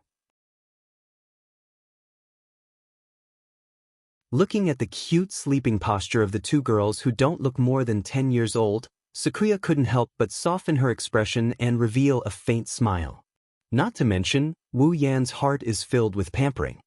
He gently let go of Flan, who was grabbing onto his clothes. Then he tucked Remilia, who kicked the blanket away under the blanket.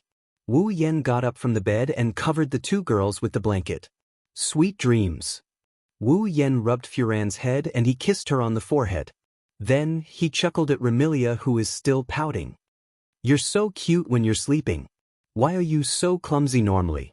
Wu Yan also touched Remilia's head and kissed her forehead. Watching the scene unfold, Ji couldn't help but take a step forward, but he immediately stopped. That's because Sakura saw that Wu Yan's eyes don't have any evil intentions. Instead, there's only the kind of doting that he would treat his own sister. This caused Wu Ye's blue eyes to gradually lose focus as she looked at Wu Yan. The man in front of him really treated Remilia as his little sister from the bottom of his heart. And he seemed to be very concerned about Remilia. What was going on? It was fine if he treated the second young lady like this, but the first young lady had only known him for less than 3 days and had many conflicts with him. Why did he still have such love in his eyes? These questions piled up in Black Knight's heart, causing his calm heart to fluctuate a little. At the same time, he wanted to know more about the man who suddenly broke into the Scarlet Devil Mansion's life. Perhaps, only by understanding him could she know what he was thinking. How did he sign a contract to share his life with the second miss? How did he think of the first miss? Hiding these thoughts in his heart, Sakura looked at Wu Yan, who is walking over, and he bowed slightly without any ripples. Breakfast is ready, Lord Bai. Do you want to eat? Ready? Wu Yan flinched for a second. Shouldn't I be the one to prepare breakfast? Maids like us usually do the rough work. Zuyi answered expressionlessly. Lord Bai is the steward of the Scarlet Devil Mansion. You only need to guide us. It seems that my position in the Scarlet Devil Mansion is quite good. Wu Yan shrugged. Did you make breakfast? I'm in charge of breakfast for the two young ladies and Lord Bai. Then I'll eat. This time, Black Knight was stunned. Is he not going to eat if I don't make it? Unfortunately, as soon as Black Knight asked this question, Wu Yan lazily walked out of the room, leaving Black Knight alone. He looked at his back for a long time without saying anything.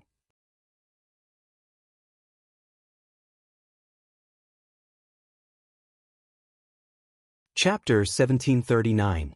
In the Red Devil Mansion, the one with the highest position was Remilia. After all, Remilia was the master of the Red Devil Mansion. Be it internal or external, her position was naturally the highest. And behind Remilia, the second miss, Fran, was the one with the highest position in the Red Devil Mansion. If there was anyone in the Scarlet Devil Mansion that could faintly compare to Remilia and Fran, it would be Remilia's friend, the owner of the underground library of the Scarlet Devil Mansion, Patrice. Remilia, Fran, and Patrice were the three most unshakable existences in the Red Devil Mansion. Apart from Remilia, Fran, and Patrice, Zuyi was the person with the highest position in the Red Devil Mansion. Next would be the fairy maids working in the Red Devil Mansion.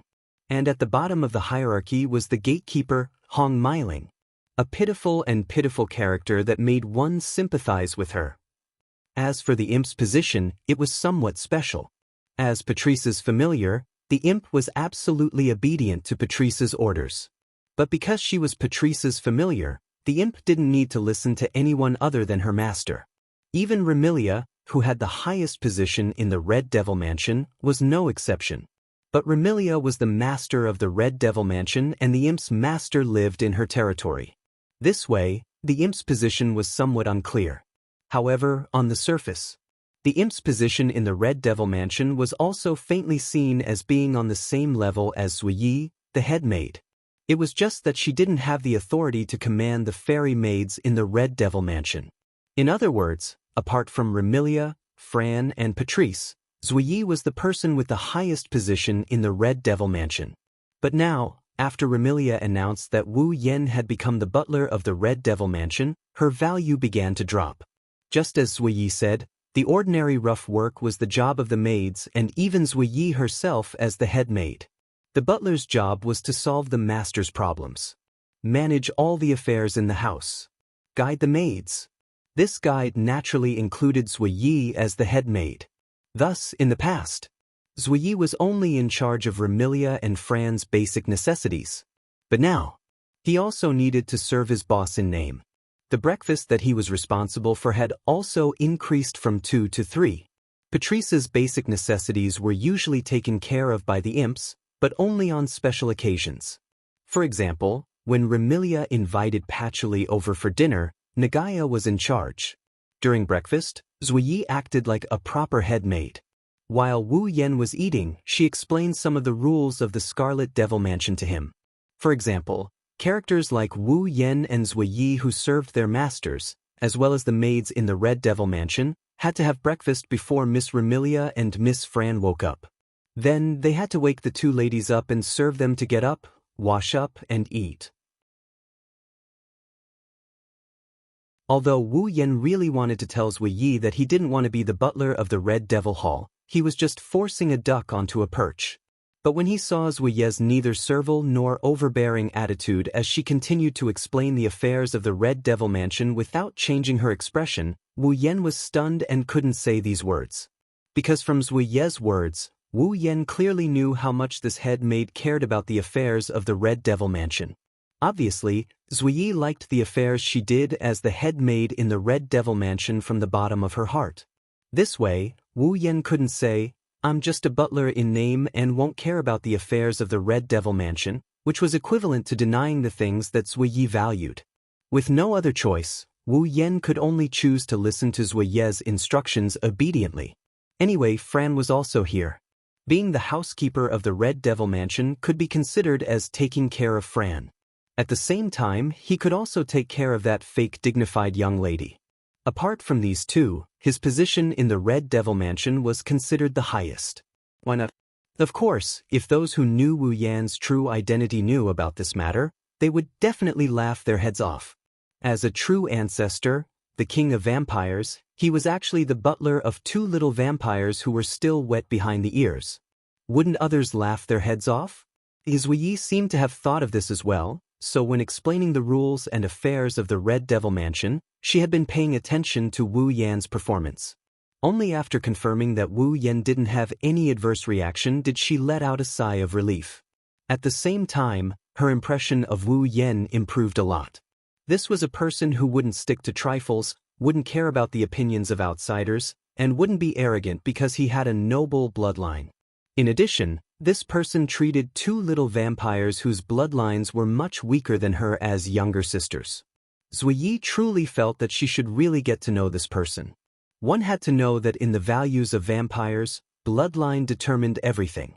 Vampires with a higher bloodline should naturally have a higher status than vampires with a weaker bloodline.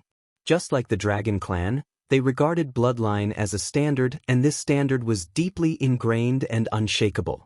Even if the one with a weaker bloodline was stronger than the one with a higher bloodline, it was the same.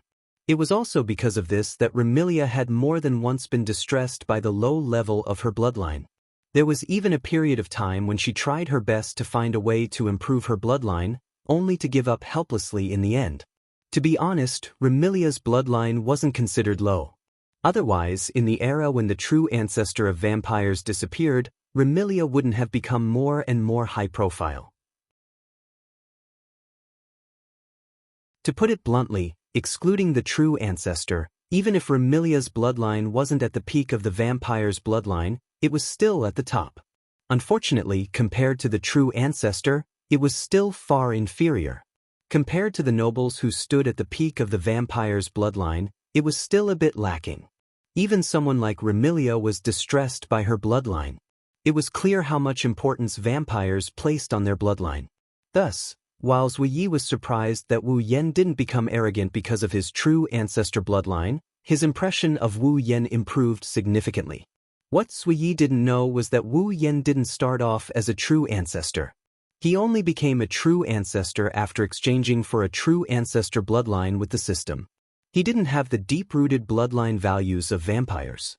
If Wu Yan had started off as a true ancestor, perhaps he really would have looked down on Remilia and Fran.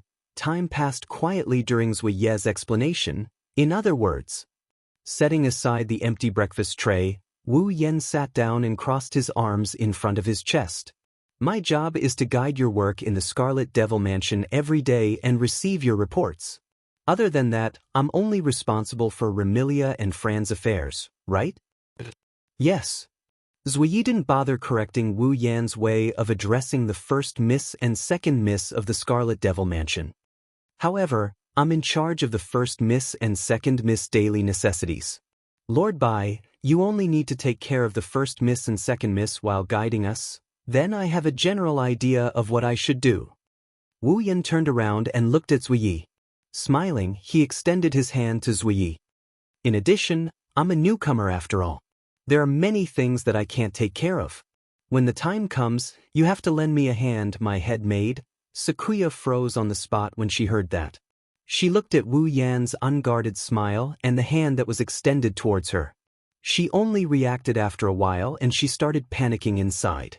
Taking a deep breath, Zuyi suppressed the panic in her heart. Keeping her perfect image as a head maid, she bowed slightly and extended her hand to shake Wu Yan's hand. It's my duty. Zuyi will naturally do her best. The soft touch passed from the slender hand to Wu Yan's nerves. Feeling the white and smooth touch in his hand, Wu Yan couldn't help but exclaim in admiration for a moment. In the Scarlet Devil Mansion, Zuyi's workload could be said to be the heaviest. However, her hand was still so smooth without any calluses. It was not surprising that people who didn't know would think that Zuyi didn't work hard at all. In fact, almost everyone in the fantasy village knew that Zuyi was shrewd and capable. A perfect and chic head maid. It wasn't just a saying. These thoughts only lingered in his heart for less than a second before disappearing.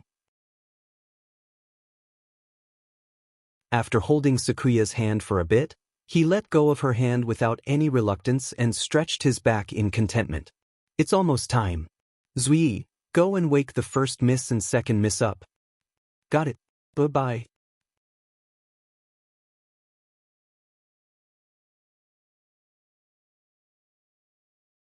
Chapter 1740. Sitting at the head of the table, Remilia opened her sleepy eyes and let out a long yawn as she grumbled. I'm a vampire, why do I have to sleep early and wake up early? Why do I have to eat 3 meals as usual? No one answered Remilia's question. Even Zai Yi, who was loyal to Remilia, calmly placed Remilia's breakfast in front of her and ignored her complaints. Come to think of it, Remilia must have grumbled about this matter many times.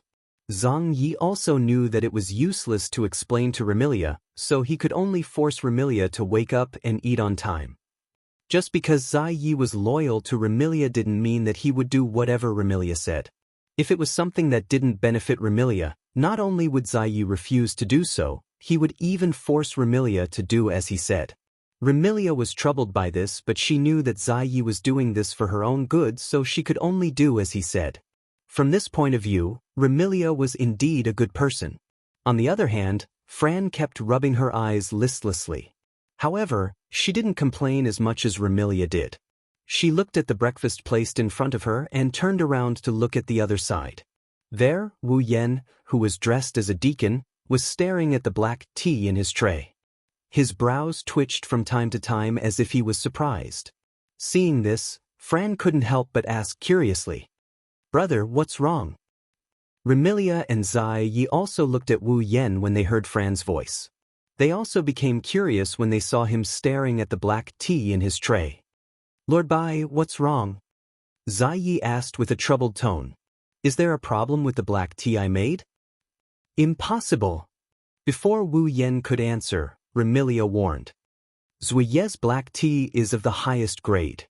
Moreover, it's impossible for Zuyi to make a mistake in a small job like making black tea. Although you're the butler of the Red Devil Mansion, I'm warning you, don't try to make things difficult for Zuyi. Am I that kind of person in your mind? Wu Yen retracted his gaze from the tea set and rolled his eyes at Remilia, not behaving like a deacon at all. I'm just a little surprised by the composition of the black tea. Accident?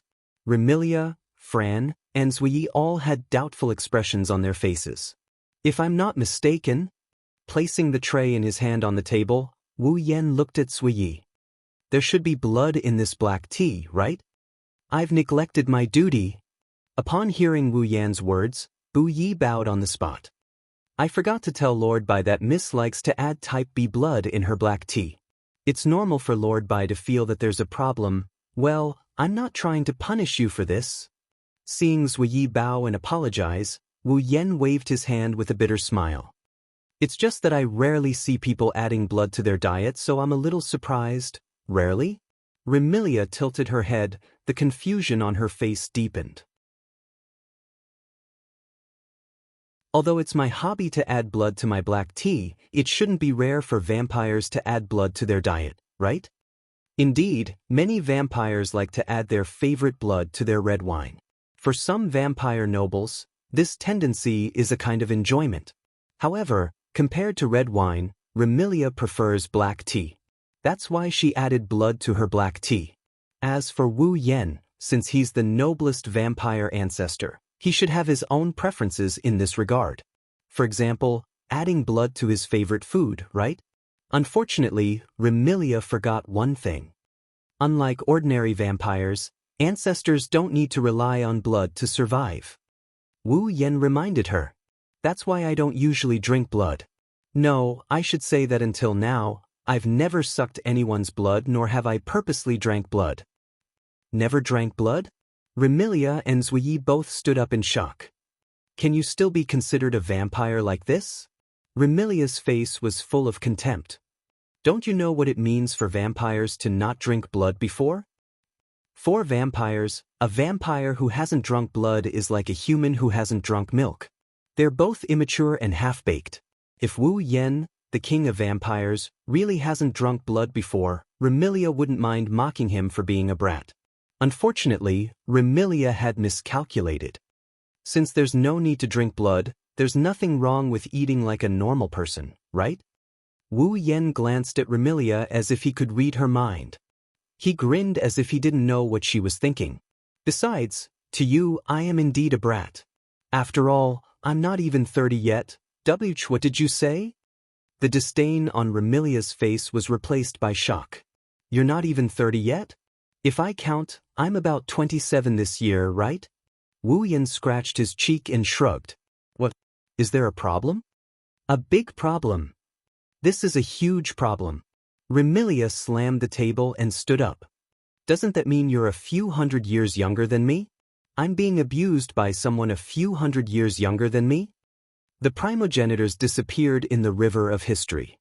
Even if it wasn't 100 or 200,000 years, it wasn't 10 or 20,000 years. It was at least a few thousand years. Thus, Remilia assumed Wu Yen was one of the missing primogenitors. She assumed he was one of the missing primogenitors. Who would have thought that this primogenitor was so young and possessed strength she could only look up to? Wasn't that a problem? Not just Remilia, even Sakuya is looking at Wu Yen with surprise and even a bit of suspicion. Do I need to lie to you? Wu Yen shook his head with a smile. Well, just think of me as a new primogenite. Even if I'm young, a primogenitor has great strength. It's not strange that I'm stronger than you, right? Damn it. Remilia pursed her lips unwillingly. Why can't I be a primogenitor? If you were a primogenitor, you might have mysteriously disappeared like the others before you. Wu Yen teased. Do you still want to be a primogenitor? So noisy. Remilia sat down angrily and slapped the table. Black tea, black tea. Zui Yi suppressed his laughter at Remilia's childish behavior. Even Wu Yen couldn't help but smile. He shrugged and walked to Remilia's side to pour her a cup of black tea. Do as the Romans do. When I have time, I'll also study how to make black tea with blood. Don't look at me like this. The black tea I make and the food I make is unmatched until now. Oh. Remilia pursed her lips in disbelief. Zui Yi looked at Wu Yen calmly. but his blue eyes burned with a hint of resistance. Then next time, let Sui Yi witness Lord Bai's cooking. No problem. Wu Yan gladly accepted. At this time, Fran jumped down with a tray and slid to Wu Yan. She said coquettishly, "Big brother." Fran wants Big Brother to feed her. Okay, Big Brother will feed Fran. Wu Yan pinched Fran's nose dotingly and picked her up. He sat on the side seat and took Fran's tray. Come, Seeing Fran happily being fed by Wu Yan, Remilia felt jealous and envious at the same time. Wu Yan chuckled when he saw how envious Remilia is. He picked up a piece of meat and put the fork in front of Remilia. Come, what do you mean by this? Remilia was furious. I'm the master of the Red Devil Mansion. Why would I need someone to feed me? You're the master of the Red Devil Mansion outside. Don't pretend to be majestic at home. Wu Yan knocked Remilia's head. You're just a little sister at home. Can't you just accept your big brother's kindness? What little sister? Remilia panicked. I'm older than you. Yes. Hurry up and eat. If big sister doesn't eat, Fran will eat. Wait, Fran, that's mine. The two sisters immediately fought over Wu Yan's right to feed them. Seeing Remilia and Fran fighting over Wu Yan's food and seeing Wu Yan's helpless and doting smile, Zuye's heart couldn't help but ripple. Today's Red Devil Mansion was less cold and more warm.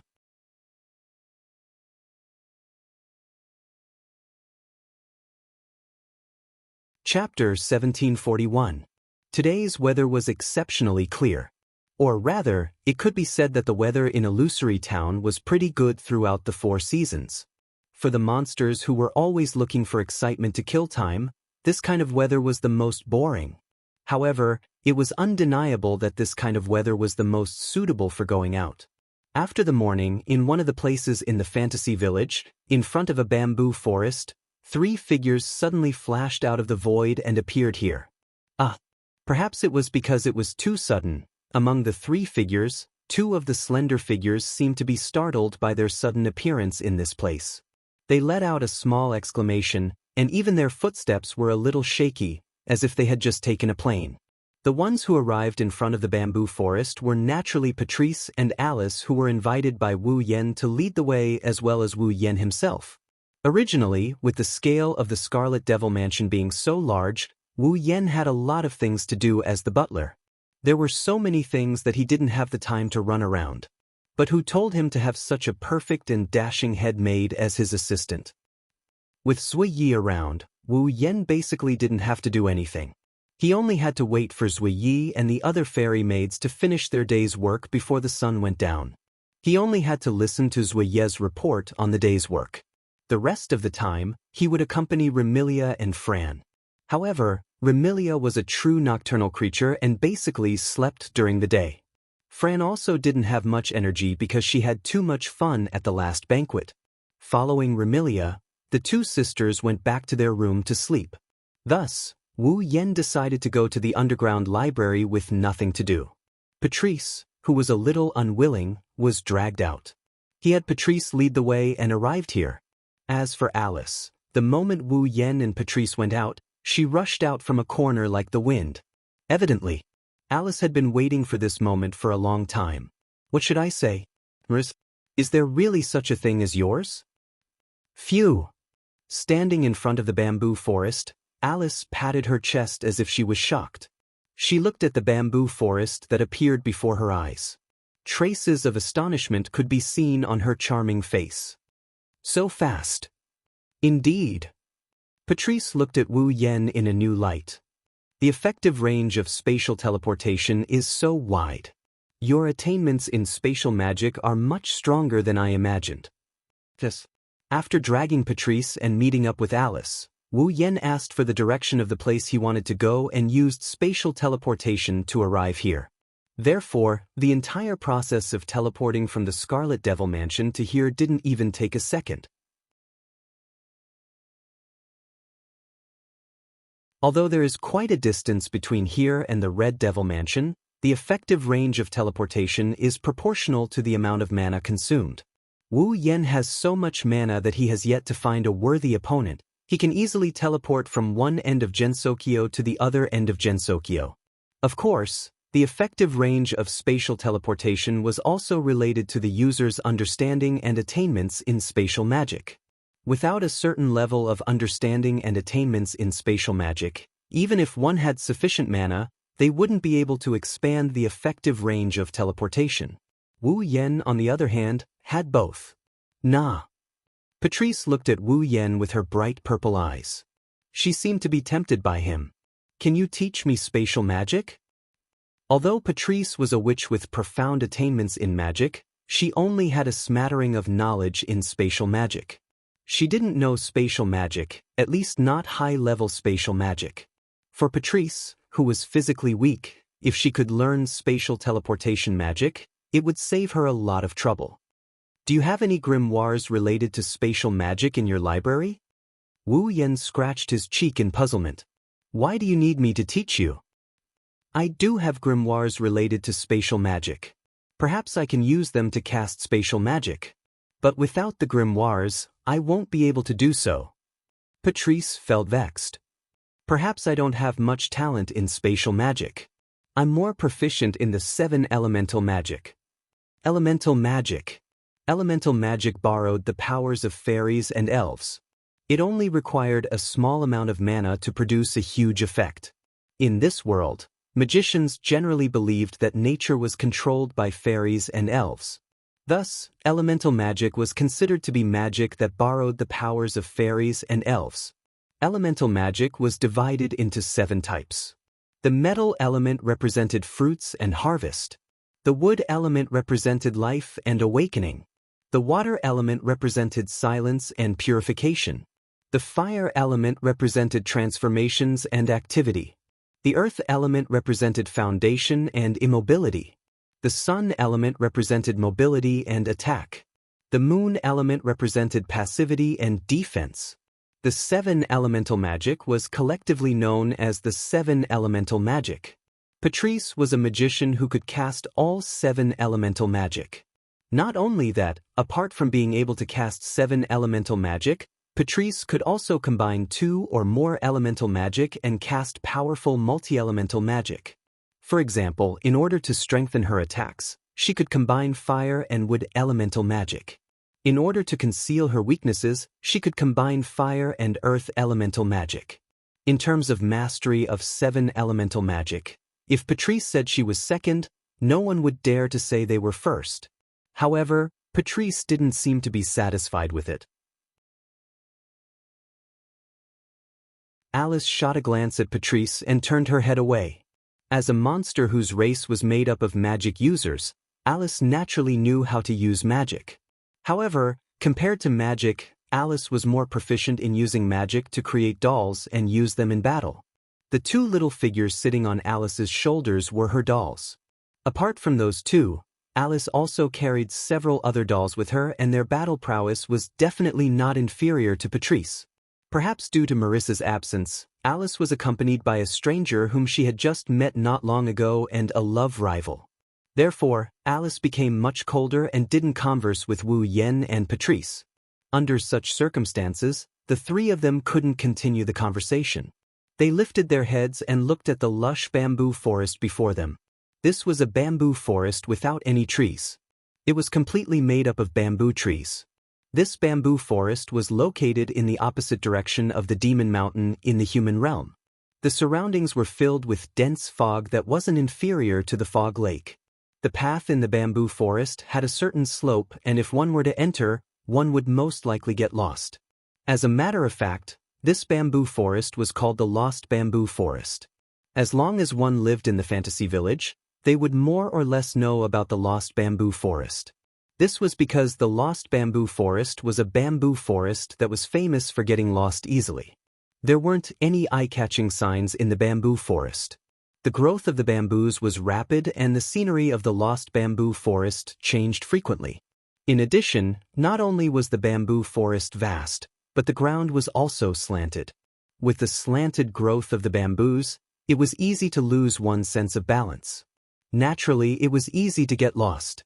However, in the Lost Bamboo Forest, there was a secluded large house, the Eternal Pavilion. That was the destination of Wu Yan's trip to the lost bamboo forest. He frowned as he looked at the misty bamboo forest. The surroundings were crooked to the point where one couldn't help but feel dizzy. Seems like I was right to have someone lead the way. If I were to come alone, it would be easy to find the lost bamboo forest. However, it would be difficult to find the eternal pavilion. After speaking, Wu Yan took a step back and turned his gaze to Patrice and Alice. Speaking of which, do you two know where the eternal pavilion is? For a split second, Patrice and Alice hesitated. No problem. Patrice calmly nodded. In the past, I came here with Remy and participated in an exhibition held by the Eternal Pavilion. I also participated in that exhibition. Alice immediately spoke up, unwilling to be outdone. In that instant, Patrice and Alice's gazes met and sparks were ignited. The one who can obtain the secret of the Marissa must be me. No, it's me. Looking at these two beautiful girls who are willing to risk their lives for the sake of another girl, Wu Yan is at a loss. Could it be that he couldn't obtain the secret together?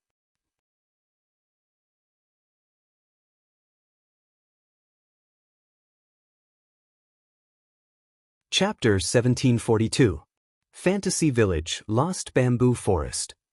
An hour has passed since Wu Yan, Patrice, and Alice entered the Lost Bamboo Forest. In this hour, the dense fog that pervaded the Lost Bamboo Forest didn't disperse. Instead, it became more restrained. Looking from the outside of the Lost Bamboo Forest, perhaps one could only see that the fog in the Lost Bamboo Forest was gradually shrinking towards the inner part of the forest. However, if one was inside the forest, one would discover that as the fog shrank back, the fog in the forest became thicker.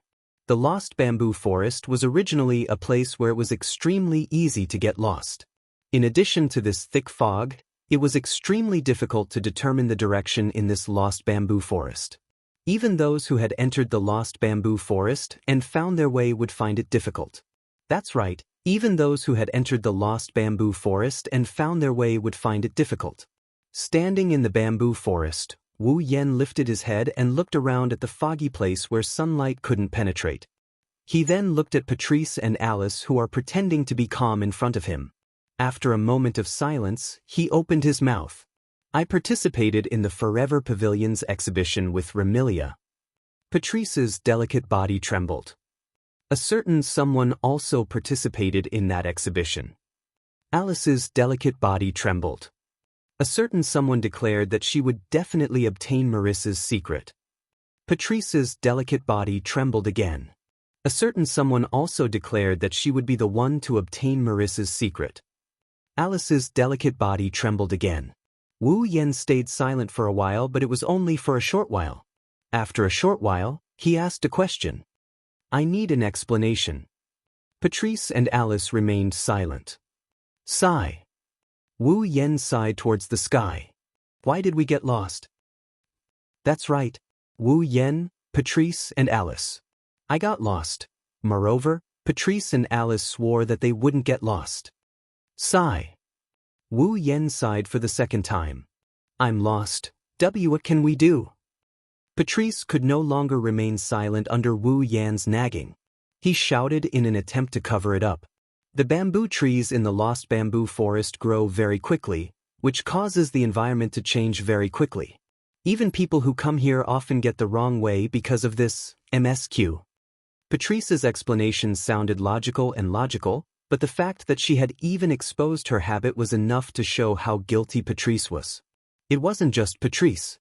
Even Alice, who had been so confident in obtaining Marissa's secret before entering the Lost Bamboo Forest, turned her head away with an awkward expression on her face. That's true. The environment has changed too quickly. I've almost forgotten how to walk. Seeing Patrice and Alice finding excuses for themselves, Wu Yan couldn't help but facepalm. In other words, before you came in, you didn't consider the fact that the Lost Bamboo Forest's environment could change at any time, and you led the way for me? Patrice and Alice remained silent once again, but this time, they acknowledged Wu Yan's words. Sigh. Wu Yan sighed after the day's worth of frustration. He turned around and walked away without looking back. I'm such a fool for relying on you. I think you don't need Marissa's secret anymore. I might as well tell Marissa about your love for Marissa. Wah. Patrice and Alice sucked in a deep breath of cold air and pounced on him without hesitation. They leaped behind Wu Yan and grabbed onto Wu Yan's hands. Patrice stuttered and her face was filled with panic. How can you talk about that? I don't know what you're talking about. Alice's pretty face was also completely red. But unlike Patrice, who had her nature exposed by the Book of Souls, Alice feigned ignorance and said this. What love for Marissa? I don't know what you're talking about. Oh? Is that so? Wu Yan looked at Alice with a spurious smile. Then why are you so nervous? Can't you just let me talk about it? How can that be? Alice also started to stutter. She looked so strong on the outside, and she was acting so cold just now, but now she was acting very timid. What if someone misunderstands? How can there be a misunderstanding? Wu Yan revealed a radiant smile. With the monsters in the fantasy village who don't have any common sense, they'll definitely treat this as a joke, especially Marissa. Alice was speechless. Anyway, no means no. Contrary to Alice, who looked strong on the outside, this time she acted timidly. Although Patrice looked weak on the outside, she was surprisingly strong-willed. Why, if you dare to speak of it, how about it? Wu Yan raised his brows. He spoke in a mocking tone. Do you intend to use the Book of Spirits to trick me again? Patrice's face was as red as Alice's. Of course. This time, Patrice's face was red because she recalled the fiery ripples in the library from Wu Yan's mocking tone. She felt her body heating up as she was embarrassed and angry. One has to admit, Wu Yan can be considered Patrice's nemesis to be able to make the calm and collected sage Patrice blush so many times in a short span of 2 to 3 days. In a way, Wu Yan can be considered Patrice's nemesis. Seeing how Patrice and Alice were struck down by his words, Wu Yan shook his head, not knowing whether to laugh or cry. He wanted to walk forward, but his hands were held by Alice and Patrice with astonishing strength. The two delicate ladies exerted astonishing strength to hold onto Wu Yan's hands while staring at Wu Yan with their beautiful eyes. It was as though they didn't intend to let go for the rest of their lives. From an outsider's perspective, they would definitely misunderstand that Wu Yan intended to abandon the two ladies. Only Wu Yan knows what that pair of eyes meant when they stared at him. He choked on his own saliva. All right, I'm just joking. I won't really go and blabber nonsense to Marissa. Yes, no. Patrice and Alice had a conflicted expression on their faces after being judged by others. However, they also let out a sigh of relief. Then, Wu Yan calmly reminded them. Although I don't mind if you two hold on tighter, but for the sake of walking, shouldn't you let go of me? Only then did Patrice and Alice realize that in order to hold onto Wu Yan, they had already held onto Wu Yan's hands tightly. Even their plump breasts were pressed against his hands. Patrice and Alice let go of Wu Yan's hand as if they got electrocuted. They jumped away as if they were running for their lives. Since when did you guys become so strong? Wu Yan bitterly laughed as he flexed his numb arms. He then praised them in a praising tone. But I have to say, the two of you are the type that looks skinny in clothes. I can't see anything from the outside, but your sizes aren't small. After saying that, Wu Yan lowered his eyes and swept his gaze across Patrice and Alice's chest, telling them where he was referring to. Immediately, Patrice and Alice's face flushed even redder. An indescribable trace of panic appeared in their hearts. In Fantasy Village, apart from the human realm, there were almost no men. Therefore, Patrice and Alice had never experienced such brazen gazing at their private parts, nor had they experienced the feeling of pressing their delicate bodies against a man. At this moment, it was hard for them not to panic. This is especially true for Patrice. She had intimate contact with Wu Yan before, so one can imagine how flustered she is right now. In response, Wu Yan only chuckled and waved his hand. All right, I won't tease you two anymore. Hurry up and see if you can remember the way to Forever Pavilion. Halfway through his words, Wu Yan's voice seemed to have been choked and abruptly stopped. Just when Patrice and Alice were wondering what's going on, Wu Yan pounced on them. Before the two girls could react, he hugged them and hid them behind a nearby bamboo tree. Wu Yan's sudden action startled Patrice and Alice. Especially when that manly scent entered their noses, the panic in their hearts intensified. However, before the two girls could react, Wu Yan spoke. "Shoo, don't make a sound. You're tuning in to the Passion Pages YouTube channel. We're so grateful for your support, and don't forget to subscribe to join us on this incredible journey through captivating stories. Your generosity through donations truly makes a world of difference, as it's the primary source of revenue that allows me to expand and enhance this channel for you. Thank you from the bottom of my heart for being a part of this adventure.